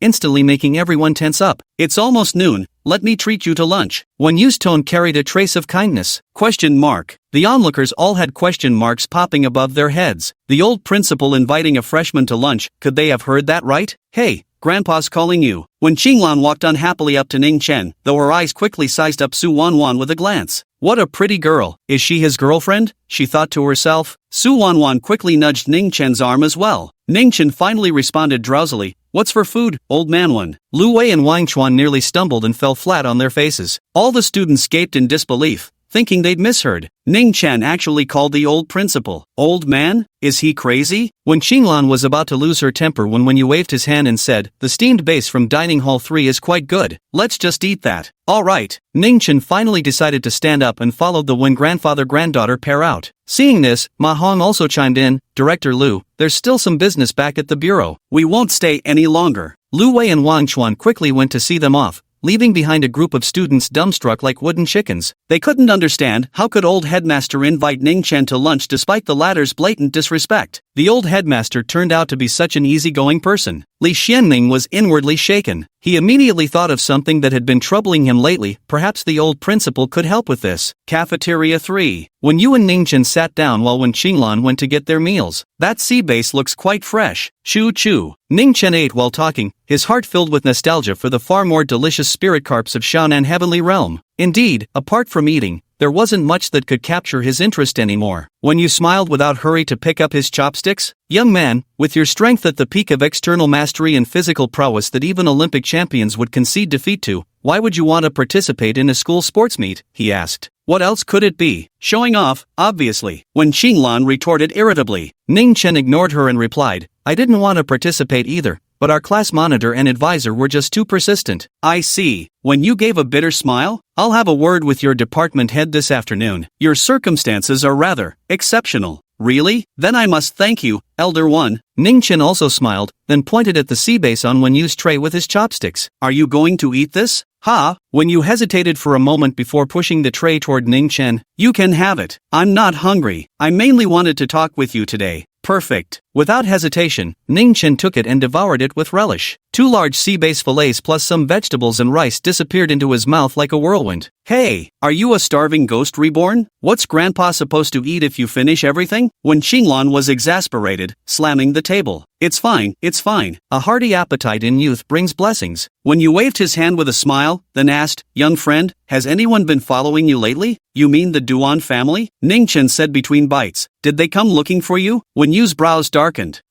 No. Ningchen shook his head, keeping the matter of the Butcher Tao, leader of the 10 Valiants, to himself. That doesn't make sense. When you frown deeply, the Dwan family acts ruthlessly, they never leave a debt unsettled. They wouldn't normally delay this long. In any case, young friend, you should stay vigilant. The Dwan family won't let you off easily. Got it. Got it. Ningchen replied perfunctorily. There's one more thing. When you spoke again, his expression turning somewhat serious. Young friend, have you heard of the Ancient Martial Arts Association? I haven't. Ningchen shook his head honestly. The Wen grandfather-granddaughter pair were completely dumbfounded. You don't even know about the Martial Arts Association? When Qinglan suspected Ningchen was messing with her, why should I necessarily know? Ningchen was puzzled. When Qinglan was speechless. For a martial artist to be unaware of the Martial Arts Association was as absurd as an ordinary person not knowing about the police station. Soon, she briefly introduced Ningchen to the largest and most powerful organization in the martial world. To sum it up, martial artists are forbidden from participating in any secular competitions. This is the rule set by the Martial Arts Association. You can think of it as the law of the martial world. Finally, when Qinglan emphasized each word as a warning, I'm just joining a school sports day, what business is it of theirs? Ningchen sneered, clearly unimpressed. They'll arrest you and lock you up in a prison specially designed for martial artists, when Qinglan said coldly.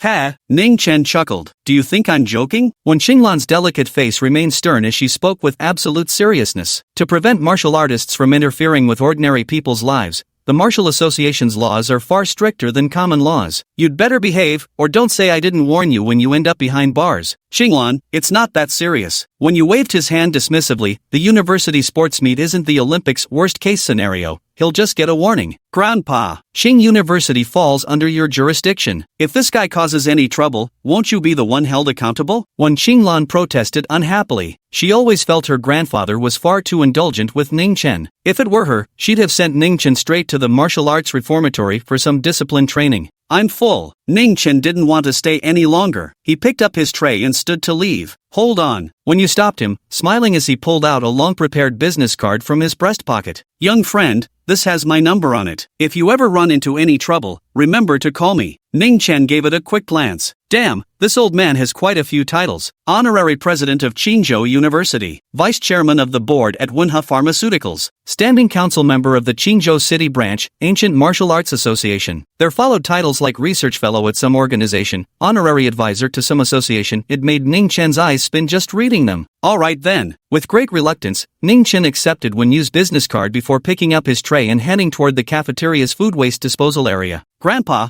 why are you giving this brat so much face? Just seeing him pisses me off. What's with his arrogant attitude? When Qinglan was clearly annoyed by Ningchen's demeanor. 19 years old, with mastery of external strength, isn't that qualification enough for arrogance? When you smiled bitterly, you've only just begun training your external strength. It'll take you at least 5 or 6 more years of hard practice to reach his level. Chapter 33, Junior Su, have you heard of Dimensionality Reduction Strike? Grandpa, why are you siding with outsiders? When Qinglan was displeased, defiantly pouting her cherry-like lips, a stark departure from her usual aloof demeanor. I'll study harder from now on, I will surpass him. Quite difficult. When you gazed at Ningchen's retreating figure, this young man neither feared retaliation from the Dwan family nor showed any regard for the Martial Association. Was he recklessly fearless like a newborn calf unafraid of a tiger? Or did he possess some hidden trump card? Old man Wen. At that moment, a male student walked up to the dining table, smiling as he looked at Wenju. Wenju was momentarily stunned. Beside him, when Qinglan's pretty face turned frosty as she demanded, "Who are you?" "Hello, Senior Wen. I'm Li Xianming, the Vice Class Monitor of Clinical Medicine Class 2. I came to report something to Old Man Wen today," the boy said with a bright smile, completely unaware of the gravity of the situation. "Wen Yu, how dare you?" When Qinglan flew into a rage and slammed the table violently. With a deafening boom,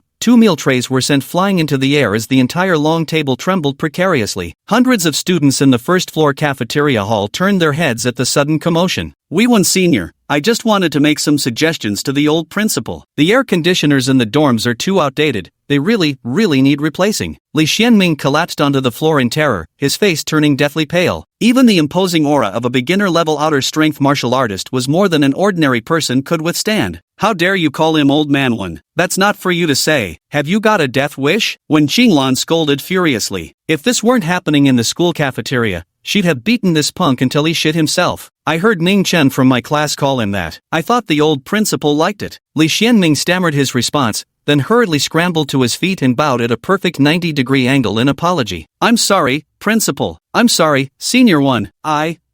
The translation maintains the stammering speech pattern, cultural gesture of deep bowing, and hierarchical honorific titles while adapting the phrasing to natural English. Enough talking, get your class advisor over here. When you wasn't someone without a temper either? A few hours later, the school loudspeaker announced disciplinary actions for rule violations. Lai Xianming, Vice Monitor of Clinical Medicine Class 2, was disrespectful to our respected former principal. To uphold school discipline and educate the individual involved, after deliberation by the school administration, it has been decided to issue Lai Xianming a disciplinary warning. Ningchen was a little surprised when he heard the announcement. Li Xianming, that kid, didn't seem like much at first glance, but damn, he's actually impressive. The most exciting event of the afternoon was undoubtedly the men's 100-meter sprint. The final round of the semi-finals has begun. Ningchen was assigned to lane 4, running at a steady pace that was neither too fast nor too slow, ultimately securing second place and smoothly advancing to the finals without much suspense. At that moment, two beautiful girls, one tall and one short, passed by the rubberized track. The shorter girl suddenly pointed at Ningchen excitedly and exclaimed, "Xu Yan, look, isn't that bro powerful?" The shorter girl was Jiang Tang. Percent. The tall girl was naturally Su Shu Yan. She glanced at Ningchen, somewhat surprised. He actually made it to the finals. Who would have thought big strong guy isn't just strong, he's fast too.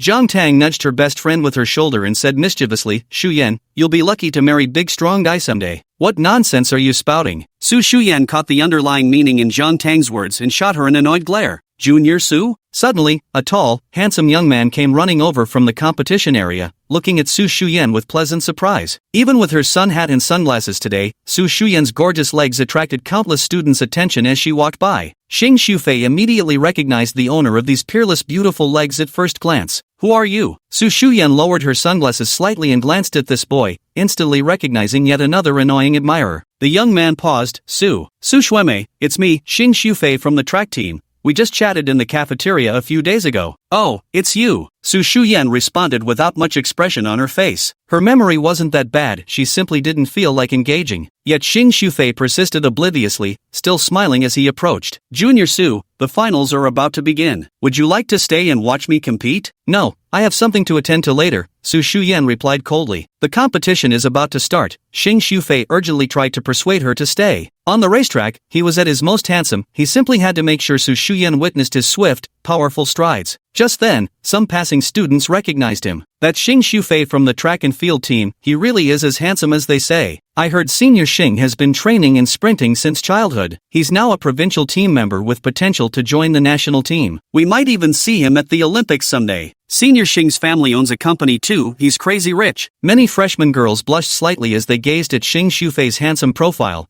their hearts secretly fluttering with admiration. Some even wanted to come up and ask for contact information, but upon seeing Su Shu Yan and Jiang Tang's stunning looks, they wisely retreated. Su Shu Yan didn't even need to show her face, just those flawlessly pale, glowing legs of hers were enough to instantly outshine them all. "You're that famous?" Su Shu Yan glanced sideways at Xing Shufei. Xing Shufei smiled and said, "Just a campus heartthrob, not worth mentioning. Junior Su, you should stay and watch me win the championship. The competition is about to begin." Su Shuran snorted disdainfully, "The race hasn't even started yet, and you already know you'll win? Had ha." Xing Shufei smiled again, his face brimming with confidence. "In this university, no one can beat me in sprinting. I am the undisputed king. Junior, have you ever heard of dimensional reduction strike?" As a provincial team member, competing in university sports is basically me delivering a dimensional reduction strike. Su Shuyan crossed her snow-white arms skeptically. "Is that really true? Could it be that incredible?" "Junior, I'll head over first. You'll soon witness what we call a dimensional suppression attack." Xing Shufei raised an eyebrow at Su Shuyan and winked, nearly making her gag. "What a poser." Su Shuyan shook her head. She couldn't stand pretentious guys like this. "Little Tang, let's go." Little Tang?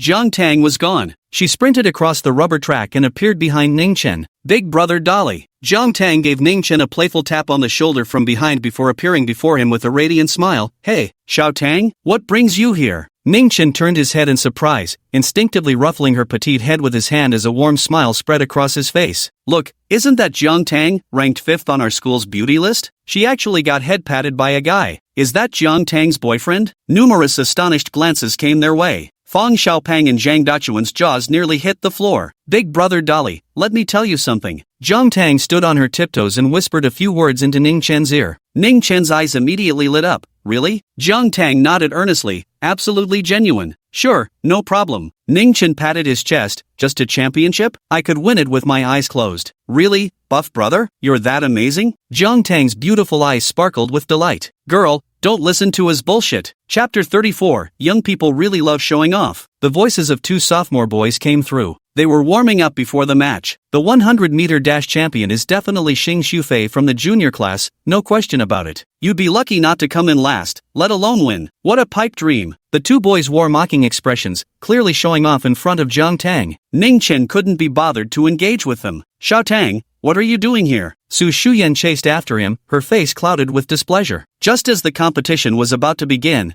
the 10 contestants walked toward the track. The stadium seats erupted with a roaring tsunami of cheers. Shu Yan, I just told Brother Dolly something, Ginger Candy said with a playful grin. What was it? Su Shu Yan asked.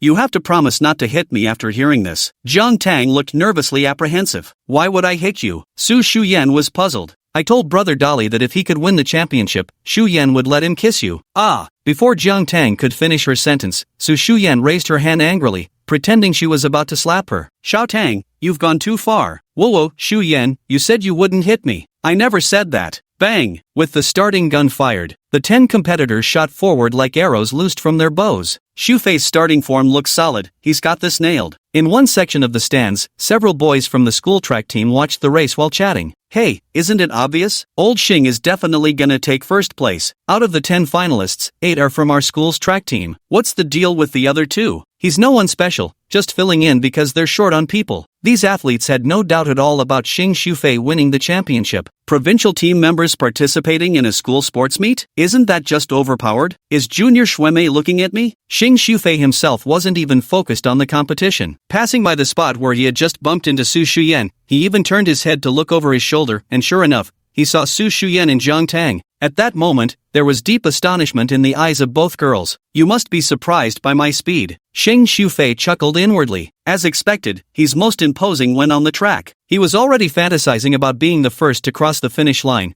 then having Su Shu Yan and Zhang Tang approach him with flushed cheeks, asking for his contact information. Wrong, Su Shuemei is the campus belle. She wouldn't be so unreserved. I should take the initiative myself. Xing Shufei was lost in his beautiful fantasy. Suddenly, a black shadow flashed past him, the gust of wind it brought lifting his hair. What the? Xing Shufei's eyes nearly popped out of his head when he saw the figure rush past him. No, impossible. How could anyone surpass me? Faster, faster, damn it. Xing Shufei mustered all his strength, bursting forth with the fastest speed he had ever mustered in his life, frantically trying to catch up to that receding figure. He even yelled at the top of his lungs, but the result turned out to be drifting further and further away from that figure. The 2 sophomore boys who had mocked Ningchen before the race were now wide-eyed with shock. One of them even stumbled and fell in his astonishment. Ah, Dolly Gu is amazing. Shu Yan, did you see? Brother Dolly came in first. On the sidelines, Zhang Tang was jumping up and down, cheering for Ningchen. Su Shu Yan also widened her beautiful eyes in astonishment. How could this guy run so fast? Had he trained specially for this? Look, who's that? He's actually running faster than the sports students. Holy shit, he's left Xing Shufei several meters behind. That's insane. Xing Shufei is a provincial team member. The spectator stands erupted in chaos. The gazes of tens of thousands of teachers and students followed Ningchen's dust-kicking silhouette as it streaked across the track,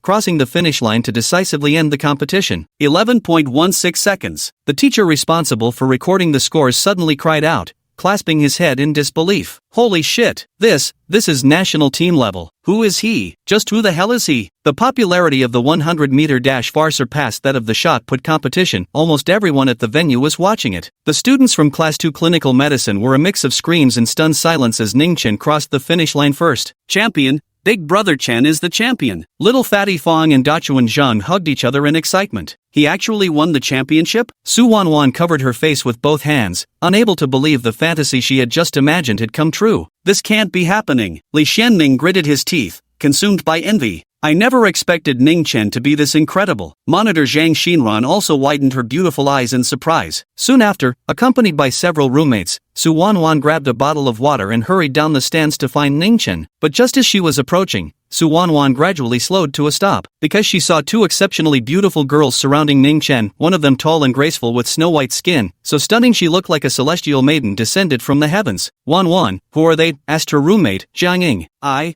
don't know. Su Wan shook her head. You shameless bastard, Ningchen, you already have Wan, yet you dare to flirt with other girls. Another roommate, Su Ronli, rolled up her sleeves, ready to confront him. Ronli, forget it. We're actually not a couple. Su Wan pulled Su Ronli back, shaking her head. What? The roommates were utterly shocked. Holding her water bottle, Su Wan quietly watched Ningchen chatting with Jiang Tang and Su Shu Yan, an indescribable ache weighing on her heart. The two girls by his side are really beautiful. Is he your friend? No wonder he shows no interest in me at all. Su Wan couldn't help but compare herself to Su Shu Yan and Jiang Tang, and inevitably felt inadequate. This insecurity stems more from his family's financial situation. Su Shu Yan and Jiang Tang were probably wearing outfits worth no less than 1,000 yuan, actually tens of thousands, combined, while she herself was dressed in cheap street vendor clothes. Jiang Tang's cheerful and cute personality, along with Su Shu Yan's nearly flawless facial features and figure, filled her with profound insecurity. Not far away, another campus belle-level girl was also watching Ningchen, but with deep fury in her eyes. Has this guy completely ignored the warnings from me and grandfather? Participating in shot put was one thing, but joining the 100-meter dash with so many spectators watching? And he actually ran at national team-level performance. Is he really not afraid of attracting an investigation from the Martial Arts Association? When Qinglan stamped her little foot in frustration, determined to confront Ningchen later for a proper explanation.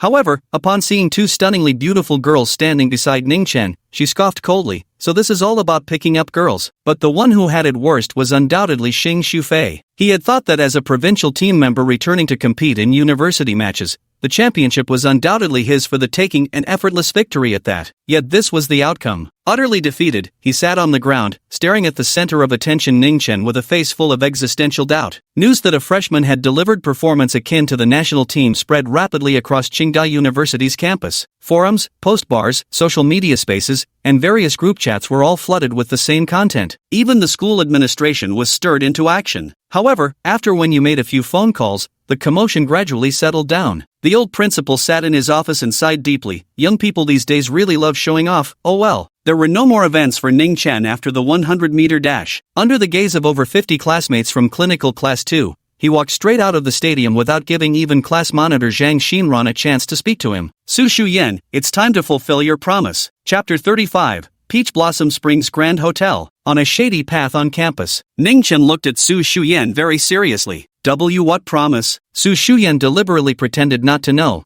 her pretty face blossoming with crimson clouds, radiant as a flower. Stop pretending. Xiao Tang already told me everything. Ningchen shook his head. To be honest, I've been holding back for a long time. For a long time? Su Shu Yan's beautiful eyes flickered with something strange as she quickly averted her gaze, shaking her head firmly. Xiao Tang was just joking. Why would you take it seriously? I'm dead serious about this. Ningchen declared with righteous indignation. The stuff you've been making for breakfast these days, is it even edible? Some dishes are salty enough to kill, others bland enough to bore you to death. Anyway, once I win the championship, you promised you'd never make breakfast for me again. Those were your exact words. No taking it back now. Su Shu Yan stared blankly, momentarily confused. What are you talking about? Beside him, Jiang Tang couldn't hold back her laughter, quietly taking 2 steps backward. Su Shuran noticed her best friend's unusual behavior, and a flush of embarrassed anger quickly rose to her face. Jiang, Xiao, Tang, I'll fight you to the death. Ah, murder! Brother Dolly, save me! Ningchen had been living in agony these past few days. Because Ling Xinfeng didn't know whether Su Shuyan wanted to repay the favor or just practice her cooking skills, she actually made breakfast for him every day. If the food had tasted good, he would have gladly enjoyed it. But this pampered girl had lived in luxury for 18 years without ever lifting a finger to cook. Was what she made even fit for human consumption? Even if you served it to a dog, the dog wouldn't touch it. Ningchen, you've gone too far. After understanding what had happened, Su Shuyan pointed her delicate finger at Ningchen,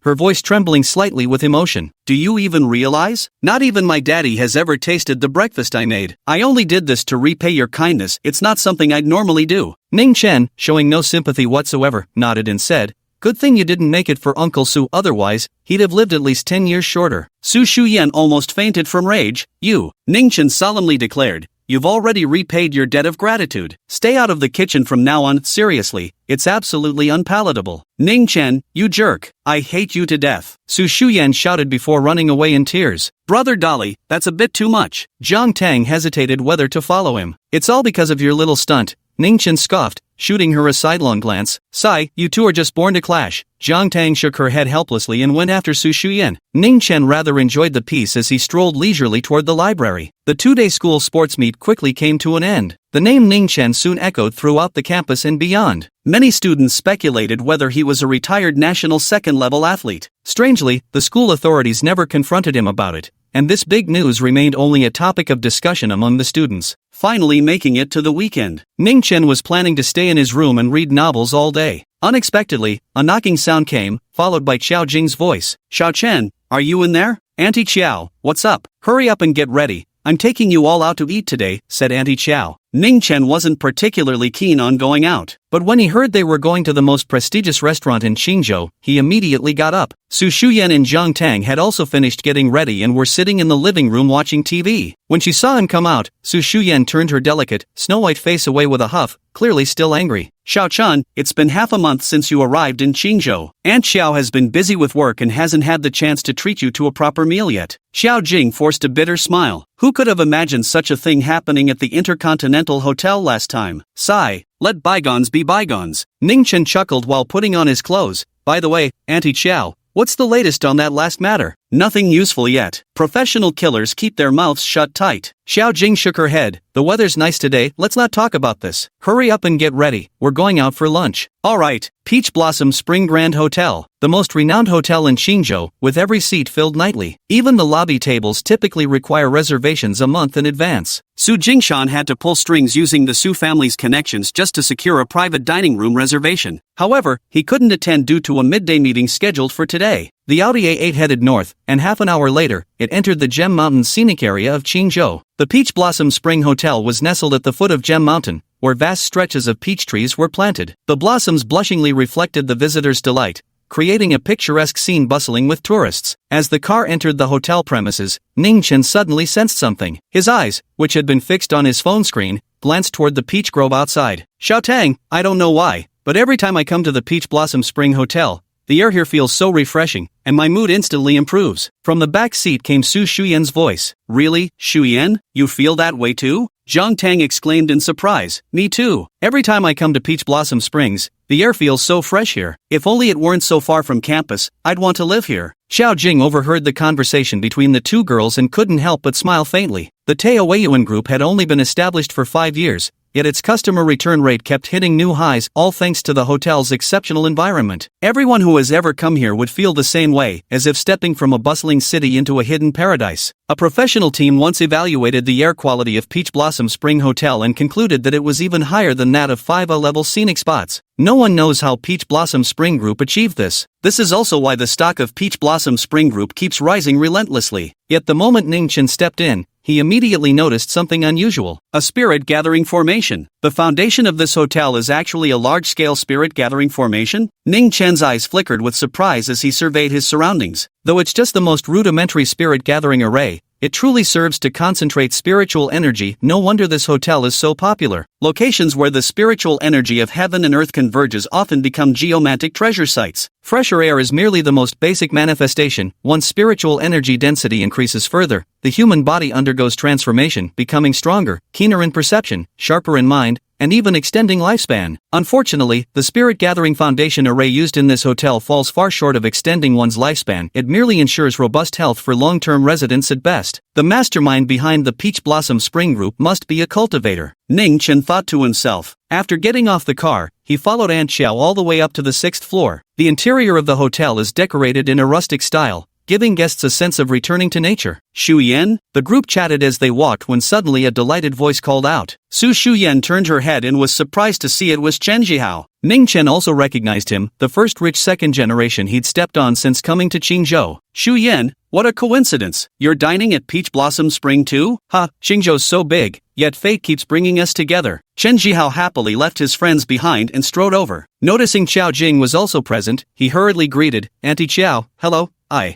It's you. Chapter 36, one of everything on the menu. When Chen Xihao spotted Ningchen's presence, he nearly charged forward with clenched fists already raised. That bastard, he'd recognize him even if he were reduced to ashes. Xiao Chen, you know Jihao? Xiao Jing frowned and asked Ningchen. Chen Xihao was Xu Yan's high school classmate, a good-for-nothing playboy. She certainly didn't want Ningchen hanging out with that sort of person. We've met a few times, but I wouldn't say we know each other. Ningchen answered truthfully. Oh, Xiao Jing finally relaxed. Auntie Xiao, I've reserved a private room here and invited a few friends. Would you like to join us for dinner? Chen Xihao suppressed the anger in his eyes and forced a smile instead. No need, we already reserved a private room. Without hesitation, Xiao Jing refused directly and then left with Ningchen and the other two. The Chen family, much like the Su family, was in the real estate business, and their relationship was merely average at best. She had heard from Su Jingshan that Chen Yaozu and Chen Xihao, this father-son duo, were nothing but trouble, and what's more, they had deep ties with underground gangs. Chen Xihao felt somewhat embarrassed and disappointed after being rejected. He had wanted to seize this opportunity to showcase his family's wealth, hoping to impress Su Shu Yan's mother while simultaneously putting down that insignificant punk named Ningchen. Just as he thought his chance was lost today, a twist appeared. I'm sorry, Miss Xiao. Xiao Lu is new here and has been too careless in his work. I apologize on behalf of the hotel. A middle-aged man in a well-tailored suit kept apologizing to Xiao Jing outside a private room on the 6th floor. Beside him stood a receptionist girl looking even more uncomfortable, having mixed up the reservation for the peony room. This led to both Xiao Jing and another guest arriving simultaneously, only to find there was just one private room available. What's going on here with you all? Zhou Jing was furious and scolded loudly. How could such a massive hotel make such a beginner's mistake? I'm truly sorry, President Xiao. This is entirely our fault. The middle-aged manager and the front desk girl bent their waists at a perfect 90-degree angle,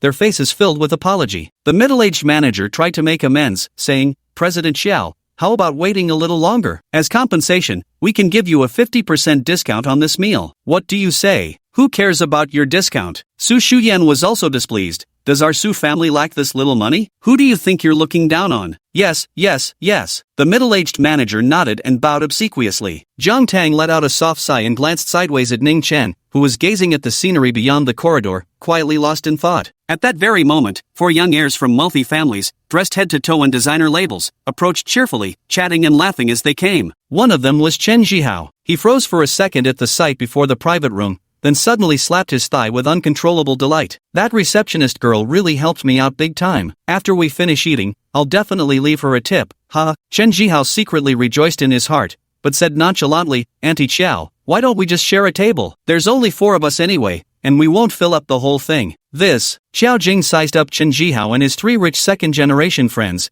then hesitated as she looked toward Su Yan. Is she the campus belle of number 1 high school, Su Shu Yan? What number 1 high school? She's now the campus queen of Qing University. Your intel's outdated, old Yang. No wonder Jihao keeps raving about her to us every few days. She's absolutely stunning, a true goddess. The 3 spoiled rich kids, 1 guy and 2 girls, never took their eyes off Su Shu Yan. Especially that girl who spent 3 hours on her makeup this morning. Su Shu Yan could effortlessly outshine her barefaced. This. Su Shu Yan also hesitated. She definitely didn't want to share a table with Chen Xihao during the meal, but she had been longing for the Westlake vinegar fish and Longjing shrimp at Taoyuan for ages. At that moment, she glanced at Ningchen, thinking he had a grudge against Chen Xihao, didn't he? Why not take this opportunity to thoroughly humiliate him, let him mock my cooking skills? Having resolved on this plan, Su Shu Yan lifted her chin and said to Xiao Jing with a smile, Mommy, it's almost noon, let's eat here. I want their vinegar fish. What do you think, Xiao Tang? Zhang Tang immediately responded, I want braised bamboo shoots. Alright then. Xiao Jing nodded and walked into the private room. She didn't bother with polite formalities either, after all, she had spent tens of thousands just to reserve this room. Who knew how long the waiting list would be next time? Phew, the middle-aged manager also let out a sigh of relief. It's done. Chen Xihao clenched his fists behind them and stealthily whispered to his 3 troublemaker friends. Yuna, Xiaoxing, Liang Ping, did you guys see that kid following Su Shu Yan? The 3 rich second-generation heirs all nodded. What's up? I've got a score to settle with that punk. When we get in there, follow my lead, go all out to humiliate him. I'm gonna make him lose face so bad today he'll wish he was never born. Chen Xihao spat viciously. The 3 heirs raised no objections whatsoever. Stepping on others and crushing people were as routine to them as eating a meal. He stepped into the peony room private booth. A large table capable of seating 20 people was arranged inside, accompanied by sofas, a coffee table, a smoking room, and 2 restrooms. "Waiter, bring the menu over." As soon as he sat down, Chen Xihao began to shout. 2 waitresses with decent figures hurried forward. Chen Xihao took the exquisitely bound menu resembling a book and handed it to Xiao Jing with a smile. "Auntie Xiao, as our elder, you choose first." "You're too polite, Jihao." Xiao Jing smiled, thinking to herself that this young man from the Chen family was quite polite. "Auntie Xiao, order anything you like, this meal is on me today." Chen Xihao patted his chest confidently. No, this is too much. I couldn't possibly." Xiao Jing attempted to decline politely. "Soon we'll be family, you'll be my mother-in-law, no need for such formalities." Chen Xihao secretly smirked to himself,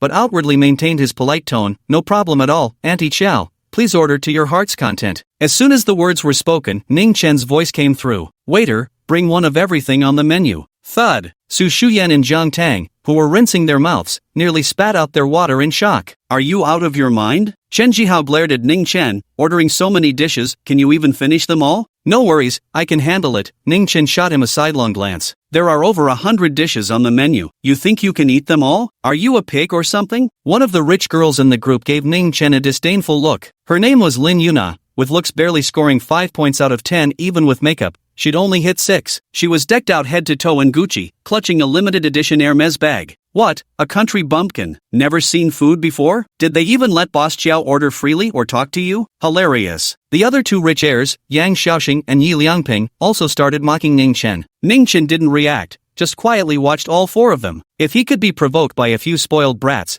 then his 2,000 years of cultivation might as well have been fed to dogs. "That little Chen is my godson." At that moment, Xiao Jing suddenly spoke up, her gaze icy. "Mind your tongues, you lot." Chapter 37, 1982 Feitian Maotai. Hearing this, Chen Xihao and the others immediately fell silent, exchanging uneasy glances. Xiao Jing was Su Jingshan's first wife, having established her own thriving career in Qingzhou. In recent years, with Su Jingshan's support, her business had flourished to such an extent that ordinary people wouldn't dare provoke her easily. That damn kid really hit the jackpot. How did he manage to get Xiao Jing as his godmother? Chen Xihao felt a pang of jealousy. So, did that mean Ningchen and Su Shu Yan were now step-siblings without blood ties? Damn! That was a dangerous situation. Could Xiao Jing have any intention of setting up Ningchen and Su Shu Yan together? At that moment, Xiao Jing said to Ningchen, "Xiao Chen, order whatever you'd like to eat. This meal is Auntie Xiao's treat." As she spoke, Xiao Jing affectionately patted the back of Ningchen's head. "Auntie Xiao, what are you saying? We just agreed earlier that I'd be the one paying." Chen Xihao stood up. Ningchen suddenly interjected, "As I said earlier, bring everything on the menu, I want to try it all." "You?" Chen Xihao was about to lose his temper, glaring at Ningchen. Xiao Jing glared at him in turn. Suppressing his irritation, he forced a smile and tried to persuade Ningchen, "Buddy, it's not that I'm stingy, but you won't be able to finish so many dishes. Wouldn't that be wasteful? Everyone's promoting the clean plate campaign these days. We should practice diligence and thrift, you know." "Thrift and frugality? What a load of crap. That outfit you're wearing must have cost at least 8 to 10 grand, easy." A faint smile crossed Ningchen's face. "If you've got no money, don't treat others. I'm broke." Chen Xihao pointed at himself, immediately pulling out a wallet from his pocket and slamming a black card onto the table. "China Merchant's black card, 5 million yuan credit limit. See that?" Ningchen nodded. "I see. When will the food be served?" Chen Xihao glared at him, grinding his teeth slightly. "Fine, since you want to eat, today, out of respect for Aunt Xiao and Shu Yan, I'll treat you. But don't regret it. Waiter, bring everything that's on the menu." The waiter was already dumbfounded. "D drinks too? Of course it counts." Ningchen grinned and asked, "What's the most expensive wine you have here?" The waiter replied, "Feitian Mutai from 1982. Ningchen waved his hand broadly, "Bring it up." Chen Xihao cursed furiously, "Damn it." Ningchen showed a puzzled expression. "What's wrong, young Master Chen? Can't afford to pay?" This time, Chen Xihao didn't act on impulse again. The 1982 Maotai was one of the Taoyuan Hotel's prized treasures,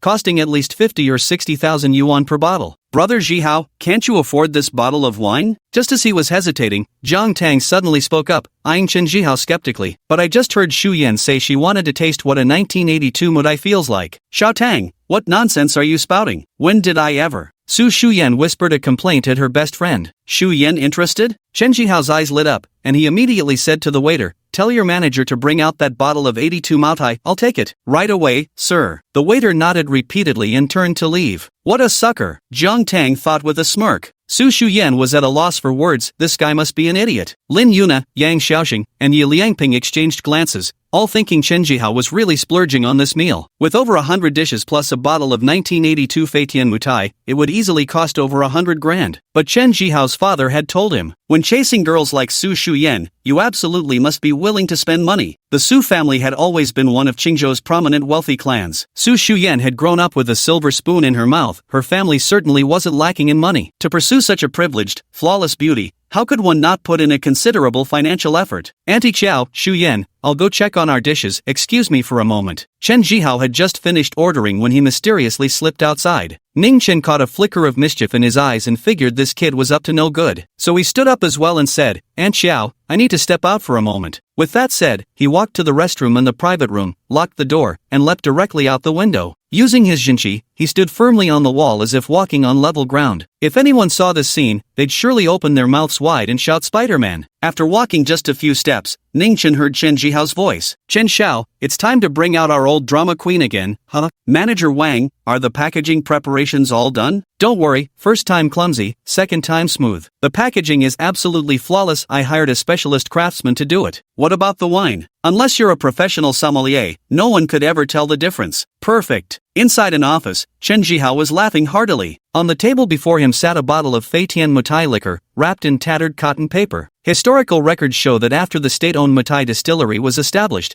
cotton paper was used to package the bottles to prevent wear and tear. It wasn't until the late 1960s that Mutai began using more exquisite packaging boxes for export products to enhance their aesthetic appeal. Authentic 1982 Feitian Mutai, over 50,000 yuan per bottle. And even at that price it's hard to come by. Everyone buys it for collection, who would casually crack one open to drink. Ordinary people can't tell the difference anyway. Ha! Chen Xihao held the counterfeit liquor in his hands, grinning from ear to ear. Everyone in the private room thought he was a gullible fool, but in reality, he was quite sly. By the time he returned to the private room, Ningchen had also just emerged from the restroom and quietly resumed his seat without drawing attention. Soon, a variety of cold dishes were served: crystal duck tongue, scallion mixed pig ear shreds, abalone and fermented black bean sauce, drunken shrimp in local style. The spread was dazzling, complete with color, aroma, and flavor. Su Shu Yan and Jiang Tang had their appetites thoroughly whetted, eagerly picking up dishes and praising how delicious everything was. In contrast, Ningchen's table manners were far less refined. He simply lifted plates to his mouth and ate without the slightest regard for appearances, to the point even Xiao Jing felt somewhat embarrassed. Like a starving ghost reincarnated. Have you never eaten before? You're wolfing it down so fast, aren't you afraid of choking? Being seen eating with someone like this is downright embarrassing. Lin Yuna, Yang Xiaoxing, and Yi Liangping, three spoiled rich kids, all stared at Ningchen with eyes full of utter disdain. Ningchen ignored them, eating by himself. After all, he wasn't paying. Brother Dolly, slow down, don't choke, Jiang Tang said with concern, passing him a glass of water. Thanks, I won't choke. Ningchen took a sip of the water before asking Chen Xihao, young Master Chen, where's that 1982 Maotai you promised? Hurry up and bring it out, I'm getting thirsty. It's not for you to drink, so why are you in such a hurry? Chen Xihao glanced at him and pointed to a bottle of liquor on the table. Here, drink this first. Without hesitation, Ningchen grabbed the liquor bottle, popped off the cap, and tilted his head back, downing it straight from the bottle. Holy shit! Everyone present was stunned. This was 53 proof national cellar-aged liquor, not beer. Was this guy crazy or what? Chapter 38, is Peach Blossom Spring Hotel selling fake alcohol? Wow, strongman's amazing. Jiang Tang clapped excitedly. Xiao Jing hastily reached out to snatch the liquor bottle. Xiao Chen, are you trying to kill yourself? Put it down now. Yet in just a few gulps,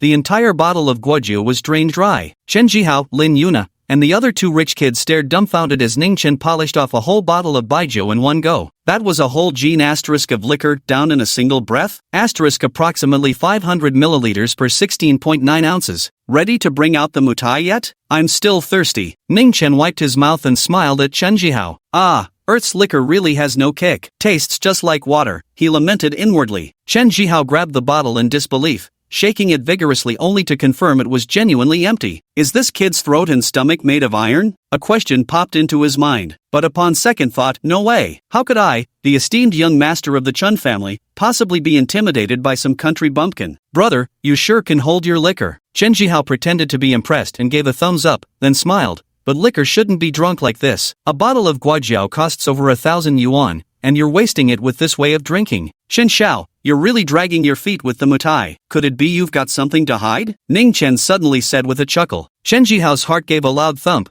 but he remained composed on the surface as he said, "Alright, since Brother Ning wants to drink, waiter, bring us some wine." Right away, young Master Chen. The waiter promptly left the room. Soon after, the middle-aged manager entered the private booth carrying an old-fashioned Mutai liquor bottle wrapped in cotton paper. "Young Master Chen, President Xiao, let me serve you the wine." The middle-aged manager placed the liquor on the table and casually tore open the rice paper wrapping, revealing the bottle inside. Being frequently engaged in business entertainment, Xiao Jing could tell at a glance that this bottle was likely authentic. A 1982 Mutai, market price around 50 or 60,000. Jihao has really gone all out spending money like this. 50 or 60,000 is pocket change. Jihao's weekly allowance alone is way more than that. Jihao is truly head over heels for Miss Su. If I were a girl, I'd be so moved I could die. Lin Yuna, Yang Xiaoxing, and Yi Liangping stepped in as proper wingmen, dropping all sorts of hints about Chen Xihao's efforts. Su Shu Yan crossed her arms with a cold laugh. Did they really think a measly 50 or 60,000 could move this young lady's heart? If she wasn't interested, she wouldn't even spare a glance even if the richest person in the world came knocking. Right then, the middle-aged manager started pouring drinks for them one by one. First it was Xiao Jing, then Su Shu Yan, Chen Xihao, and finally Ningchen's turn, with his cup not even filled to the brim. "Auntie Xiao, our Chen family's business will still need your and President Su's generous support in the future." At that moment, Chen Xihao rose with a smile and first toasted Xiao Jing with a raised glass. "Jihao, you're being too polite." Xiao Jing couldn't very well refuse either. Lifting her cup, she took a dainty sip. "Aunt Xiao, how do you find this wine?" Chen Xihao sat down and asked with a smile. Good wine, very mellow," Xiao Jing replied casually. Although she often drank alcohol, she hadn't tasted flying Mutai from 80 too many times, so she couldn't really tell the difference. Safe pass. Chen Xihao laughed inwardly. Even someone like Xiao Jing who frequently attends social gatherings couldn't tell the difference. Manager Wang was truly a master of counterfeiting. Thinking this, he burst into laughter. Of course, a 50,000 yuan bottle of liquor has to be fragrant. Mutai only gets more aromatic with age. As he spoke, he shot a glance at Ningchen sitting across from him. Ningchen had already downed 3 glasses. His eyes gleamed with contemplation. Such fine wine wasted on him. Lin Yuna sneered coldly. Chen Jihao also chuckled. "Brother Ning, you probably haven't tasted wine this fine in your entire life, hee. This wine isn't even that good." Ningchen set down his glass and clicked his tongue with obvious disdain. "It doesn't taste good, yet you chugged 4 ounces in one gulp?" Yang Xiaoxing scoffed with a sneer. "Country bumpkins will always be country bumpkins," still refusing to admit it. Yi Liangping also laughed. "Brother Dolly." Zhang Tang felt quite uncomfortable seeing Ningchen mocked by several rich second-generation kids. He's so tongue-tied, doesn't even know how to fire back a few words, Su Shu Yan secretly thought to herself. Xiao Jing couldn't bear to listen any longer and was about to speak when Ningchen suddenly dropped a bombshell. "Chen Xiao, the more I drink this wine, the more something feels off. Could this be fake alcohol?" Chen Jihao's chopsticks trembled in his hand, his pupils noticeably contracting. "What did you say? Ning, are you out of your damn mind?" Lin Yuna frowned with displeasure. "If you can't handle your liquor, just say so. Calling it fake? Are you kidding me? Taoyuan Hotel is the most luxurious establishment in Qingzhou. How could they possibly serve fake liquor?" Yang Xiaoxing laughed. "What a country bumpkin." Yi Liangping immediately chimed in with mockery. Chen Jihao's face darkened. He thought to himself, this backwater hick is sharper than expected. How did he even recognize this as counterfeit liquor? Even Xiao Jing couldn't tell the difference. He exchanged glances with manager Wang, who stepped forward smiling. "Sir, you must be joking. We guarantee our drinks are genuine. If fake, tenfold compensation. There's absolutely no issue. Is that so?" Ningchen cast a cold glance at the middle-aged manager and said,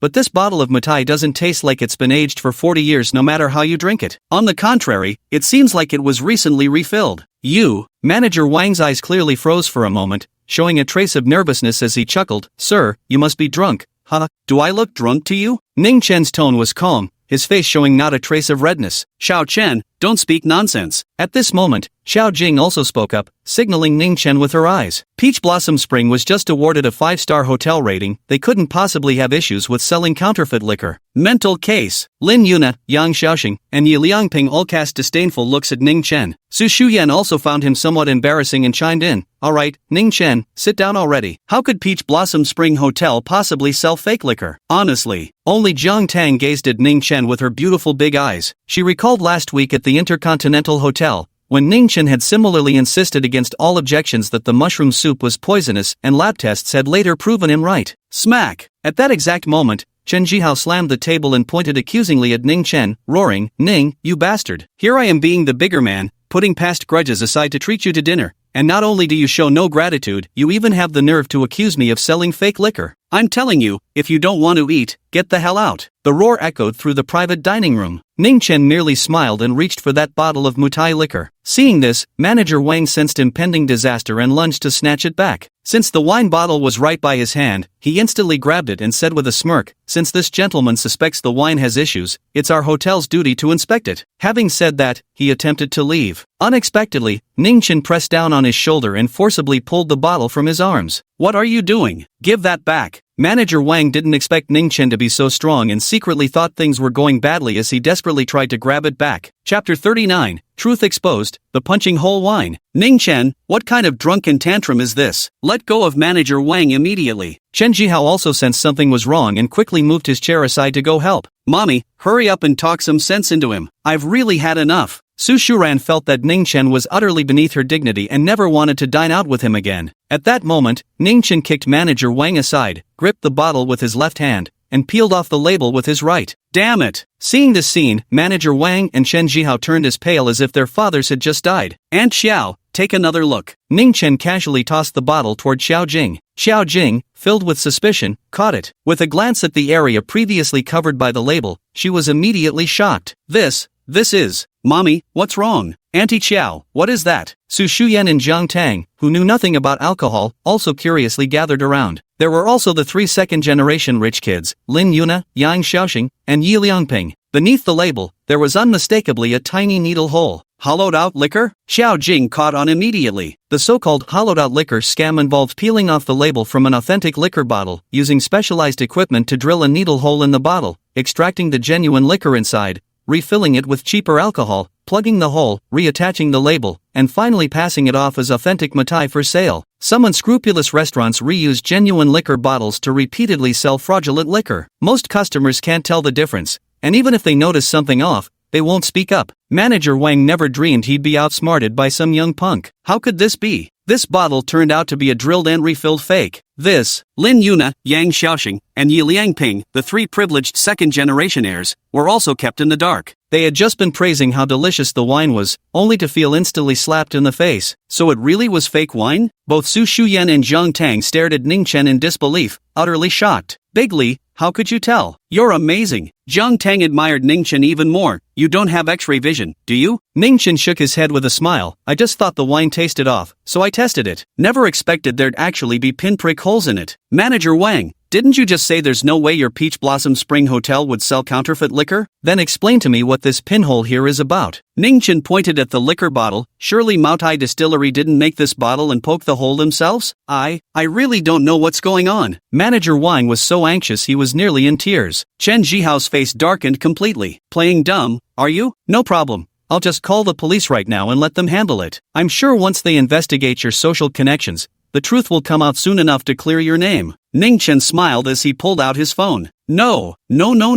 Manager Wang rushed over and desperately grabbed Ningchen's hand. Sir, I was wrong. It was me. Please don't call the police, I beg you, otherwise I'll definitely lose my job. Thud. He dropped to his knees, tears welling in his eyes. Admitting it so easily? Ningchen felt utterly bored. But this manager must really be out of his mind, with the scheme already exposed and so many witnesses present. There's no way they could possibly cover this up. It really is counterfeit alcohol. Su Yan was completely dumbfounded, staring at Ningchen in disbelief. The spoiled rich kids were speechless. Who would have thought this country bumpkin could actually detect counterfeit liquor that even they couldn't identify? This was utterly absurd. Soon afterwards, Manager Wang confessed to his crimes in front of everyone. This goes too far. Xiao Jing immediately moved to call the police. President Xiao, please don't. Manager Wang immediately dropped to his knees. He couldn't afford to lose this 50,000 yuan a month job. If he got fired from Peach Blossom Springs Hotel over such an incident, he'd be completely ruined. No hotel would ever hire him again. Do you think you can just pretend nothing happened after doing something like this? Xiao Jing snorted coldly. Just as chaos erupted in the private room, Ningchen raised his hand to stop Xiao Jing. Aunt Xiao, hold on, I have one more question to ask him. Ningchen's face was solemn. He knew this counterfeit wine had been deliberately bought by Chen Xihao to show off at the lowest cost. Chen Xihao also sensed danger and immediately pulled out his phone to call the police. Aunt Xiao, Brother Ning, why keep such scum around? Let's send him inside to eat prison food. Chen Xihao, you damn bastard. You're involved in this too. Don't think you can wash your hands so cleanly. Seeing such heartless betrayal, Manager Wang stopped holding back and spilled the whole truth. What? The entire crowd was shocked. Even Lin Yuna and the other second-generation rich kids stared at Chen Xihao in disbelief. Humph, when a dog's cornered, it'll jump over the wall and start biting wildly, won't it? How could Chen Xihao possibly admit it? It's you who forced my hand, Chen Xihao. Manager Wang probably realized he was doomed, so he wanted to drag someone down with him. He took out his phone and played a recorded phone call. Hey, Manager Wang, do you still have any Mutai stock left at your hotel? That was Chen Jihao's voice. There's definitely Mutai, came the reply. No, it's not real Mutai, it's fake, you know what I mean, hee. Hey kid, planning to scam someone again? Look who's talking. How could this be called a scam? I'm just putting on a show for them, it's not like the drinks will hurt them. Stop with the nonsense. Do you have it or not? Sure, have just got my hands on a fresh batch of Mutai bottles, even got some from 1982 vintage? What's the price? The real stuff costs 56,000, the fake one, 1,000 will do. Even a fake costs 1,000? Manager Wang, you're not playing fair. Young Master Chen, I'm taking risks here too, you know. Snippets of recorded conversations played from the phone. Chen Xihao was so angry he nearly ground his teeth to dust. Wan Hao, you goddamned bastard, you actually recorded us. He lunged forward to snatch the phone, only to be shoved aside by Ningchen. Who would have thought young Master Chen was so thrifty, even knows such money-saving tricks? Ningchen remarked with a smile. That's disgusting. Su Shu Yan and Zhang Tang looked at him with disdain. Even Lin Yuna and Yang Xiaoxing were victims in this. Because Chen Xihao had originally planned to treat them to a meal today, the Qiao Jing family just happened to run into them and weren't part of the plan. Chen Xihao, who knew you were this kind of person? If you can't afford it, don't offer to treat. Stop pretending to be some big shot. Xiaoxing, Liangping, let's go. Someone who even cheats his friends isn't worth hanging out with, we'll leave him be from now on. Lin Yuna turned around and walked out of the private room. The two young men also despised such behavior, found it utterly disgusting, and left immediately. Yuna, Xiaoxing, you. Chen Jihao's face flushed crimson with rage as he glared at Ningchen through gritted teeth. Ningchen, this isn't over between us, you just wait. With that, he stormed out too, slamming the private room door shut with such force that the entire floor seemed to shudder from the impact. Chapter 40, I don't care, I'm taking it seriously. Hey, Brother Cohen, got something I need your help with. Meet me at the entrance of Peach Blossom Springs Hotel. After leaving the private room, Chen Xihao made a call to a friend, his gaze brimming with venom.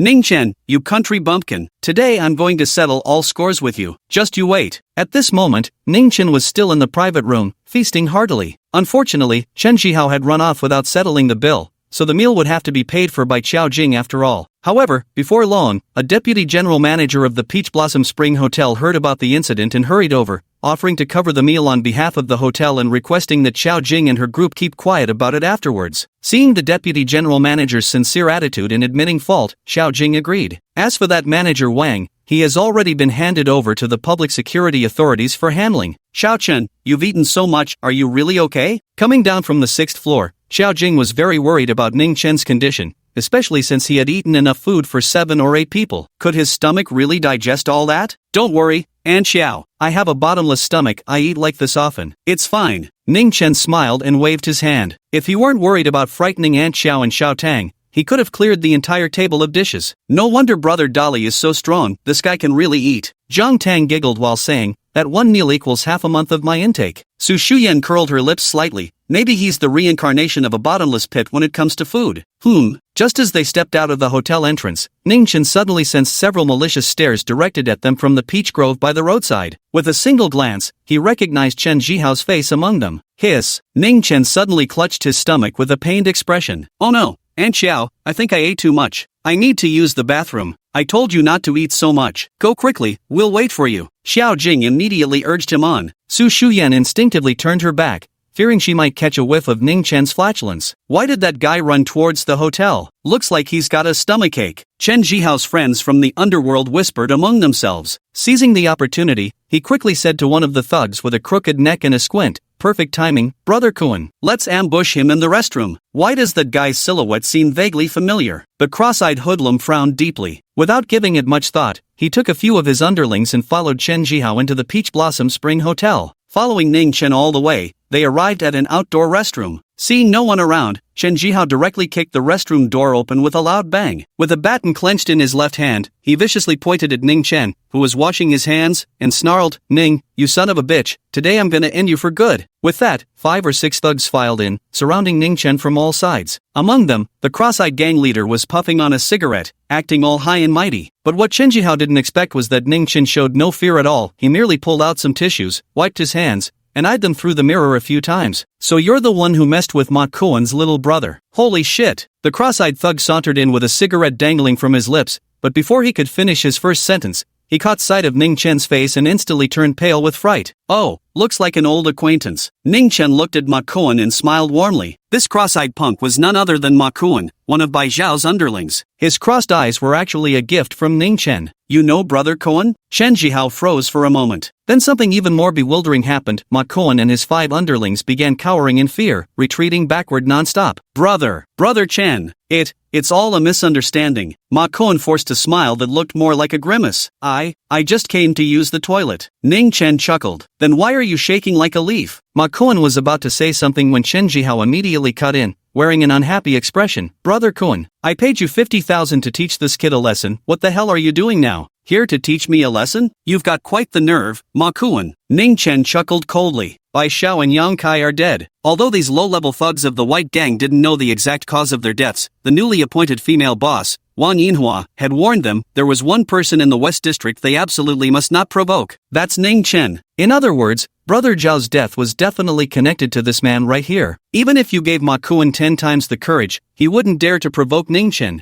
Go to hell. I'll teach you to keep spouting nonsense. Ma Kuan didn't hesitate for a second. He sprang up and punched Chen Xihao square in the back of the head, sending him stumbling forward until his face plunged straight into the urinal. Before he could struggle to his feet, Ma Kuan addressed his underlings. "Teach him a lesson." Thwack! Thud! 5 hoodlums instantly unleashed a flurry of punches and kicks, pummeling him from the urinal to the squat toilet, then dragging him beneath the wash basins. "Stop! Please stop!" he sobbed through tears. Chen Xihao was beaten until he cried, his face covered in bruises, and he couldn't even speak clearly anymore. Ma Gong finally took out a pack of cigarettes and offered Ningchen one. "Brother Chen, it was all a misunderstanding today. Here, have a smoke." "No thanks, I'm still a student." Ningchen waved his hand dismissively. Ma Kuan smiled awkwardly as he withdrew his hand, thinking to himself that this kid must have serious connections. How else could he have taken down Brother Xiong? At that moment, Ningchen walked up to Chen Xihao with a faint smile. "Young Master Chen, have you forgotten something?" he asked. "Young Master Ning, please, I know I was wrong. Spare me." Chen Xihao knelt on the ground, clutching his badly swollen cheek. "Not that," Ningchen shook his head. "Think harder." I don't know." Chen Xihao looked aggrieved. "Damn it." Ma Kuan stepped forward and kicked Chen Xihao, sending him sprawling on his back. "Think harder, you bastard." Ningchen stopped Ma Kuan with a smile, then added, "Young Master Chen, back in the private room, you said you treat everyone, but ended up running away when your bluff got called. I ended up paying for that entire table. You catch my drift?" Actually, the hotel had comped this meal. Ningchen was only saying this to try and scam them.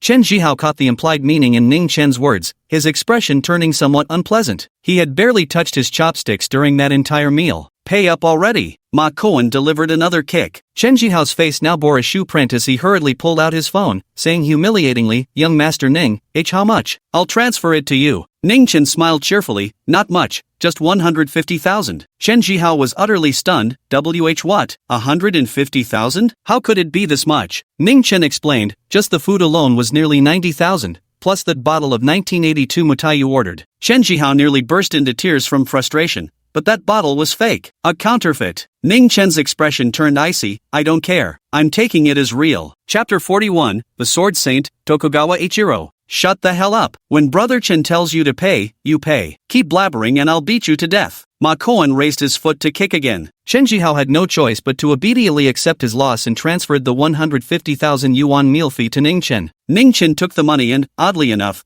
reached out to touch his face before turning away. Yet, Chen Xihao wore a venomous expression as he immediately dialed the police. "Hello, Uncle Policeman? I was robbed and beaten up. Hurry over here." Soon, several officers arrived, panting from the rush. Seeing Chen Xihao standing there completely unscathed, the lead officer asked in bewilderment, "Are you Chen Xihao?" Chen Xihao nodded, "Yes, it's me." The officer was puzzled. "Didn't you say you got beaten up?" Chen Xihao pointed at his own face. "Yeah. Can't you see it? My face is swollen like this, it hurts like hell." The officers exchanged glances, one of them whispering, "Lao Zhang, I think this kid's not quite right in the head. Should we contact the 7th hospital? Qingzhou 7th People's Hospital, a psychiatric specialty hospital. Holy shit, how could this happen? Chen Xihao pulled out his phone at this moment and checked his reflection in the camera, only to discover that all the bruises and black eyes on his face had completely vanished. Plop! He plopped down onto the ground, his eyes filled with utter bewilderment. Somewhere in the city center, a majestic building stood with a massive boulder by its entrance, carved with a single bold character, Martial. This is the headquarters of the Qingzhou branch of the Ancient Martial Arts Association. Inside an office at the top floor of the headquarters building, Vice President Liang Yangji was meeting with the head of the Dwan family, Dwan Rong. Vice President Liang, this kid is still a student, yet he publicly twisted off my son's foot and crippled a retainer of our Dwan family. Imagine what he'll do when he graduates and enters society? Dwan Rong was ranting about Ningchen, his face flushed with anger. He'd probably be capable of murder and arson. Liang Yangji sat sipping tea in his chair, his focus entirely different from Dwan Rong's. 19 years old, external force mastery, and he crippled Ironfoot 7? Just what kind of extraordinary figure could have nurtured such an outstanding disciple? Liang Yangji was hesitating in his heart. Should he really approve the arrest of this Ningchen? If by chance they provoked some untouchable big shot, even his official position might not be safe. Old Liang, when are you planning to issue this kid's arrest warrant? Dwan Rong anxiously leaned forward, pressing his hands on the table. From what I've learned, not only did this kid violently assault someone in public, but he also openly participated in the college sports meet, breaking national records no less. It's already causing public outcry. This is a blatant violation of the Martial Arts Association's regulations. Liang Yangji frowned. Is such a thing truly happening? Dwan Rong scoffed. This brat has teachers but no disciplinarian. We must teach him proper manners on behalf of his parents and master, or he'll become a menace sooner or later. We really should keep an eye on this situation. Let's convene a meeting later to discuss it properly, Liang Yangji said. Seeing the situation, Dwan Rong could say nothing further. After all, the Dwan family wasn't powerful enough to order around the Martial Arts Association. These past few days, he couldn't get in touch with Tu Tao no matter how hard he tried. Left with no other choice, he had to swallow his pride and bring this matter to the Martial Arts Association. By the way, Lao Liang, I heard that high-ranking members of the Yasukuni Warriors Society have set foot on our soil? Dwan Rong suddenly asked before leaving. Oh, Lao Dwan, your sources are quite sharp. Liang Yangji replied, his brows furrowing even deeper. Do we know which member it is? And what's their purpose for coming to our country? Dwan Rong pressed further. The Warrior Society of Japan is a powerful organization that encompasses the strongest individuals across the entire nation, having trained over 100 inner force martial artists. There are even numerous master-level experts, and legends speak of the existence of grandmasters. To put it bluntly, if the Warrior Society of Japan sent even a minor underling here, the Dwan family would be wiped out. That's something you don't need to know. You should leave now. Liang Yangji clearly couldn't disclose confidential matters to an outsider like Dwan Rong. With a solemn expression, he said, regarding Ningchen's situation, I'll send a few supervisors to check on it tomorrow. Alright, then I'll trouble you with this, Lao Liang. Dwan Rong didn't linger and soon left. Sigh. What's been going on lately? Problems keep piling up one after another. Liang Yangji rubbed his temples. The elder of the Jingwa Samurai Association, known as its pillar and revered as the Sword Saint Tokugawa Aikiru, has actually come to China in person. What exactly does he plan to do? I hope he doesn't come to Qingzhou. In the afternoon, Xiao Jing took Ningchen, Su Shu Yan, and Jiang Tang around the city center, buying a pile of things and even watching a movie. By the time they returned home, it was already evening. Aunt Xiao was resting on the sofa while Su Shu was taking a shower. Jiang Tang was playing with Hei Long in the yard. Bursts of laughter mingled with barks drifting through the air. Ningchen watched the scene unfold and suddenly realized how wonderful his current life was. Though warriors existed on Earth too, it was far less dangerous compared to the perilous little southern heaven realm. Just as he was appreciating his peaceful life, a phone call came through. Heh, young friend Ning. This was Wen Yu's voice. Old man Wen, what brings you to me? Ningchen asked. Nothing major. Just inviting you to lunch tomorrow noon. I wonder if our young friend would honor me with his presence. When you asked with a laugh, will there be good food? If not, I can't be bothered to go, Ningchen said. Ahem, what would our young friend like to eat? I'll have the butler prepare it, when you asked with a wry smile. Just arrange whatever you think best. I'm open to all delicacies, nothing's too extravagant, Ningchen replied. Very well, tomorrow at the Joshi Manor at 11 a.m. then. I'll await your arrival, when you concluded before hanging up the phone. Jiang Tang, having finished teasing the black dragon, ran inside soaked in sweat. Big brother Dolly, who are you talking to on the phone? Ningchen slipped his phone into his pocket. Nothing much, just some old man who wants to treat me to a meal. Jiang Tang looked puzzled and asked, an old man? Treating you to dinner? Ningchen casually said, I'm a miracle doctor, after all. He hired me to treat his illness. Zhang Tang nodded with partial belief. At just past 9 the next morning, Ningchen first looked up the location of this Joshi manor on his phone and found it was quite far, so he took a taxi there. He was getting lazier by the day, but no sooner had he left than an unlicensed taxi pulled into Rose Garden. Captain Hua. It's him, he's Ningchen. The speaker was a young man dressed in a black and yellow uniform, pointing at Ningchen who had just boarded the taxi. In the passenger seat sat another young man, also clad in black and yellow uniform. He pulled out a photo for comparison and exclaimed, Captain Hua, it's definitely him. Follow them. In the back seat sat a burly man with his arms crossed, seemingly lost in thought. Yes. 1 hour later, the taxi circled around the beautiful West Lake and came to a stop in front of a private estate at the foot of Jade Emperor Mountain. Chapter 42, Martial Arts Association, Huao. This is the Nine Creeks Estate, one of the top 10 luxury mansions in Qingzhou worth several hundred million yuan. TSK. The taxi driver's face was full of envy. Ningchen remained indifferent and strolled leisurely toward the main gates. It was merely a small, mundane estate utterly incomparable to the grand mountain gates of their Pyongyang Infinite Palace. An elderly housekeeper had already been waiting outside. Upon learning that Ningchen was the guest her master had invited today, the housekeeper couldn't help but feel astonished. The Nine Streams Manor covered an extensive area. Walking along the long central boulevard, they entered a 6-story mansion with interior decor that blended Eastern and Western styles in a highly creative way, clearly the work of a renowned designer. You're here. When Qinglan walked out from the living room and gave Ningchen a once-over, thinking to herself, did he really come empty-handed? Couldn't he have brought at least something? A token of courtesy would have been nice. Ningchen glanced at this senior student, nearly nodding without even properly looking at her. Where's old man one? When Qinglan suppressed her displeasure and turned to walk upstairs to the second floor.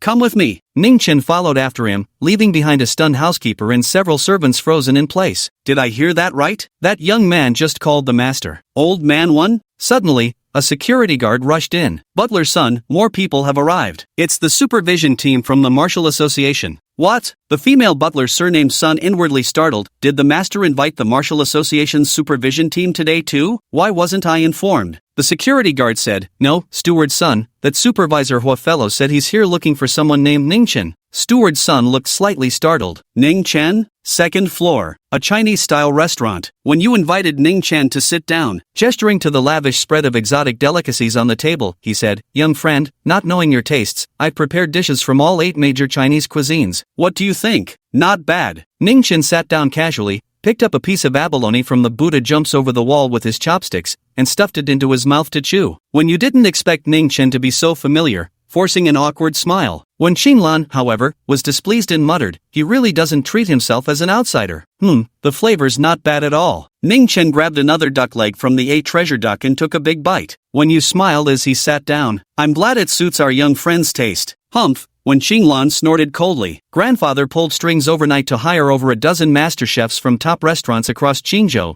spending hundreds of thousands just to prepare this feast. How could the food possibly taste bad? Her table manners were far more elegant than Ningchen's, as she delicately picked emerald green peas with her chopsticks and chewed slowly. Yet Ningchen didn't seem to appreciate Wen Yu's efforts at all, just burying his head in eating and drinking, which infuriated him to no end. Wen Yu made sporadic attempts at conversation with Ningchen, trying to probe into his background and connections. In truth, today's meal was simply meant to foster closer relations between them. When you felt that Ningchen was a potential gem. But before long, the restaurant doors were forcefully pushed open, and several security guards couldn't stop the intruders. Xiao Zhou, what's going on? When you stood up displeased, only to see 3 people wearing Martial Association uniforms, his brow immediately furrowing deeply. Master, they're here for. The housekeeper stepped forward, glancing at Ningchen. When you seemed to realize something, leaving Ningchen, who was still eating heartily, he walked forward and asked, are you Huao? Greetings, Elder One, Huao replied courteously. The burly man named Huao clasped his fists together, unleashing an overwhelming aura from his body that thoroughly intimidated Wen Qinglan. Peak of external strength? Old Master Wen furrowed his brows. The Martial Arts Association has indeed progressed tremendously over the years. Even a minor supervisory team leader like this has reached the peak outer strength cultivation. Old Master Wen, is that Ningchen? After performing the ceremonial salute,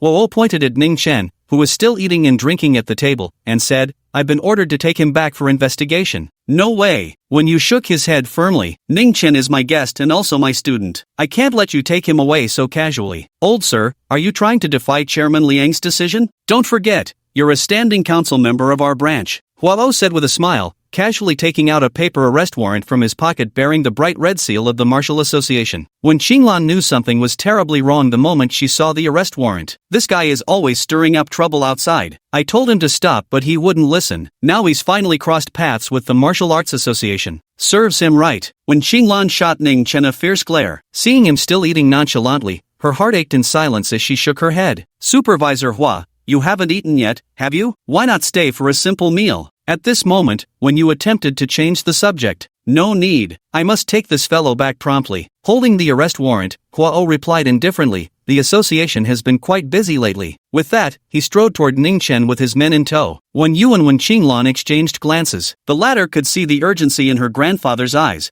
But with the arrest warrant already issued, what could they do? Stop the Martial Arts Association from making the arrest? That was out of the question. It could lead to serious consequences. Finished eating? Huao stood beside Ningchen, in no hurry to make a move. Ningchen glanced at him but didn't give him the time of day. You little brat. A young inspector, seeing Ningchen's arrogant demeanor, was about to take action directly. Huao stopped him, immediately flashing an arrest warrant, and said, Ningchen, born in 2003, native of Dongyang County, 19 years old. Currently a freshman in the clinical medicine program at Qingzhou University. After reciting Ningchen's basic information, Huao extended the arrest warrant again. I'm Huao, captain of the 2nd Inspection Team under the Qingzhou branch of the Ancient Martial Arts Association. In accordance with the law, you are now under arrest for interrogation. Just as the words fell, Ningchen finally stopped eating, straightened up, took the arrest warrant, and used it to wipe his mouth. You! Huao's eyes widened in shock. The 2 Martial Arts Association supervisors behind him, along with the one family grandfather and granddaughter duo,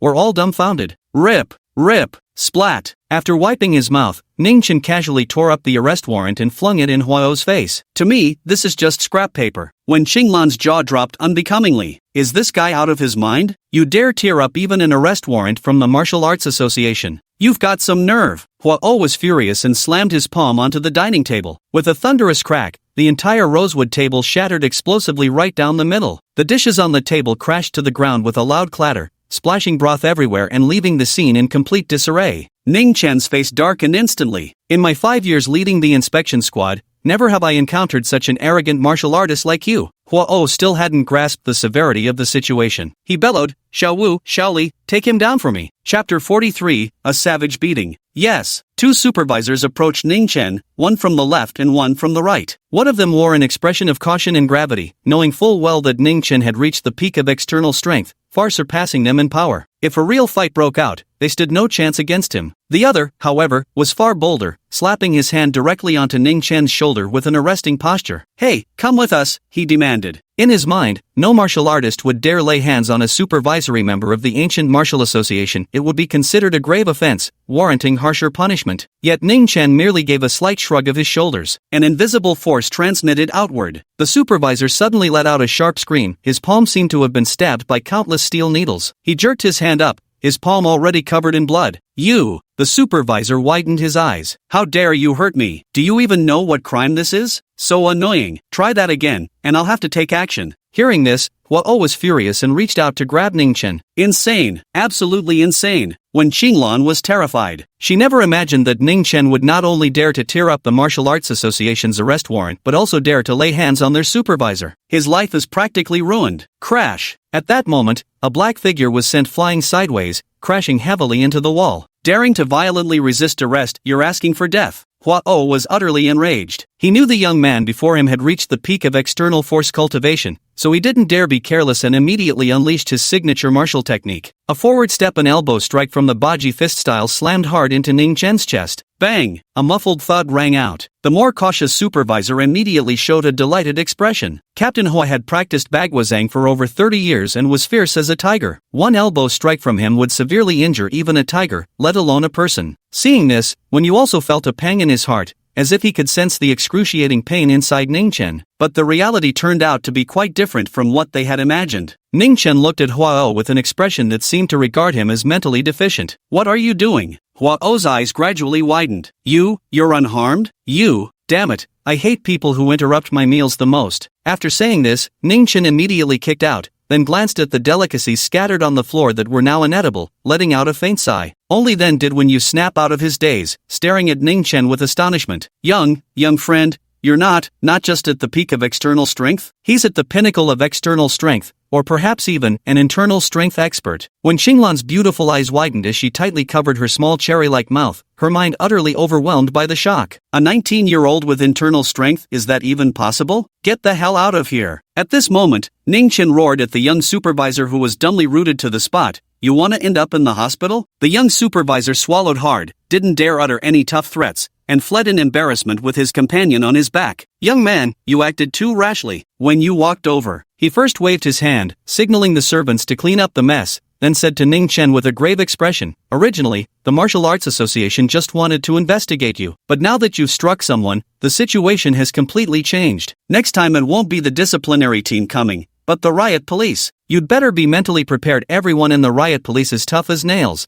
and their leader is undoubtedly a master of internal energy. Ningchen acted as if he hadn't heard and turned to ask the housekeeper, I'm still hungry, could you make me something more to eat? The housekeeper looked stunned, glancing at Wen Yu for confirmation. Only after receiving his nod did she quickly head to the kitchen to prepare more food. Not afraid at all? Could he also be an inner strength expert? Or does he have an inner strength expert backing him up? Wen Yu had just been testing Ningchen with his words. Seeing that Ningchen brushed them off like wind past his ears, he couldn't help but murmur to himself. Come to think of it, his master, the radiant sage Yaoguang, could she be a mastery realm grandmaster, or even a grandmaster of the grandmasters? His heart trembled slightly at the thought. If that's the case, then Ningchen truly has nothing to fear. Daring to strike against the inspection team could indeed be explained. Just how terrifying must a martial arts grandmaster be? In a city of 3 to 5 million people, at most only one might emerge, someone even the ancient Martial Arts Association would go all out to recruit. Before long, the housekeeper returned to inform Wen Yu that the kitchen was running short on ingredients. Who could have imagined such a thing happening when hosting guests at home? With no fine dishes to enjoy, Ningchen saw little reason to stay. After exchanging a few idle words with Wen Yu, he took his leave. Meanwhile, news of Ningchen's brutal beating of the Martial Association's inspection squad quickly spread through their circles, causing a tremendous uproar. Liang Yangji was infuriated by the news and immediately summoned his secretary. Xiao Wu, notify the team to arrest this student immediately. How dare he resist arrest with force? No matter who's backing him, he will pay the price. Or else, where would the Martial Association's authority stand? As soon as these words were spoken, the landline phone rang. Liang Yangji angrily picked it up, spoke a few words, and suddenly his face turned deathly pale. He even collapsed onto the floor, still clutching the receiver in his hand. Chairman Liang, what's wrong? The secretary hurried over. He's come to Qingzhou. He's come to Qingzhou. He's come to Qingzhou. Liang Yangji kept repeating these words, his face twisted in distress. Damn it all. Why would that man come to Qingzhou? What does he want? President Liang, who are you talking about? The secretary was baffled. For the deputy president of Qingzhou's Martial Arts Association branch to be so terrified, just who could this person be? The sword saint of Cherry Blossom Country,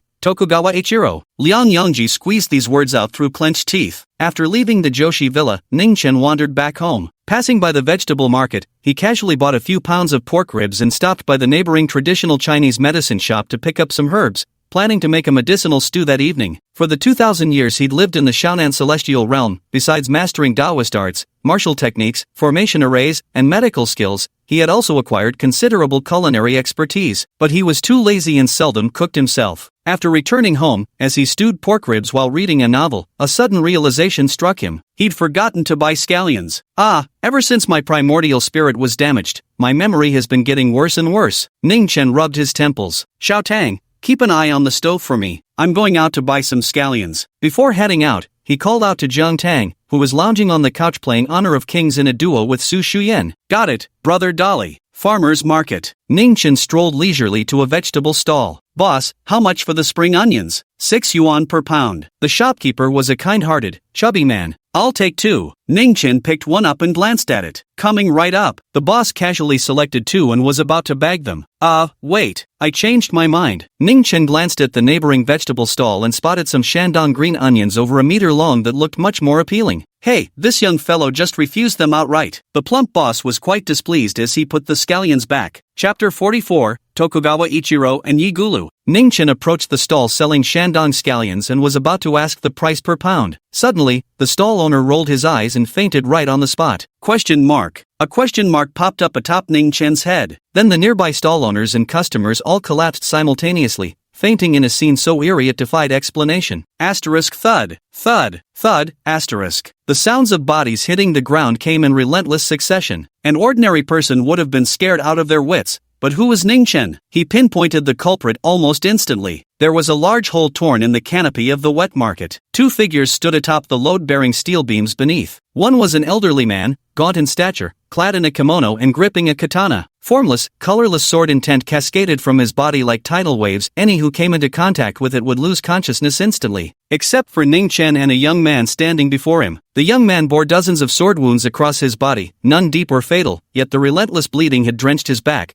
turning him nearly into a figure of sheer crimson. Kneeling on the steel beam, he gasped for breath as blood ceaselessly seeped from his wounds and dripped downward. Can you feel it? Yigulu. The old man leveled his sword, his indifferent Japanese laced with a threat of hatred. The suffering my student Shonan endured in life, I shall make you repay 100-fold. Humph, the great sword saint of Japan, actually crossing oceans to personally hunt down a junior like me. Tokugawa Ikiru, aren't you afraid this news will spread and make you the laughingstock of the martial world? The young man scoffed coldly. Are these your last words? Tokugawa Ichiro remained unmoved. Damn it! This old bastard has been chasing me from Binhai all the way to Qingzhou without actually delivering a killing blow. Is he toying with me? The young man gnashed his teeth, desperation flooding his eyes. Am I, Yigulu, really going to die in a place like this today? Wait, what's that? How come there's still one awake here? At the brink of life and death, Yigulu's wandering gaze unexpectedly caught sight of Ningchen, still deep in thought before the vendor stall. He froze in disbelief. Tokugawa Ikiru had clearly unleashed his sword intent within a radius of hundreds of meters. Nothing should have remained consciously awake. Under these circumstances, should I still pay or not? Maybe I should just take a couple and sneak away? Green onions aren't worth much anyway. Ningchen pondered secretly. Dua Ichiro above also noticed him, showing a trace of confusion in his expression. How can this be? Where did this kid come from? Fall. He focused his vision and glared fiercely at Ningchen. An invisible, intangible mental shockwave lashed out. Even an internal force expert like Yigulu wouldn't be able to withstand the gaze of Swordsmaster Tokugawa Ichiro and would immediately collapse unconscious. But the reality was completely different from what he had imagined. Ningchen felt nothing at all, and even reached out to grab two scallions. Apparently he had come to buy groceries. Nani? Tokugawa Ichiro's aged eyes widened in disbelief as he stared at this young Chinese man. Yigulu was also stunned. What the hell was going on? How could an ordinary person possibly withstand Tokugawa Ichiro's terrifying gaze? Let it be known that this sword saint from Sakura Nation was the founder of Yasukuni Bushikai, one of the world's top factions. Even a grandmaster coming here would only face slaughter. Such formidable mental resilience. Tokugawa Ichiro wasn't in a hurry to kill Yigulu. Instead, his interest turned toward Ningchen. With a swing of his katana, he unleashed a crescent of white sword energy. There was a sharp swish as the vegetable stall split apart like tofu, scattering produce everywhere. Even the reinforced concrete was sliced clean through. The two plump Shandong scallions Ningchen had just selected were neatly bisected as well. You out of your mind? Ningchen gave Tokugawa Ichiro an earful. You fight your own fight. Why the hell are you cutting into my food for no reason? Yi Gyufel into stunned silence. Shouldn't normal people be scared out of their wits seeing a scene like this? That's interesting. A grin tugged at the corner of Ichiro Tokugawa's lips as his interest in Ningchen grew immensely. Friend, run for your life. At this moment, Yigulu shouted a warning from above. Go to the Yi family in Binhai. Let my father avenge me. Ningchen couldn't be bothered to deal with these two people. He tossed aside the thoroughly shredded green onion in his hand and picked up another intact one. Crunch! A white sword chi immediately followed the sound, slicing this onion to pieces as well. A vein bulged on Ningchen's forehead as he slowly raised his head. Old man, you've got a death wish, huh?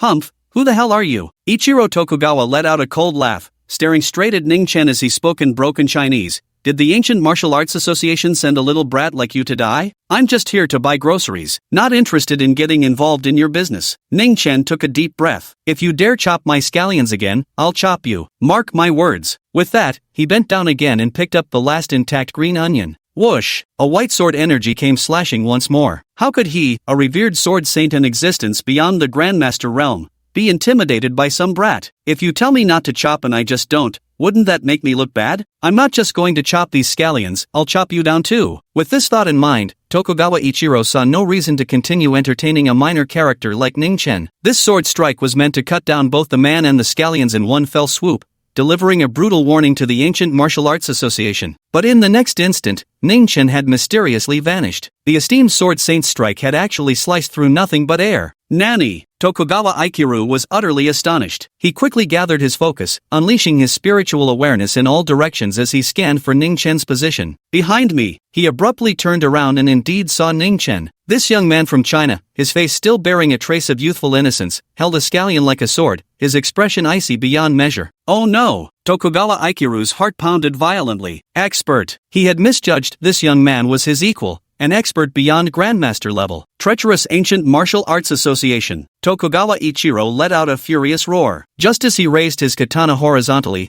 a scallion struck his neck at an inconceivable speed. Then, something terrifying happened. Tokugawa Ichiro's head was suddenly sent flying into the air with a sickening splatter. The green onion swept across, sending up a fountain of blood. The Sword Saint of Japan had been beheaded. Yigulu stared at this scene, his mind completely blank. Ningchen had already landed, looking at Tokugawa Ichiro's falling corpse with undisguised disdain before muttering, "What a fucking idiot." After tossing away the green onion that had just killed a man, he went to another stall to grab a fresh one, casually picking up a few winter bamboo shoots before leisurely strolling out of the vegetable market. Only then did Yigulu snap back to reality. He clutched his head with both hands, tearing at his own hair. Dead. The Sword Saint, Tokugawa Ichiro, dead? Beheaded by a spring onion. Wait. Yi Gufeng hastily descended from above, landing beside Ningchen while regarding him with a complex mix of awe and shock. Exalted one, you, something wrong? Ningchen gave him a cursory glance. Plop. Yigulu immediately knelt on the ground, clasping his fists and pleading, "Senior, please accept me as your disciple." Chapter 45, Shockwaves Through the Ancient Martial World. I don't take disciples. Ningchen turned his head and walked away. Senior, I beg you to take me as your disciple. Yigulu circled back in front of Ningchen and spoke with utmost sincerity. Move aside. Ningchen's face showed impatience as he deliberately said, "If you were a girl, I might consider it. But since you're a guy, forget it." Senior. Yigulu gritted his teeth. I can cross-dress too if needed. Ningchen. Yigulu clenched his jaw again. If that won't work, Before he could finish his sentence, he felt someone press against the back of his neck, then everything went black. Before passing out, all he saw was a man carrying a plastic bag, striding out of the vegetable market. Never thought there would still be Foundation establishment cultivators on Earth, quite unexpected. On the way home, Ningchen deliberately avoided surveillance cameras. That's right. The old man from Sakura country who was playing with his sword earlier was merely a Foundation establishment cultivator. Though somewhat lacking in substance, he had indeed reached Foundation establishment,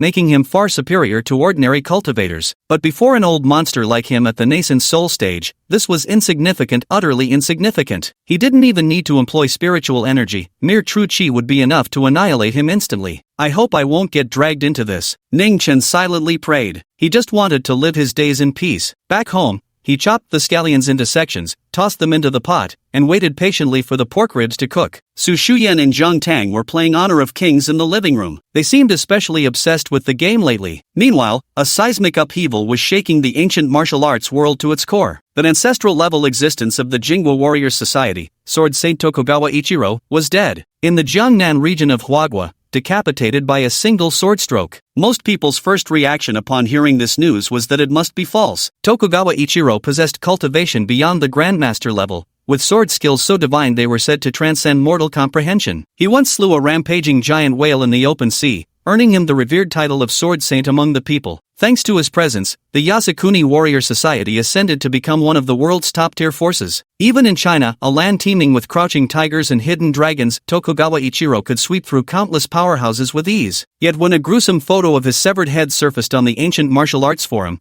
the entire world stood in shock. Is that really Ichiro Tokugawa? The Sword Saint of Sakura Nation is dead? That photo must be photoshopped. It's not photoshopped. The Jiangnan Martial Arts Association headquarters just held an emergency press conference. Ichiro Tokugawa really fell. Rumor has it he died in a produce market in Qingzhou. Tokugawa Ichiro's prized disciple was killed by the young master of the Yi family. Wasn't he here for revenge? Who could possibly have killed him? It must have been the Martial Arts Association's Grand President who took action. Grand President? Holy shit, no wonder. The Ancient Martial Arts Forum was a specialized martial arts discussion platform where all users had to be registered and certified martial artists. Since its establishment, this place had never been so lively before. The death of Tokugawa Ikiru surfaced countless lurkers. People excitedly discussed the truth behind the demise of this sword saint from Sakura country. Since Ningchen was cooking personally, the housekeeper didn't come to prepare dinner that evening.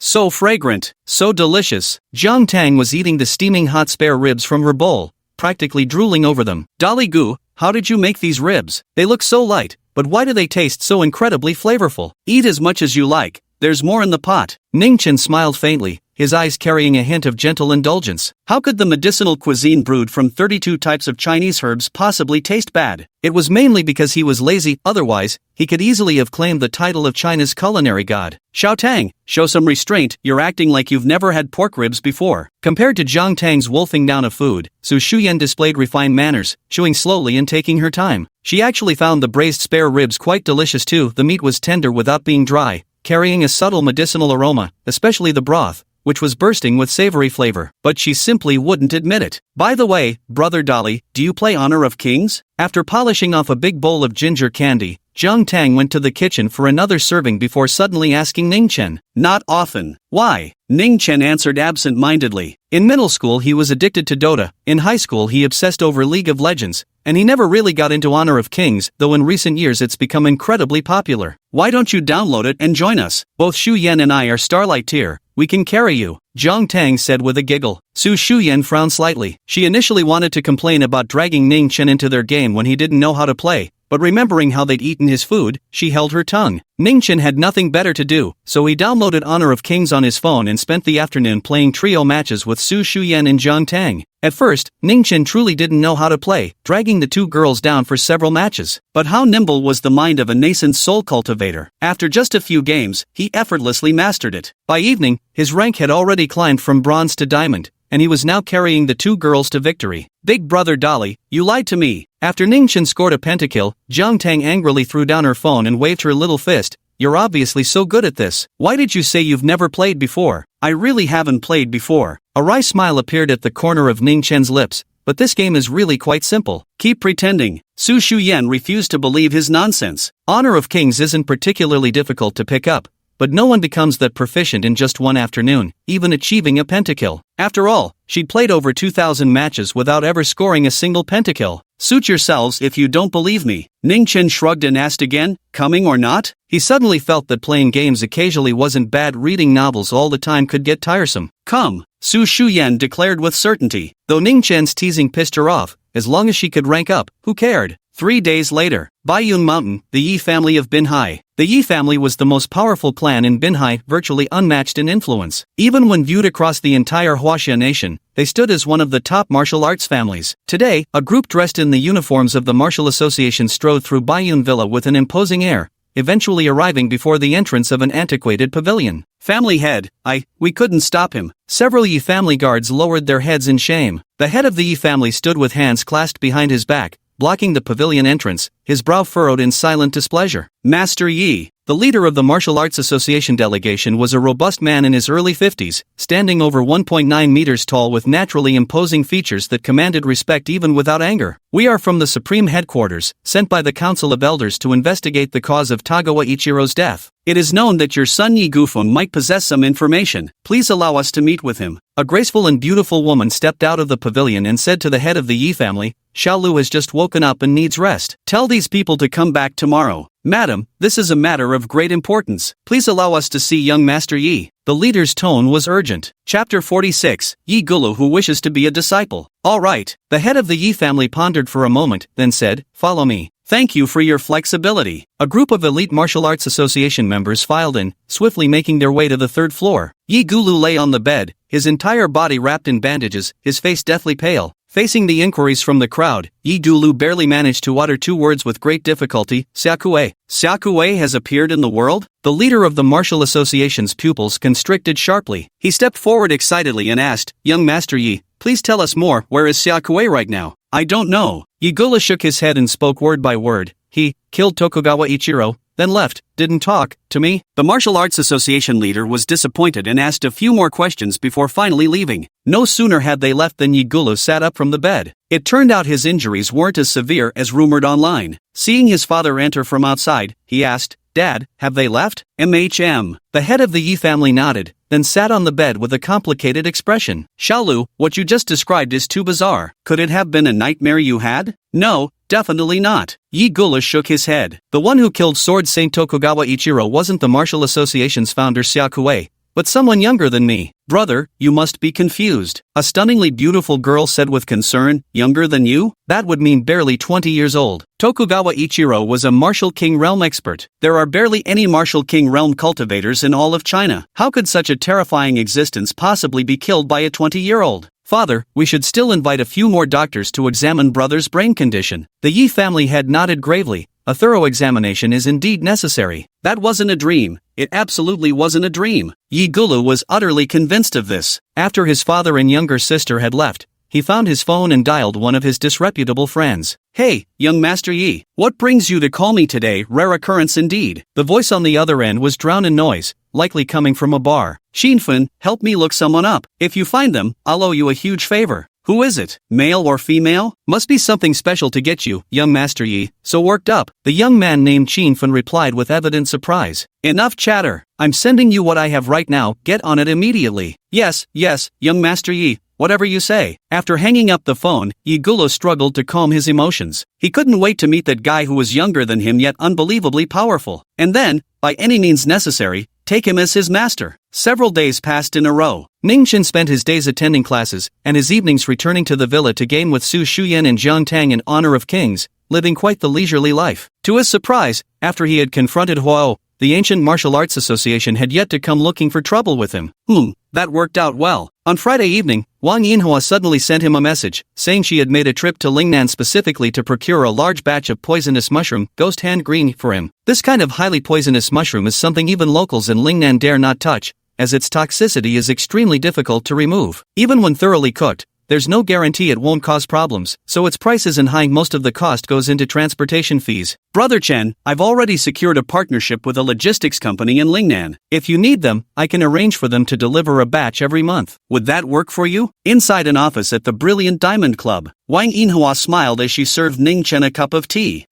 I appreciate your help, Ningchen casually remarked as he bent down, opened the mouth of the woven plastic sack, and directly reached in to pick up a ghostly pale devil's hand mushroom. Brother Chen, be careful. Wang Yinhua didn't know Ningchen possessed an immunity to all poisons and hastily tried to stop him. The two underlings by the door watched with their eyelids twitching nervously. Unexpectedly, Ningchen directly brought the poisonous mushroom to his lips, biting off its cap in one go and savoring it with relish. What are you standing there for? Call an ambulance, quick! Wang Yinhua turned and yelled at the two underlings. Ningchen waved his hand. No need, I'm fine. Brother Chen, you're really okay? Wang Yinhua found it somewhat unbelievable. The Lingnan boss who helped her procure the ghost hand mushrooms had repeatedly emphasized that even when cooked, they couldn't be eaten directly, they had to undergo multiple processing stages, let alone being consumed raw. Yet Ningchen maintained a completely normal expression the entire time. After chewing slowly for a while, he opened his eyes with delighted surprise. They do contain spiritual energy after all. What? Wang Yinhua didn't quite understand. Bring me a truckload every month. Ningchen picked up the woven plastic bag from the ground, tossed out these words, and simply walked away. Wang Yinhua was left utterly bewildered. She couldn't understand why Ningchen showed no ill effects from eating those highly poisonous mushrooms. Even locals in Lingnan grew pale at the mere mention of them. The poisonous mushrooms from Lingnan actually contain a faint trace of spiritual energy. It seems I'll have to make a trip to Lingnan when I have time. After leaving the Diamond Lounge, Ningchen quietly pondered. Although the concentration of spiritual energy in the deathcap mushrooms was pitifully low, it was still better than nothing. Maybe in Lingnan, that feng shui treasure land,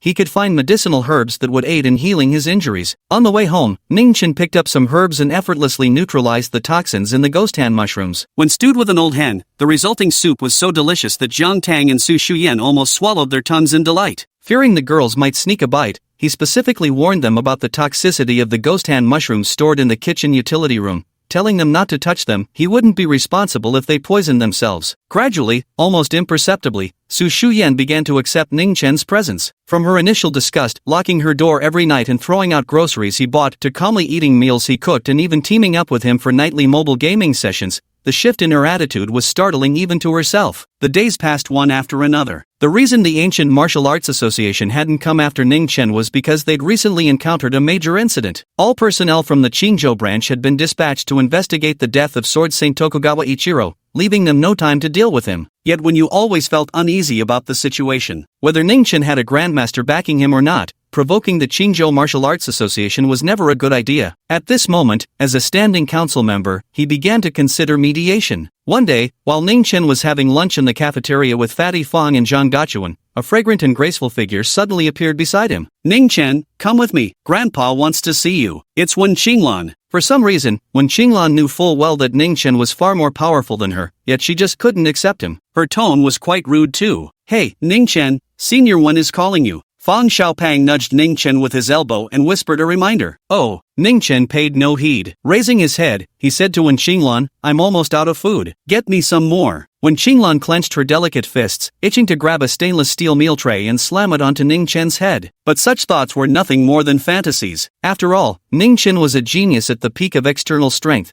having even defeated the Martial Arts Association's supervisor Huao. He could crush her with a single finger. Fine, just you wait. Just as the surrounding students were debating whether the hot-tempered Wen Qinglan would slap Ningchen, the former unexpectedly turned and walked toward the cafeteria food counter. Chapter 47, Xiakue? I've only heard of Huakue. After lunch, Ningchen followed Wen Qinglan to the principal's office in the administration building. Wen Yu was inside, brewing tea. Seeing Ningchen approach, he quickly stood up and greeted him with a cheerful smile. Young friend, please have a seat. Old man Wen, if you've got something to say, just say it straight. I've been a bit busy lately, Ningchen said as he lounged on the sofa. Oh, might I ask what has kept you occupied lately, young friend? Wen Yu inquired with curiosity. He thought Ningchen was busy practicing some supreme martial arts, but to his surprise, the latter pulled out a phone from his pocket and started playing games instead. Timmy, a crisp sound emitted from the phone. Wen Qinglan glanced over and scoffed. So you're just busy playing Honor of Kings? What, got a problem with that? Ningchen didn't look up, his thumbs continuously swiping across the screen. When you gave a bitter smile and said, young friend,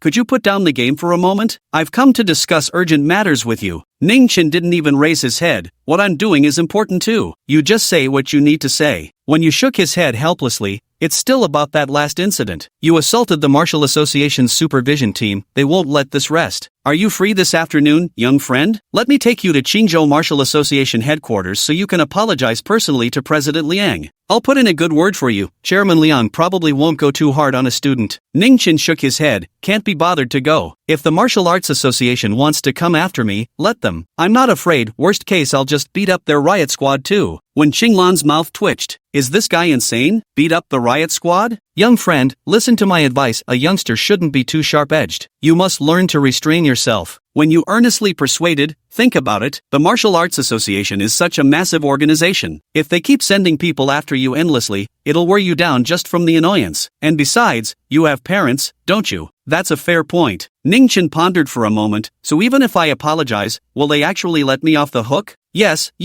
When you repeatedly assured him. He keenly noticed that while this young man feared nothing in the world, he had one peculiar weakness, inconvenience. Then I'll go apologize. Ningchen replied nonchalantly while glued to his phone, but I need to finish this game first, can't bail on my teammates. Wen Qinglan was utterly speechless as well. A minute ago you were talking about beating up the riot police, and now you're apologizing? Does this kid even have an ounce of martial artist's pride or what? 10 minutes later, Ningchen smiled faintly at the large victory displayed on the screen before finally following the Wen family grandfather and granddaughter outside. At the headquarters of Qingzhou Martial Arts Association in the city center, Vice President Lian Yongji, who was chairing the meeting, was slightly surprised to hear that Wen Yu had brought Ningchen along. Have them wait in the reception room. Lian Yongji decided to let this kid simmer for a while, to temper his impetuous nature. Yes, Chairman Liang. The young assistant acknowledged the order and withdrew. He was left hanging for a full 3 hours. Ningchen grew bored while waiting and simply whipped out his phone to play Honor of Kings. Wen Yu and Wen Qinglan could only wait idly. Grandpa, they must be doing this on purpose. Wen Qinglan quickly grew impatient and said to Wen Yu, we've been sitting here for so long, and aside from serving tea, not a single high-level official has shown up. You're at least a standing director of the Qingzhou Martial Arts Association, how could they be so disrespectful? There's been a major incident at the association recently, Chairman Liang and the others are busy with meetings all day. When you reassured his restless granddaughter. Big deal? When Qinglan blinked curiously, could it be that incident circulating wildly on the ancient martial arts forums about Tokugawa Ichiro, the sword sage of Sakura country, dying right here in Qingzhou? When you nodded. This matter had already spread throughout the martial arts circles in the country and was no secret. He glanced at Ningchen, who was playing Honor of Kings beside him, and revealed. Tokugawa Ichiro was a revered elder of the Yasukuni Warrior Association, holding an exalted status in Japan. Both countries want a thorough investigation into his death. According to intelligence reports, the one who likely killed Tokugawa Ichiro was none other than the founder of our ancient martial arts association, the legendary Xiakue, Chen Xihao. When Qinglan let out a terrified scream upon hearing Chen Xihao name. What? Xia Kuei, Chen Xihao. Oh my god, Grandpa, hasn't the Xia Kuei been missing for over a decade? How could he suddenly reappear? Grandpa, is Xia Kuei currently in Qingzhou? He's the idol of all martial artists in our China. I'd give anything to meet him. When Qinglan tugged at Wen Yu's sleeve, her eyes sparkling with admiration. As for who Xia Kuei really is, how could ordinary folks like us ever hope to meet someone of his stature? Wen Yu chuckled. He shot another glance at Ningchen, noticing the young man was still engrossed in his video game,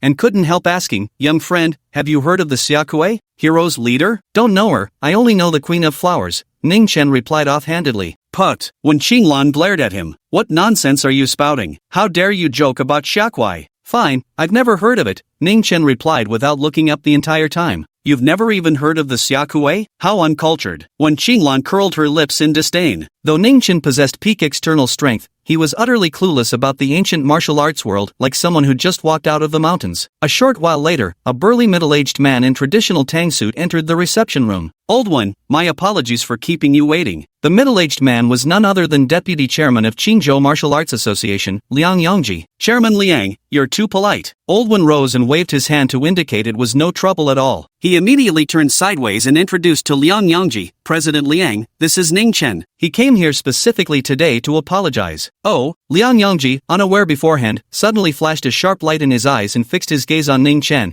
who was playing games on the sofa. Young man, when you quickly reached out and nudged Ningchen, only then did Ningchen reluctantly stuff his phone back into his pocket and give Liang Yongji a once-over, his brows furrowing slightly. Body tempering realm first stage? Before coming here, he had assumed the vice president of Qingzhou's Martial Association would at least be at the Qi refinement stage. Yet this guy turned out to be such trash. Though inwardly disdainful, he still took the initiative to greet him for the sake of peaceful days ahead. Hello, President Liang. Ha! When you let out a sigh of relief? Ningchen, was it you who injured Huao? Liang Yongji sat down on the sofa, picked up a teacup, and took a sip. Who's your master? Do you know what the penalty is for assaulting the inspection team, huh? You've got some nerve. He slammed the teacup fiercely onto the coffee table with a loud bang. The sudden action startled both his personal secretary and Wen Qinglan beside him. Yet Ningchen couldn't help but laugh. Watching some insignificant ant who hadn't even reached Qi refining stage try to show off before an old monster like him at the nascent soul stage, how could he keep from laughing? Chapter 48, You're nothing but trash in my eyes. President Liang, calm down, please calm down. When you quickly stepped forward to placate him,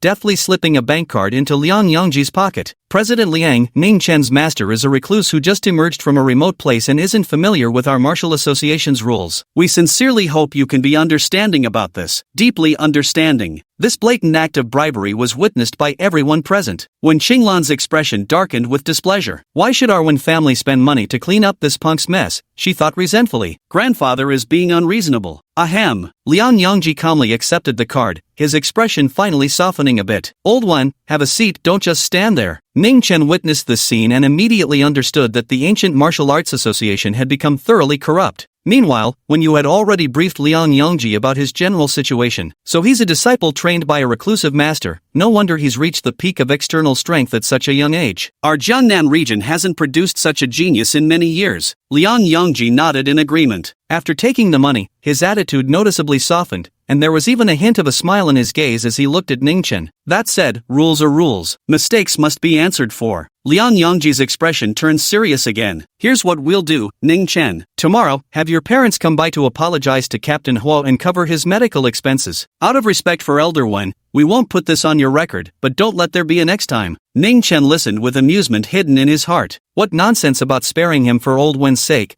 They were clearly swayed by money. Chairman Liang, rest assured that Ningchen has fully acknowledged his mistake. There absolutely won't be a next time, Wen Yu guaranteed with a smile. Beside them, when Qinglan finally let out a breath she'd been holding, the reception room door was abruptly flung open as a livid face burst inside. President Liang, we can't just let this matter go. That brat violently resisted arrest and publicly assaulted the inspection team. We must lock him up until he rots in jail. The intruder was none other than Huo, captain of the inspection team. His body was wrapped in bandages with casts, his face unnaturally pale. Wen Yu's expression instantly darkened. Wasn't Hao Yu supposed to be in the hospital? How could he appear here? Soon, he noticed a familiar figure standing behind Hao Yu, watching him and Ningchen with a chilling smirk. Head of the Dwan family, Dwan Rong. Wen Yu's expression darkened. Huo, when did you get discharged from the hospital? You should have told me. Liang Yongji's face also turned grim as he stood up and walked over. Seeing Dwan Rong, he immediately understood the sequence of events and glared at him resentfully.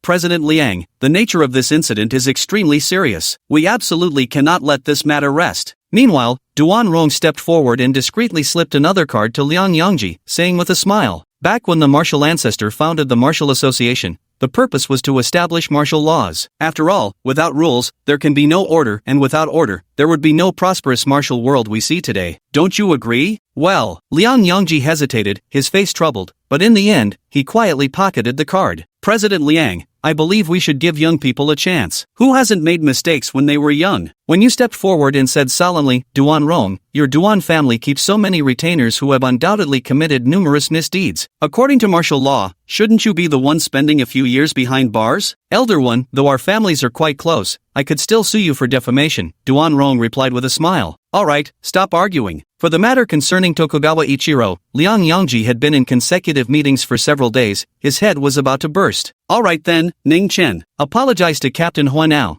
compensate him 3 million for medical expenses, and write a guarantee letter." Huo suddenly interrupted, gritting his teeth and saying, "President Liang, Huo, don't lack this petty cash. According to the rules, he must be detained for 3 months. Ningchen's expression grew increasingly displeased. When Xinglan grew anxious watching this, she nudged Ningchen with her elbow and whispered, "Hey, say something already, don't just stand there dumbly." Ningchen remained silent, quietly sizing up these pitiful ants. "Captain Hua, young people tend to be impulsive." To be honest, Ningchen regretted it deeply afterwards. When you quickly pacified them, he's still young. If this gets on his record, how could he ever establish himself in our circle? Fine, no permanent record then. Huo suddenly sneered, "Then compensate 10 million yuan, and kneel on the ground to kowtow and apologize to me." What? Upon hearing these words, everyone in the reception room was shocked. Kneeling down and kowtowing? This is absolutely no less humiliating than death for a martial artist. Even when Xinglan was furious, this Huo is too vicious, he actually wanted to shatter Ningchen's martial heart. But then again, Ningchen brought this upon himself by not heeding the elder's advice. Well, choose between having a criminal record or kneeling down and kowtowing. Huo glared at Ningchen with a sneer, thinking to himself, "Brat, weren't you so cocky before at Joshi Manor? Go ahead, act tough now if you dare." "Young man, you should think carefully about this." Dwan Rong said to Ningchen, "Being detained by the Martial Association is a serious matter, it means your reputation will be ruined. I suggest you back down today, or your future. Will you fucking cut this shit already?" Ningchen had finally had enough, irritation written all over his face. "Who the hell do you think you are?" he snapped. "You." Dwan Rong's expression froze. How dare this kid act so arrogantly even at the Martial Arts Association headquarters? "Very well." Huo's face darkened. "You little brat, I gave you a chance, but you failed to take it. President Liang, you heard it too, didn't you? This kid is so arrogant. If we don't send him away now, he's bound to cause huge trouble when he enters society later." Liang Yangji was also extremely displeased with Ningchen's insolent attitude and was about to speak when Ningchen suddenly lifted his leg and kicked Huo square in the chest. Boom! Huo was sent flying through the air, violently spitting out a mouthful of blood. When Qinglan, Dwan Rong, everyone was utterly baffled. Nobody had expected that Ningchen would dare to strike against Vice President Liang Yangji right in the headquarters. Oh my god! When Qinglan covered her mouth with her delicate hand, staring at Ningchen in shock. This is it. When you closed his eyes in despair, knowing all his efforts today had been in vain. Huo crashed through the reception room doors, sliding over 20 meters down the cold corridor, drawing countless shocked glances along the way. "Ning Shan, how dare you!" In the reception room, Liang Yangji was furious. "Do you have any idea where this is? How dare you start a fight at the Qingzhou Martial Association? Do you know the consequences you'll face? In my eyes, you're nothing but trash." Ningchen sneered, then shifted his gaze to Dwan Rong. "Why you? What do you think you're doing?" Dwan Rong gulped and took a few steps back. Two Dwan family retainers stepped forward to block Ningchen, but after meeting his glare, their legs went weak, their heads broke out in cold sweat, and they involuntarily moved aside. "I don't know if I've ever provoked you, but since you're messing with me today, I'll mess with you." As he spoke, Ningchen's figure vanished from his original spot. Dwan Rong's vision blurred as he felt someone grab the collar of his shirt from behind. His entire body was uncontrollably flung high into the air before crashing violently onto the floor. And what's worse, it was face first. Chapter 49. Dodging bullets, a martial artist with inner strength? Boom! With a thunderous impact, Dwan Rong, the patriarch of the Dwan family and one of Qingzhou City's most formidable figures, had his nose bridge shattered instantly. Torrents of blood gushed from his face in a violent spray. Ark! Dwan Rong's shrill screams echoed through the reception room. As an external force martial artist, he wasn't about to faint easily. Now he lay clutching his face, rolling about on the floor in unbearable agony while howling continuously. Everyone stared dumbfounded, utterly stunned by the scene, especially Liang Yangji's personal secretary, who had always thought Ningchen was just a game-addicted teenager lost in the virtual world. To her shock, he suddenly revealed a brutal and ruthless side. "Call the riot squad. Get the riot squad here now." Liang Yangji grabbed the desk phone and roared into the receiver. Oh no! Wen Yu's face darkened as the situation spiraled beyond his control. He had severely underestimated Ningchen's audacity. When Xinglan's beautiful eyes widened in shock,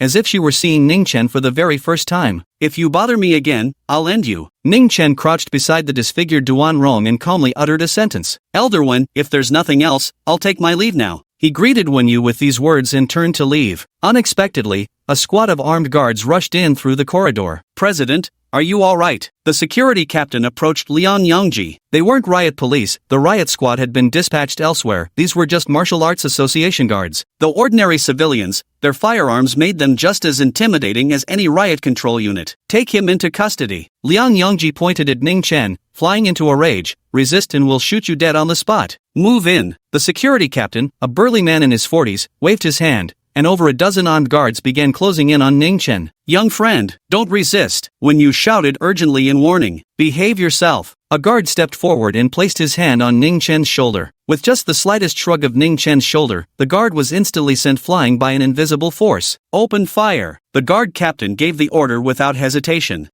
When Qinglan was terrified and immediately pulled Wen Yu back. Rat-a-tat-tat. Gunfire erupted rapidly in the reception room. 12 assault rifles spat fire. Just as everyone thought Ningchen would be riddled with bullets, the unimaginable happened. Ningchen transformed into a shadowy blur, weaving through the hail of gunfire. By the time the magazines ran dry, before the 12 guards could even reload, they were sent flying one after another, shattering windows with loud crashes as they plummeted from the 3rd floor. The assault rifles had all been twisted into spirals and casually discarded on the ground. Good heavens, what's going on here? The security team leader gaped in stunned disbelief, his eyes bulging wide. "Dodging bullets, inner force, you're an inner force martial artist." Liang Yangji stared at Ningchen as if he'd seen a ghost. "President Liang, get out of here." The security captain raised his assault rifle and pulled the trigger without hesitation. In the next instant, the gun vanished from his hands. Wham! A dark figure swung down and knocked him out cold. Ningchen hefted the assault rifle in his hand, wielding it like a club as he approached Liang Yangji. Don't you dare. I'm the vice president of Qingzhou Martial Arts Association. Why you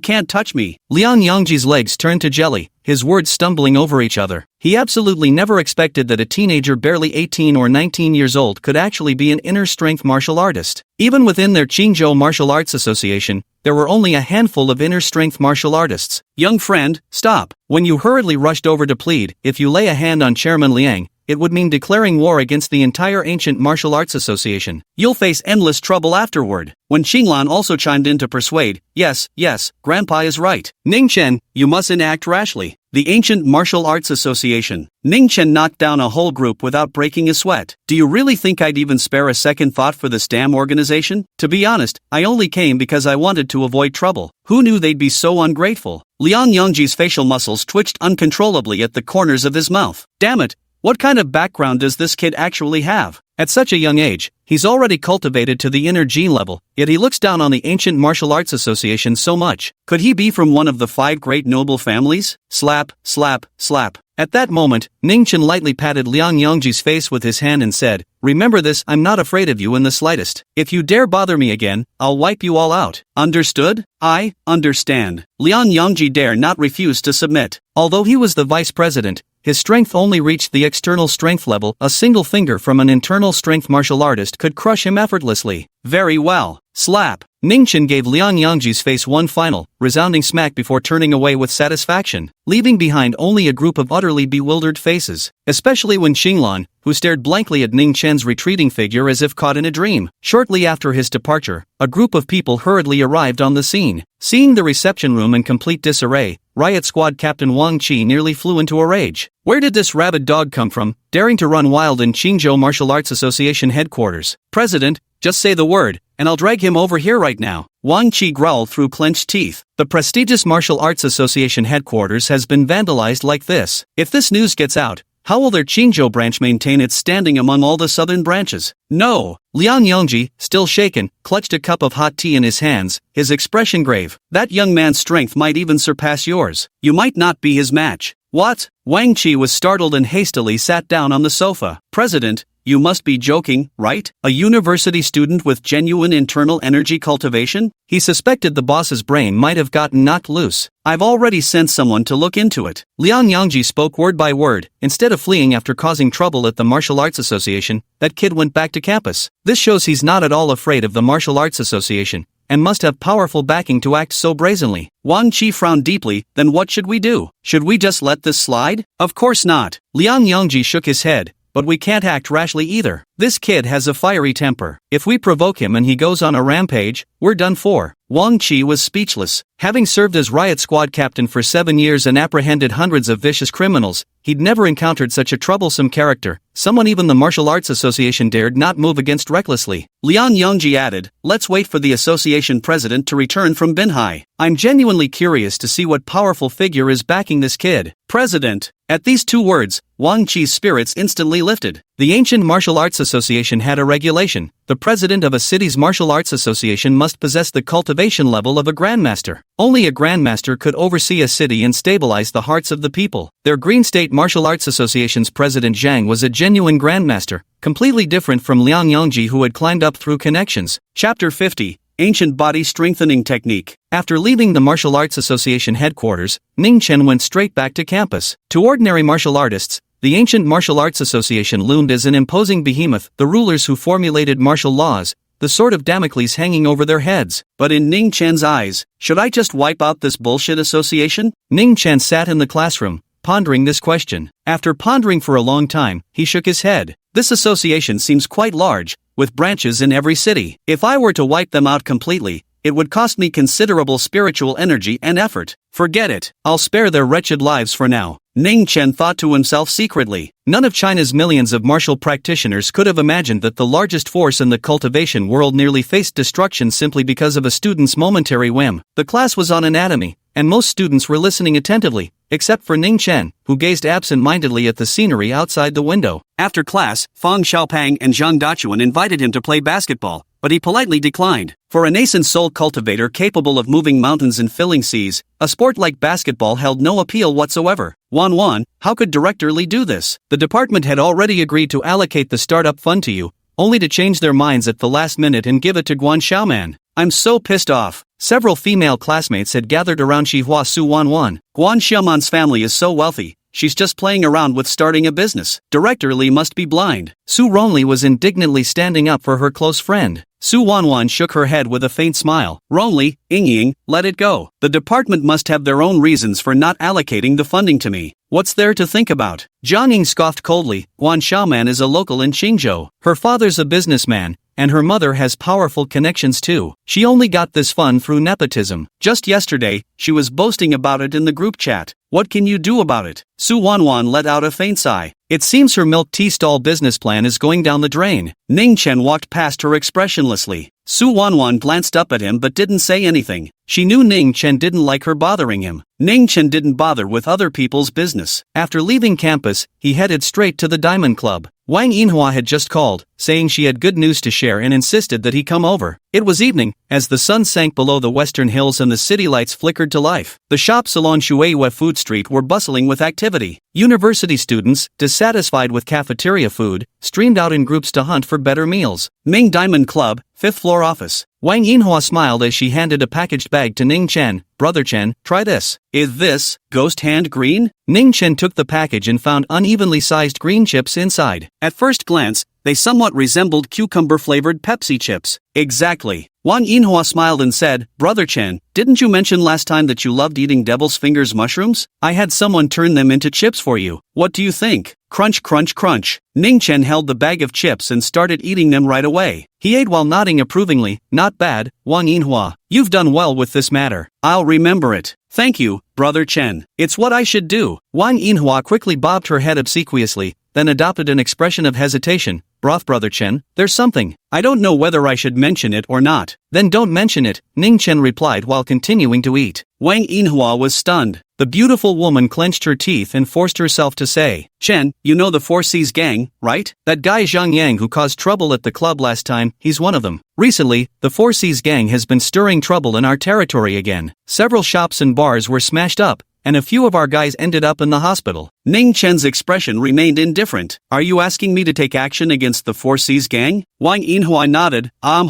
Ningchen shook his head with a silent, a mere small underground gang utterly insignificant. Why would a nascent soul stage cultivator like him bother with ants? That would be like using a planet-destroying cannon to kill a mosquito. No time, Ningchen said bluntly. Wang Yinhua's expression froze. She knew Ningchen was studying at Qingzhou University. How could he have no time? It was more likely that he simply couldn't be bothered. Alright, brother Chen, I'll think of another way then. She didn't dare to pressure Ningchen further. However, Ningchen abruptly changed the subject, crunching on potato chips as he spoke. For the sake of these poison mushroom chips, I can give you something. What is it? Wang Yinhua's eyes gleamed with excitement. A cultivation technique. Ningchen lay on the chair, speaking between bites. Secret technique? Wang Yinhua was taken aback. You mean, like some kind of martial arts manual? More or less, Ningchen replied. In truth, cultivation techniques and martial arts are vastly different from each other. After all, one pursued immortality cultivation while the other practiced martial arts. They couldn't be mentioned in the same breath. Brother Chen. Wang Yinhua didn't seem excited. Instead, she wore a troubled expression. I've heard martial arts training is extremely arduous, practicing through the coldest winters and hottest summers, starting from childhood. Will this really work? Don't worry. Ningchen smiled faintly. This cultivation technique has been modified by me. Even the dullest fool with the lowest aptitude can practice it. In just 10 days to half a month, their physical abilities will increase tenfold. What? Wang Yinhua was stunned. Half a month to multiply physical abilities tenfold? Was this some kind of joke? Does Captain America take the super soldier serum? Alright then, call Chen Zhihao and Chen Zilong in. I'll first teach them the mantra of the ancient body strengthening technique, Ningchen said. Understood, brother Chen. Wang Yinhua harbored doubts as she made a call to summon the two men. Chen Zhihao and Chen Zilong, two top enforcers under Bai Zhao's command, now worked under Wang Yinhua. Sister Yinhua, brother Chen. The two brothers bowed side by side. Having heard from Wang Yinhua about Ningchen's terrifying capabilities, they now didn't dare even breathe too loudly, especially considering they'd previously caused trouble for him. But Ningchen had long forgotten about this matter. Next, he imparted the foundational chapter of the ancient strengthening technique to the Qin brothers. This body tempering technique was obtained from exploring an ancient mystic realm, enabling one to complete 3 stages of body refinement in the shortest time possible and advance to the Qi refinement stage. Through his conversations with the Chen brothers, he also learned about the hierarchy of cultivation levels in the martial world. External force, internal force, transformation realm, grandmaster realm. According to their descriptions, external force, internal force, and transformation realm should correspond to the first, second, and third levels of body refining respectively, while the Grandmaster realm is equivalent to the Qi refining stage. The cultivation culture on Earth is truly backward. In the minor southern heaven realm, Qi refining cultivators are considered the lowest tier practitioners, while here on Earth they're revered as Grandmasters who preside over entire cities. Ningchen was torn between laughter and tears. The Qin brothers' comprehension was quite poor. Even after a whole night of teaching from Ningchen, they had only managed to grasp 1/10 of it. Sorry, brother Chen, we're just too dumb. The Qin brothers were thoroughly embarrassed. Ningchen waved his hand dismissively, signaling that it was no big deal. Go ahead and pass this cultivation method down to your subordinates. With diligent practice, they'll break through to Qi refining, reach the Grandmaster realm within 10 years without issue. What the hell? The Qin brothers nearly popped their eyeballs out of their sockets. Chapter 51, The Dark Web, Bloodblade Tavern. Master? Brother Chen, you're not joking, are you? Even Wang Yinhua was stunned. Why would I joke about something like this? Ningchen cast a disdainful glance at them. Oh, and one more thing. He walked over to the desk, picked up pen and paper, and wrote down a prescription. This is tempering powder. When you practice your martial arts, using this medicine will double your results with half the effort. Wang Yinhua swallowed hard and reached out to take it. Oh, okay, brother Chen. The Chen brothers were still in a daze. Martial master. Can they truly reach that legendary realm? Stop dreaming. Chen Zhihao shook his head. Brother Chen is just dangling a carrot in front of us. Did I actually believe him? After giving them a few more instructions on training precautions, Ningchen took his leave. He also left the address of Rose Garden Villa, asking Wang Yinhua to send over a few boxes of poisonous mushroom chips so he could take some packs with him when going out to class later. A little past 10 o'clock, Ningchen took the elevator down to the lobby, intending to grab some late-night snacks at Li Mei's restaurant. Just then, a middle-aged man in a suit and glasses, looking rather refined, staggered out of a private room, drunkenly heading toward the restroom. "Get out of the way. Are you blind?" The man in the suit cursed and waved his hand as Ningchen blocked his path. Ningchen had no patience for this kind of person. He immediately kicked him. Bam! The suited man took a hit to his rear and fell flat on his face, sobering up significantly from the alcohol. You dare kick me?" Rubbing his sore backside, the suited man stood up and stared at Ningchen in terror. No matter how you looked at it, this youth appeared to be nothing more than a student. The university closest to Shueihua Street is Qingzhou University. "Are you from Qingda?" the man in the suit asked fiercely. "None of your damn business." Ningchen curled his lip. "Motherfucker, do you know who I am? Kick me and you won't leave this club alive," the suited man roared. Slap! Ningchen turned around and gave him another resounding slap, sending him reeling so hard that he staggered against the wall, completely disoriented. Ningchen recognized at a glance that the man in the suit had long been hollowed out by debauchery, frail to the bone. The commotion quickly attracted the security personnel from the club. "Who's fighting here?" Several burly men in security guard uniforms approached,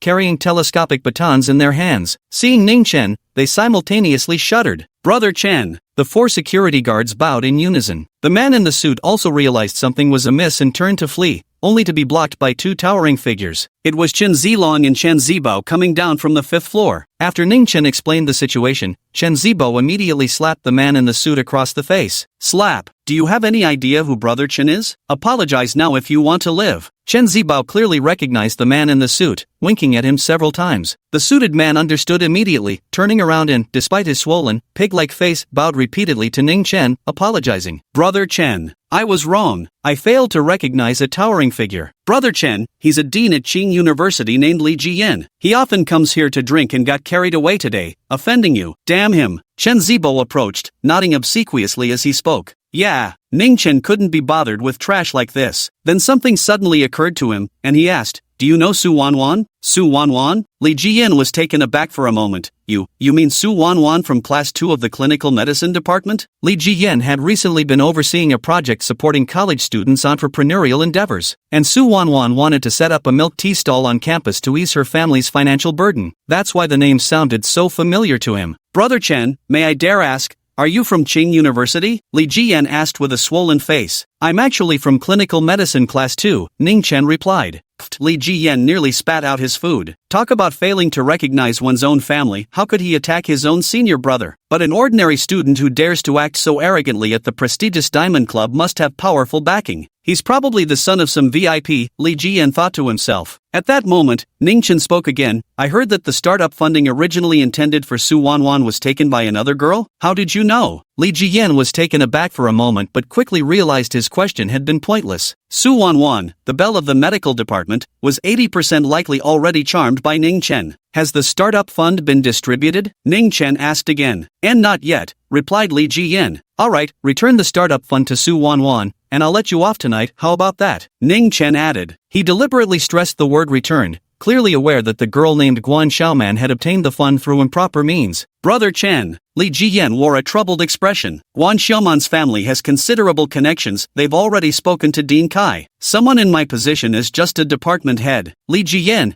don't push your luck when given face. Chen Zilon's expression darkened. "Do you know how Brother Xiao stepped down? Elder Chen's methods are beyond your imagination." Brother Xiao? Li Jian's mind went blank for a moment. Bai Xiao was one of the underground overlords in Xiqing district of Qingzhou. Recently, rumors had surfaced that he abdicated his position to a woman before vanishing without a trace. Rumors had it that he offended someone he shouldn't have and never dared to return to Qingzhou. Could it be that someone he shouldn't have offended was? Li Jian glanced at Ningchen, swallowed hard, and said, "Got it, Brother Chen, no problem."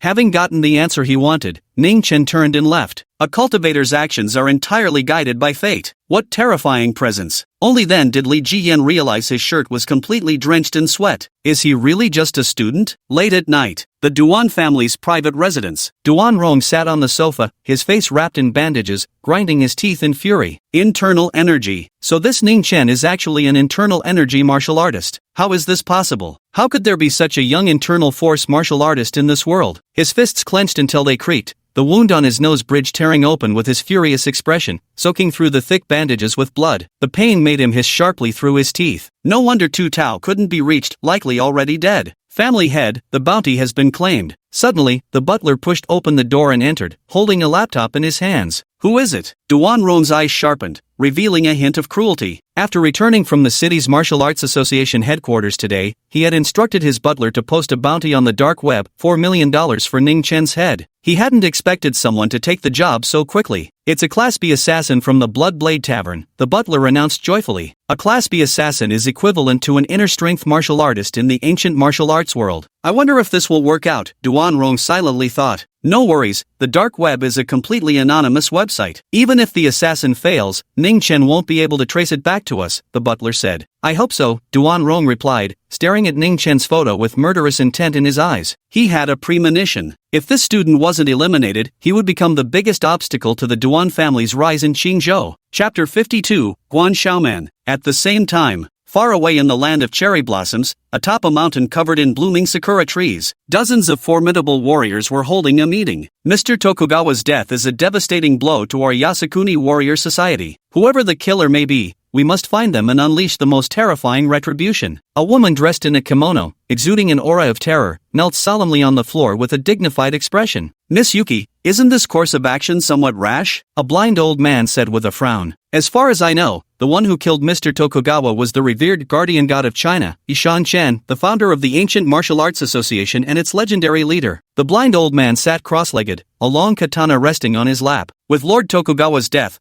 our Yasukuni warrior society has already been reduced to a second-rate organization. Chen Xihao could single-handedly wipe us all out. As these words were uttered, the senior leaders of the Jing Wo Warriors Association nodded one after another, their brows knitted with unease and fear. The kimono-clad woman named Yuki sneered coldly. What a bunch of spineless cowards. A mere Xiakue has frightened you all like this? No matter how powerful that Xiakue may be, he wouldn't dare step alone onto the soil of our Sakura nation. Otherwise, the masters of Izanagi, the Fountainhead Palace, the Ashina clan, and Interior Ministry would never sit idly by. Even the Xiakue would meet a miserable end when surrounded by a group of supreme experts. The woman's tone was brimming with confidence. She declared unequivocally, Mr. Tokugawa's death has shaken the underworld. If we don't enact retribution, how will the world perceive our Yasukuni warriors' society? A weak and incompetent force has no future. The room fell silent. Moments later, a slender woman with purple hair and violet eyes asked, in that case, Miss Yuki, how do you plan to seek revenge? I've already dispatched 2 people to Qingzhou for investigation. I believe we'll have results very soon. Miss Yuki's lips curved upward into an enchanting smile. Su Wan had initially thought her entrepreneurial plans were ruined. Yet early the next morning, just as she arrived in the classroom, she received a call from the school's director, Li Jiyan. Hello, student Su Wan, my sincere apologies. After departmental reconsideration, we've decided to allocate the 50,000 yuan startup fund to you after all. We hope you'll make the most of this opportunity to create value without compromising your studies, setting a fine example for all Qing University students. Li Jiyan spoke in perfect bureaucratic jargon, his tone even carrying a hint of ingratiation. All right, thank you, Director Li. Su Wan was utterly confused. Just as Li Jiyan was about to hang up, she quickly asked, Director Li, may I ask why? Li Jiyan let out an huh, followed by a chuckle as he said, go ask your boyfriend yourself. Got some things to attend to, gotta hang up now. Beep beep beep. Hearing the dial tone on the phone, Su Wan was utterly perplexed. Boyfriend? When did she get a boyfriend? At that very moment, Ningchen walked into the classroom, munching on a bag of potato chips. Su Wan sat in the front row, her gaze meeting Ningchen's directly. Ningchen. Su Wan couldn't help but call out to him, walking over to ask, was it you who helped secure the department's 50,000 yuan startup fund? No. Leaving just those 2 words, Ningchen brushed past her and headed straight for the back row of the classroom. Although Ningchen was playing dumb, Su Wan knew in her heart that this matter was most likely related to him. Otherwise, why would Director Li's attitude toward her have changed so drastically overnight? In the past, when she went to the office to follow up, she would always get scolded. Ningchen, what kind of potato chips are you eating? I've never seen this before. Fang the chubby leaned in with a grin, reaching toward the package. Gimme some. Smack. Ningchen slapped his hand away. You tired of living or what? Don't be such a Scrooge. Let me have some. I skipped breakfast, Fang Xiaopang said, stretching out his hand. These chips are poisoned. You can't eat them, Ningchen told him truthfully. Pfft, cheapskate. Could have just said no instead of making up some poison bullshit, Fang Xiaopang scoffed, then scooted over to try snatching Zhang Dachuan's rice ball instead. Little did he know, he had just narrowly escaped death. Though processed into potato chips, the ghost hand green's toxicity remained undiminished. A single slice could kill a grown man. This lecture was on pharmacology. Ningchen, as usual, wasn't paying attention, lying across his desk playing Honor of Kings, a game he'd become somewhat addicted to lately. University teachers never had the habit of prolonging classes. Once the dismissal bell rang, the instructor gathered their books and left. Students also walked out in small groups. Wan, you're so lucky. Wasn't it decided that the department would give those 50,000 yuan to Guan Xiaoman from the neighboring class? How did it suddenly go to you instead? Jiang Ying held Su Wan's hand, looking at her with excitement. Wan, we'll all come help when the time comes. Wan, you're treating us to lunch today. Guess we can't call you Wan anymore, should we call you Boss Su now? Su Romley and several dorm mates all laughed cheerfully. Su Wan was also very happy as she stole a glance at Ningchen. Ningchen had just stood up and was walking toward the classroom door with Fang Xiaopang and Zhang Gachuan. Fang Xiaopang wanted to snatch his potato chips but couldn't reach them no matter how he tried with his short arms. Just then, a girl decked out in luxury brands and dressed stylishly rushed over from a seat and forcefully shoved Su Wan from behind. Caught completely off guard, Su Wan suddenly lost her balance and began to tumble toward the ground. Ningchen happened to be passing by and reached out to steady Su Wan. Thank you. Su Wan, now safe in Ningchen's arms, looked up at him with lingering fright. Students who hadn't left the classroom yet all turned surprised glances their way. Guan Xiaoman, are you insane? Su Romley and Jiang Ying, the two best friends, stood on either side of Su Wan, angrily berating the spoiled rich girl who had shoved her. Guan Xiaoman came from a wealthy family, loved to flaunt her riches, and was stunningly beautiful naturally. She was something of a celebrity in the medical department. However, many girls couldn't stand her. None of your business, get lost. Guan Xiaoman was furious, even glaring at the meddlesome Ningchen before pointing at Su Wan and launching into a vulgar tirade. Su Wan, you shameless wretch. You'd actually seduced Director Li just for that 50,000 yuan startup fund. You make me sick. Guan Xiaoman's shocking accusation sent waves of gasps through the classroom. This pharmacology lecture was a large combined class with 4 sections. Though some students had left, over 100 people still remained in the classroom, all staring at Su Wan in shock. What nonsense are you spouting? Su Wan was nearly gasping with anger as she desperately argued back. You're the one seducing Director Li, not me. Fox Spirit, stop trying to weasel your way out of this. Guan Xiaoman raised her hand and rushed forward to slap Su Wan again, but Ningchen grabbed her wrist and roughly shoved her away. What are you trying to do? Ningchen looked at the girl with utter disgust. Su Wan, shielded instinctively behind him, felt her face flush and her heart flutter like a startled deer. If only he were really my boyfriend. Su Wan secretly thought to herself. Chapter 53, Slander in Broad Daylight. You shameless vixen, how many men have you seduced? Guan Xiaoman staggered backward from the push, nearly losing her balance, and erupted in furious curses. Although her family was well off, 50,000 yuan was still no small sum. It could buy a mid-range luxury bag or fund a lavish night out at the bars. Just like that, snatched away by some wild girl, when she received Li Jiyin's call, she nearly exploded with rage. Li Jiyin, since you're being unkind, don't blame me for being unjust. Guan Xiaoman decided to first smear Su Wan's reputation with a false accusation. At that moment, several male and female students approached Guan Xiaoman, pointing at Su Wan and saying, "That's her, right there. I recognized her too, she's the girl who lingered in the office last night, insisting on inviting Director Li to dinner. Last night dressed so provocatively, today acting all prim and proper. What a little two-faced girl. How disgusting." 5 or 6 students who had taken bribes from Guan Xiaoman all began to frame Su Wan. I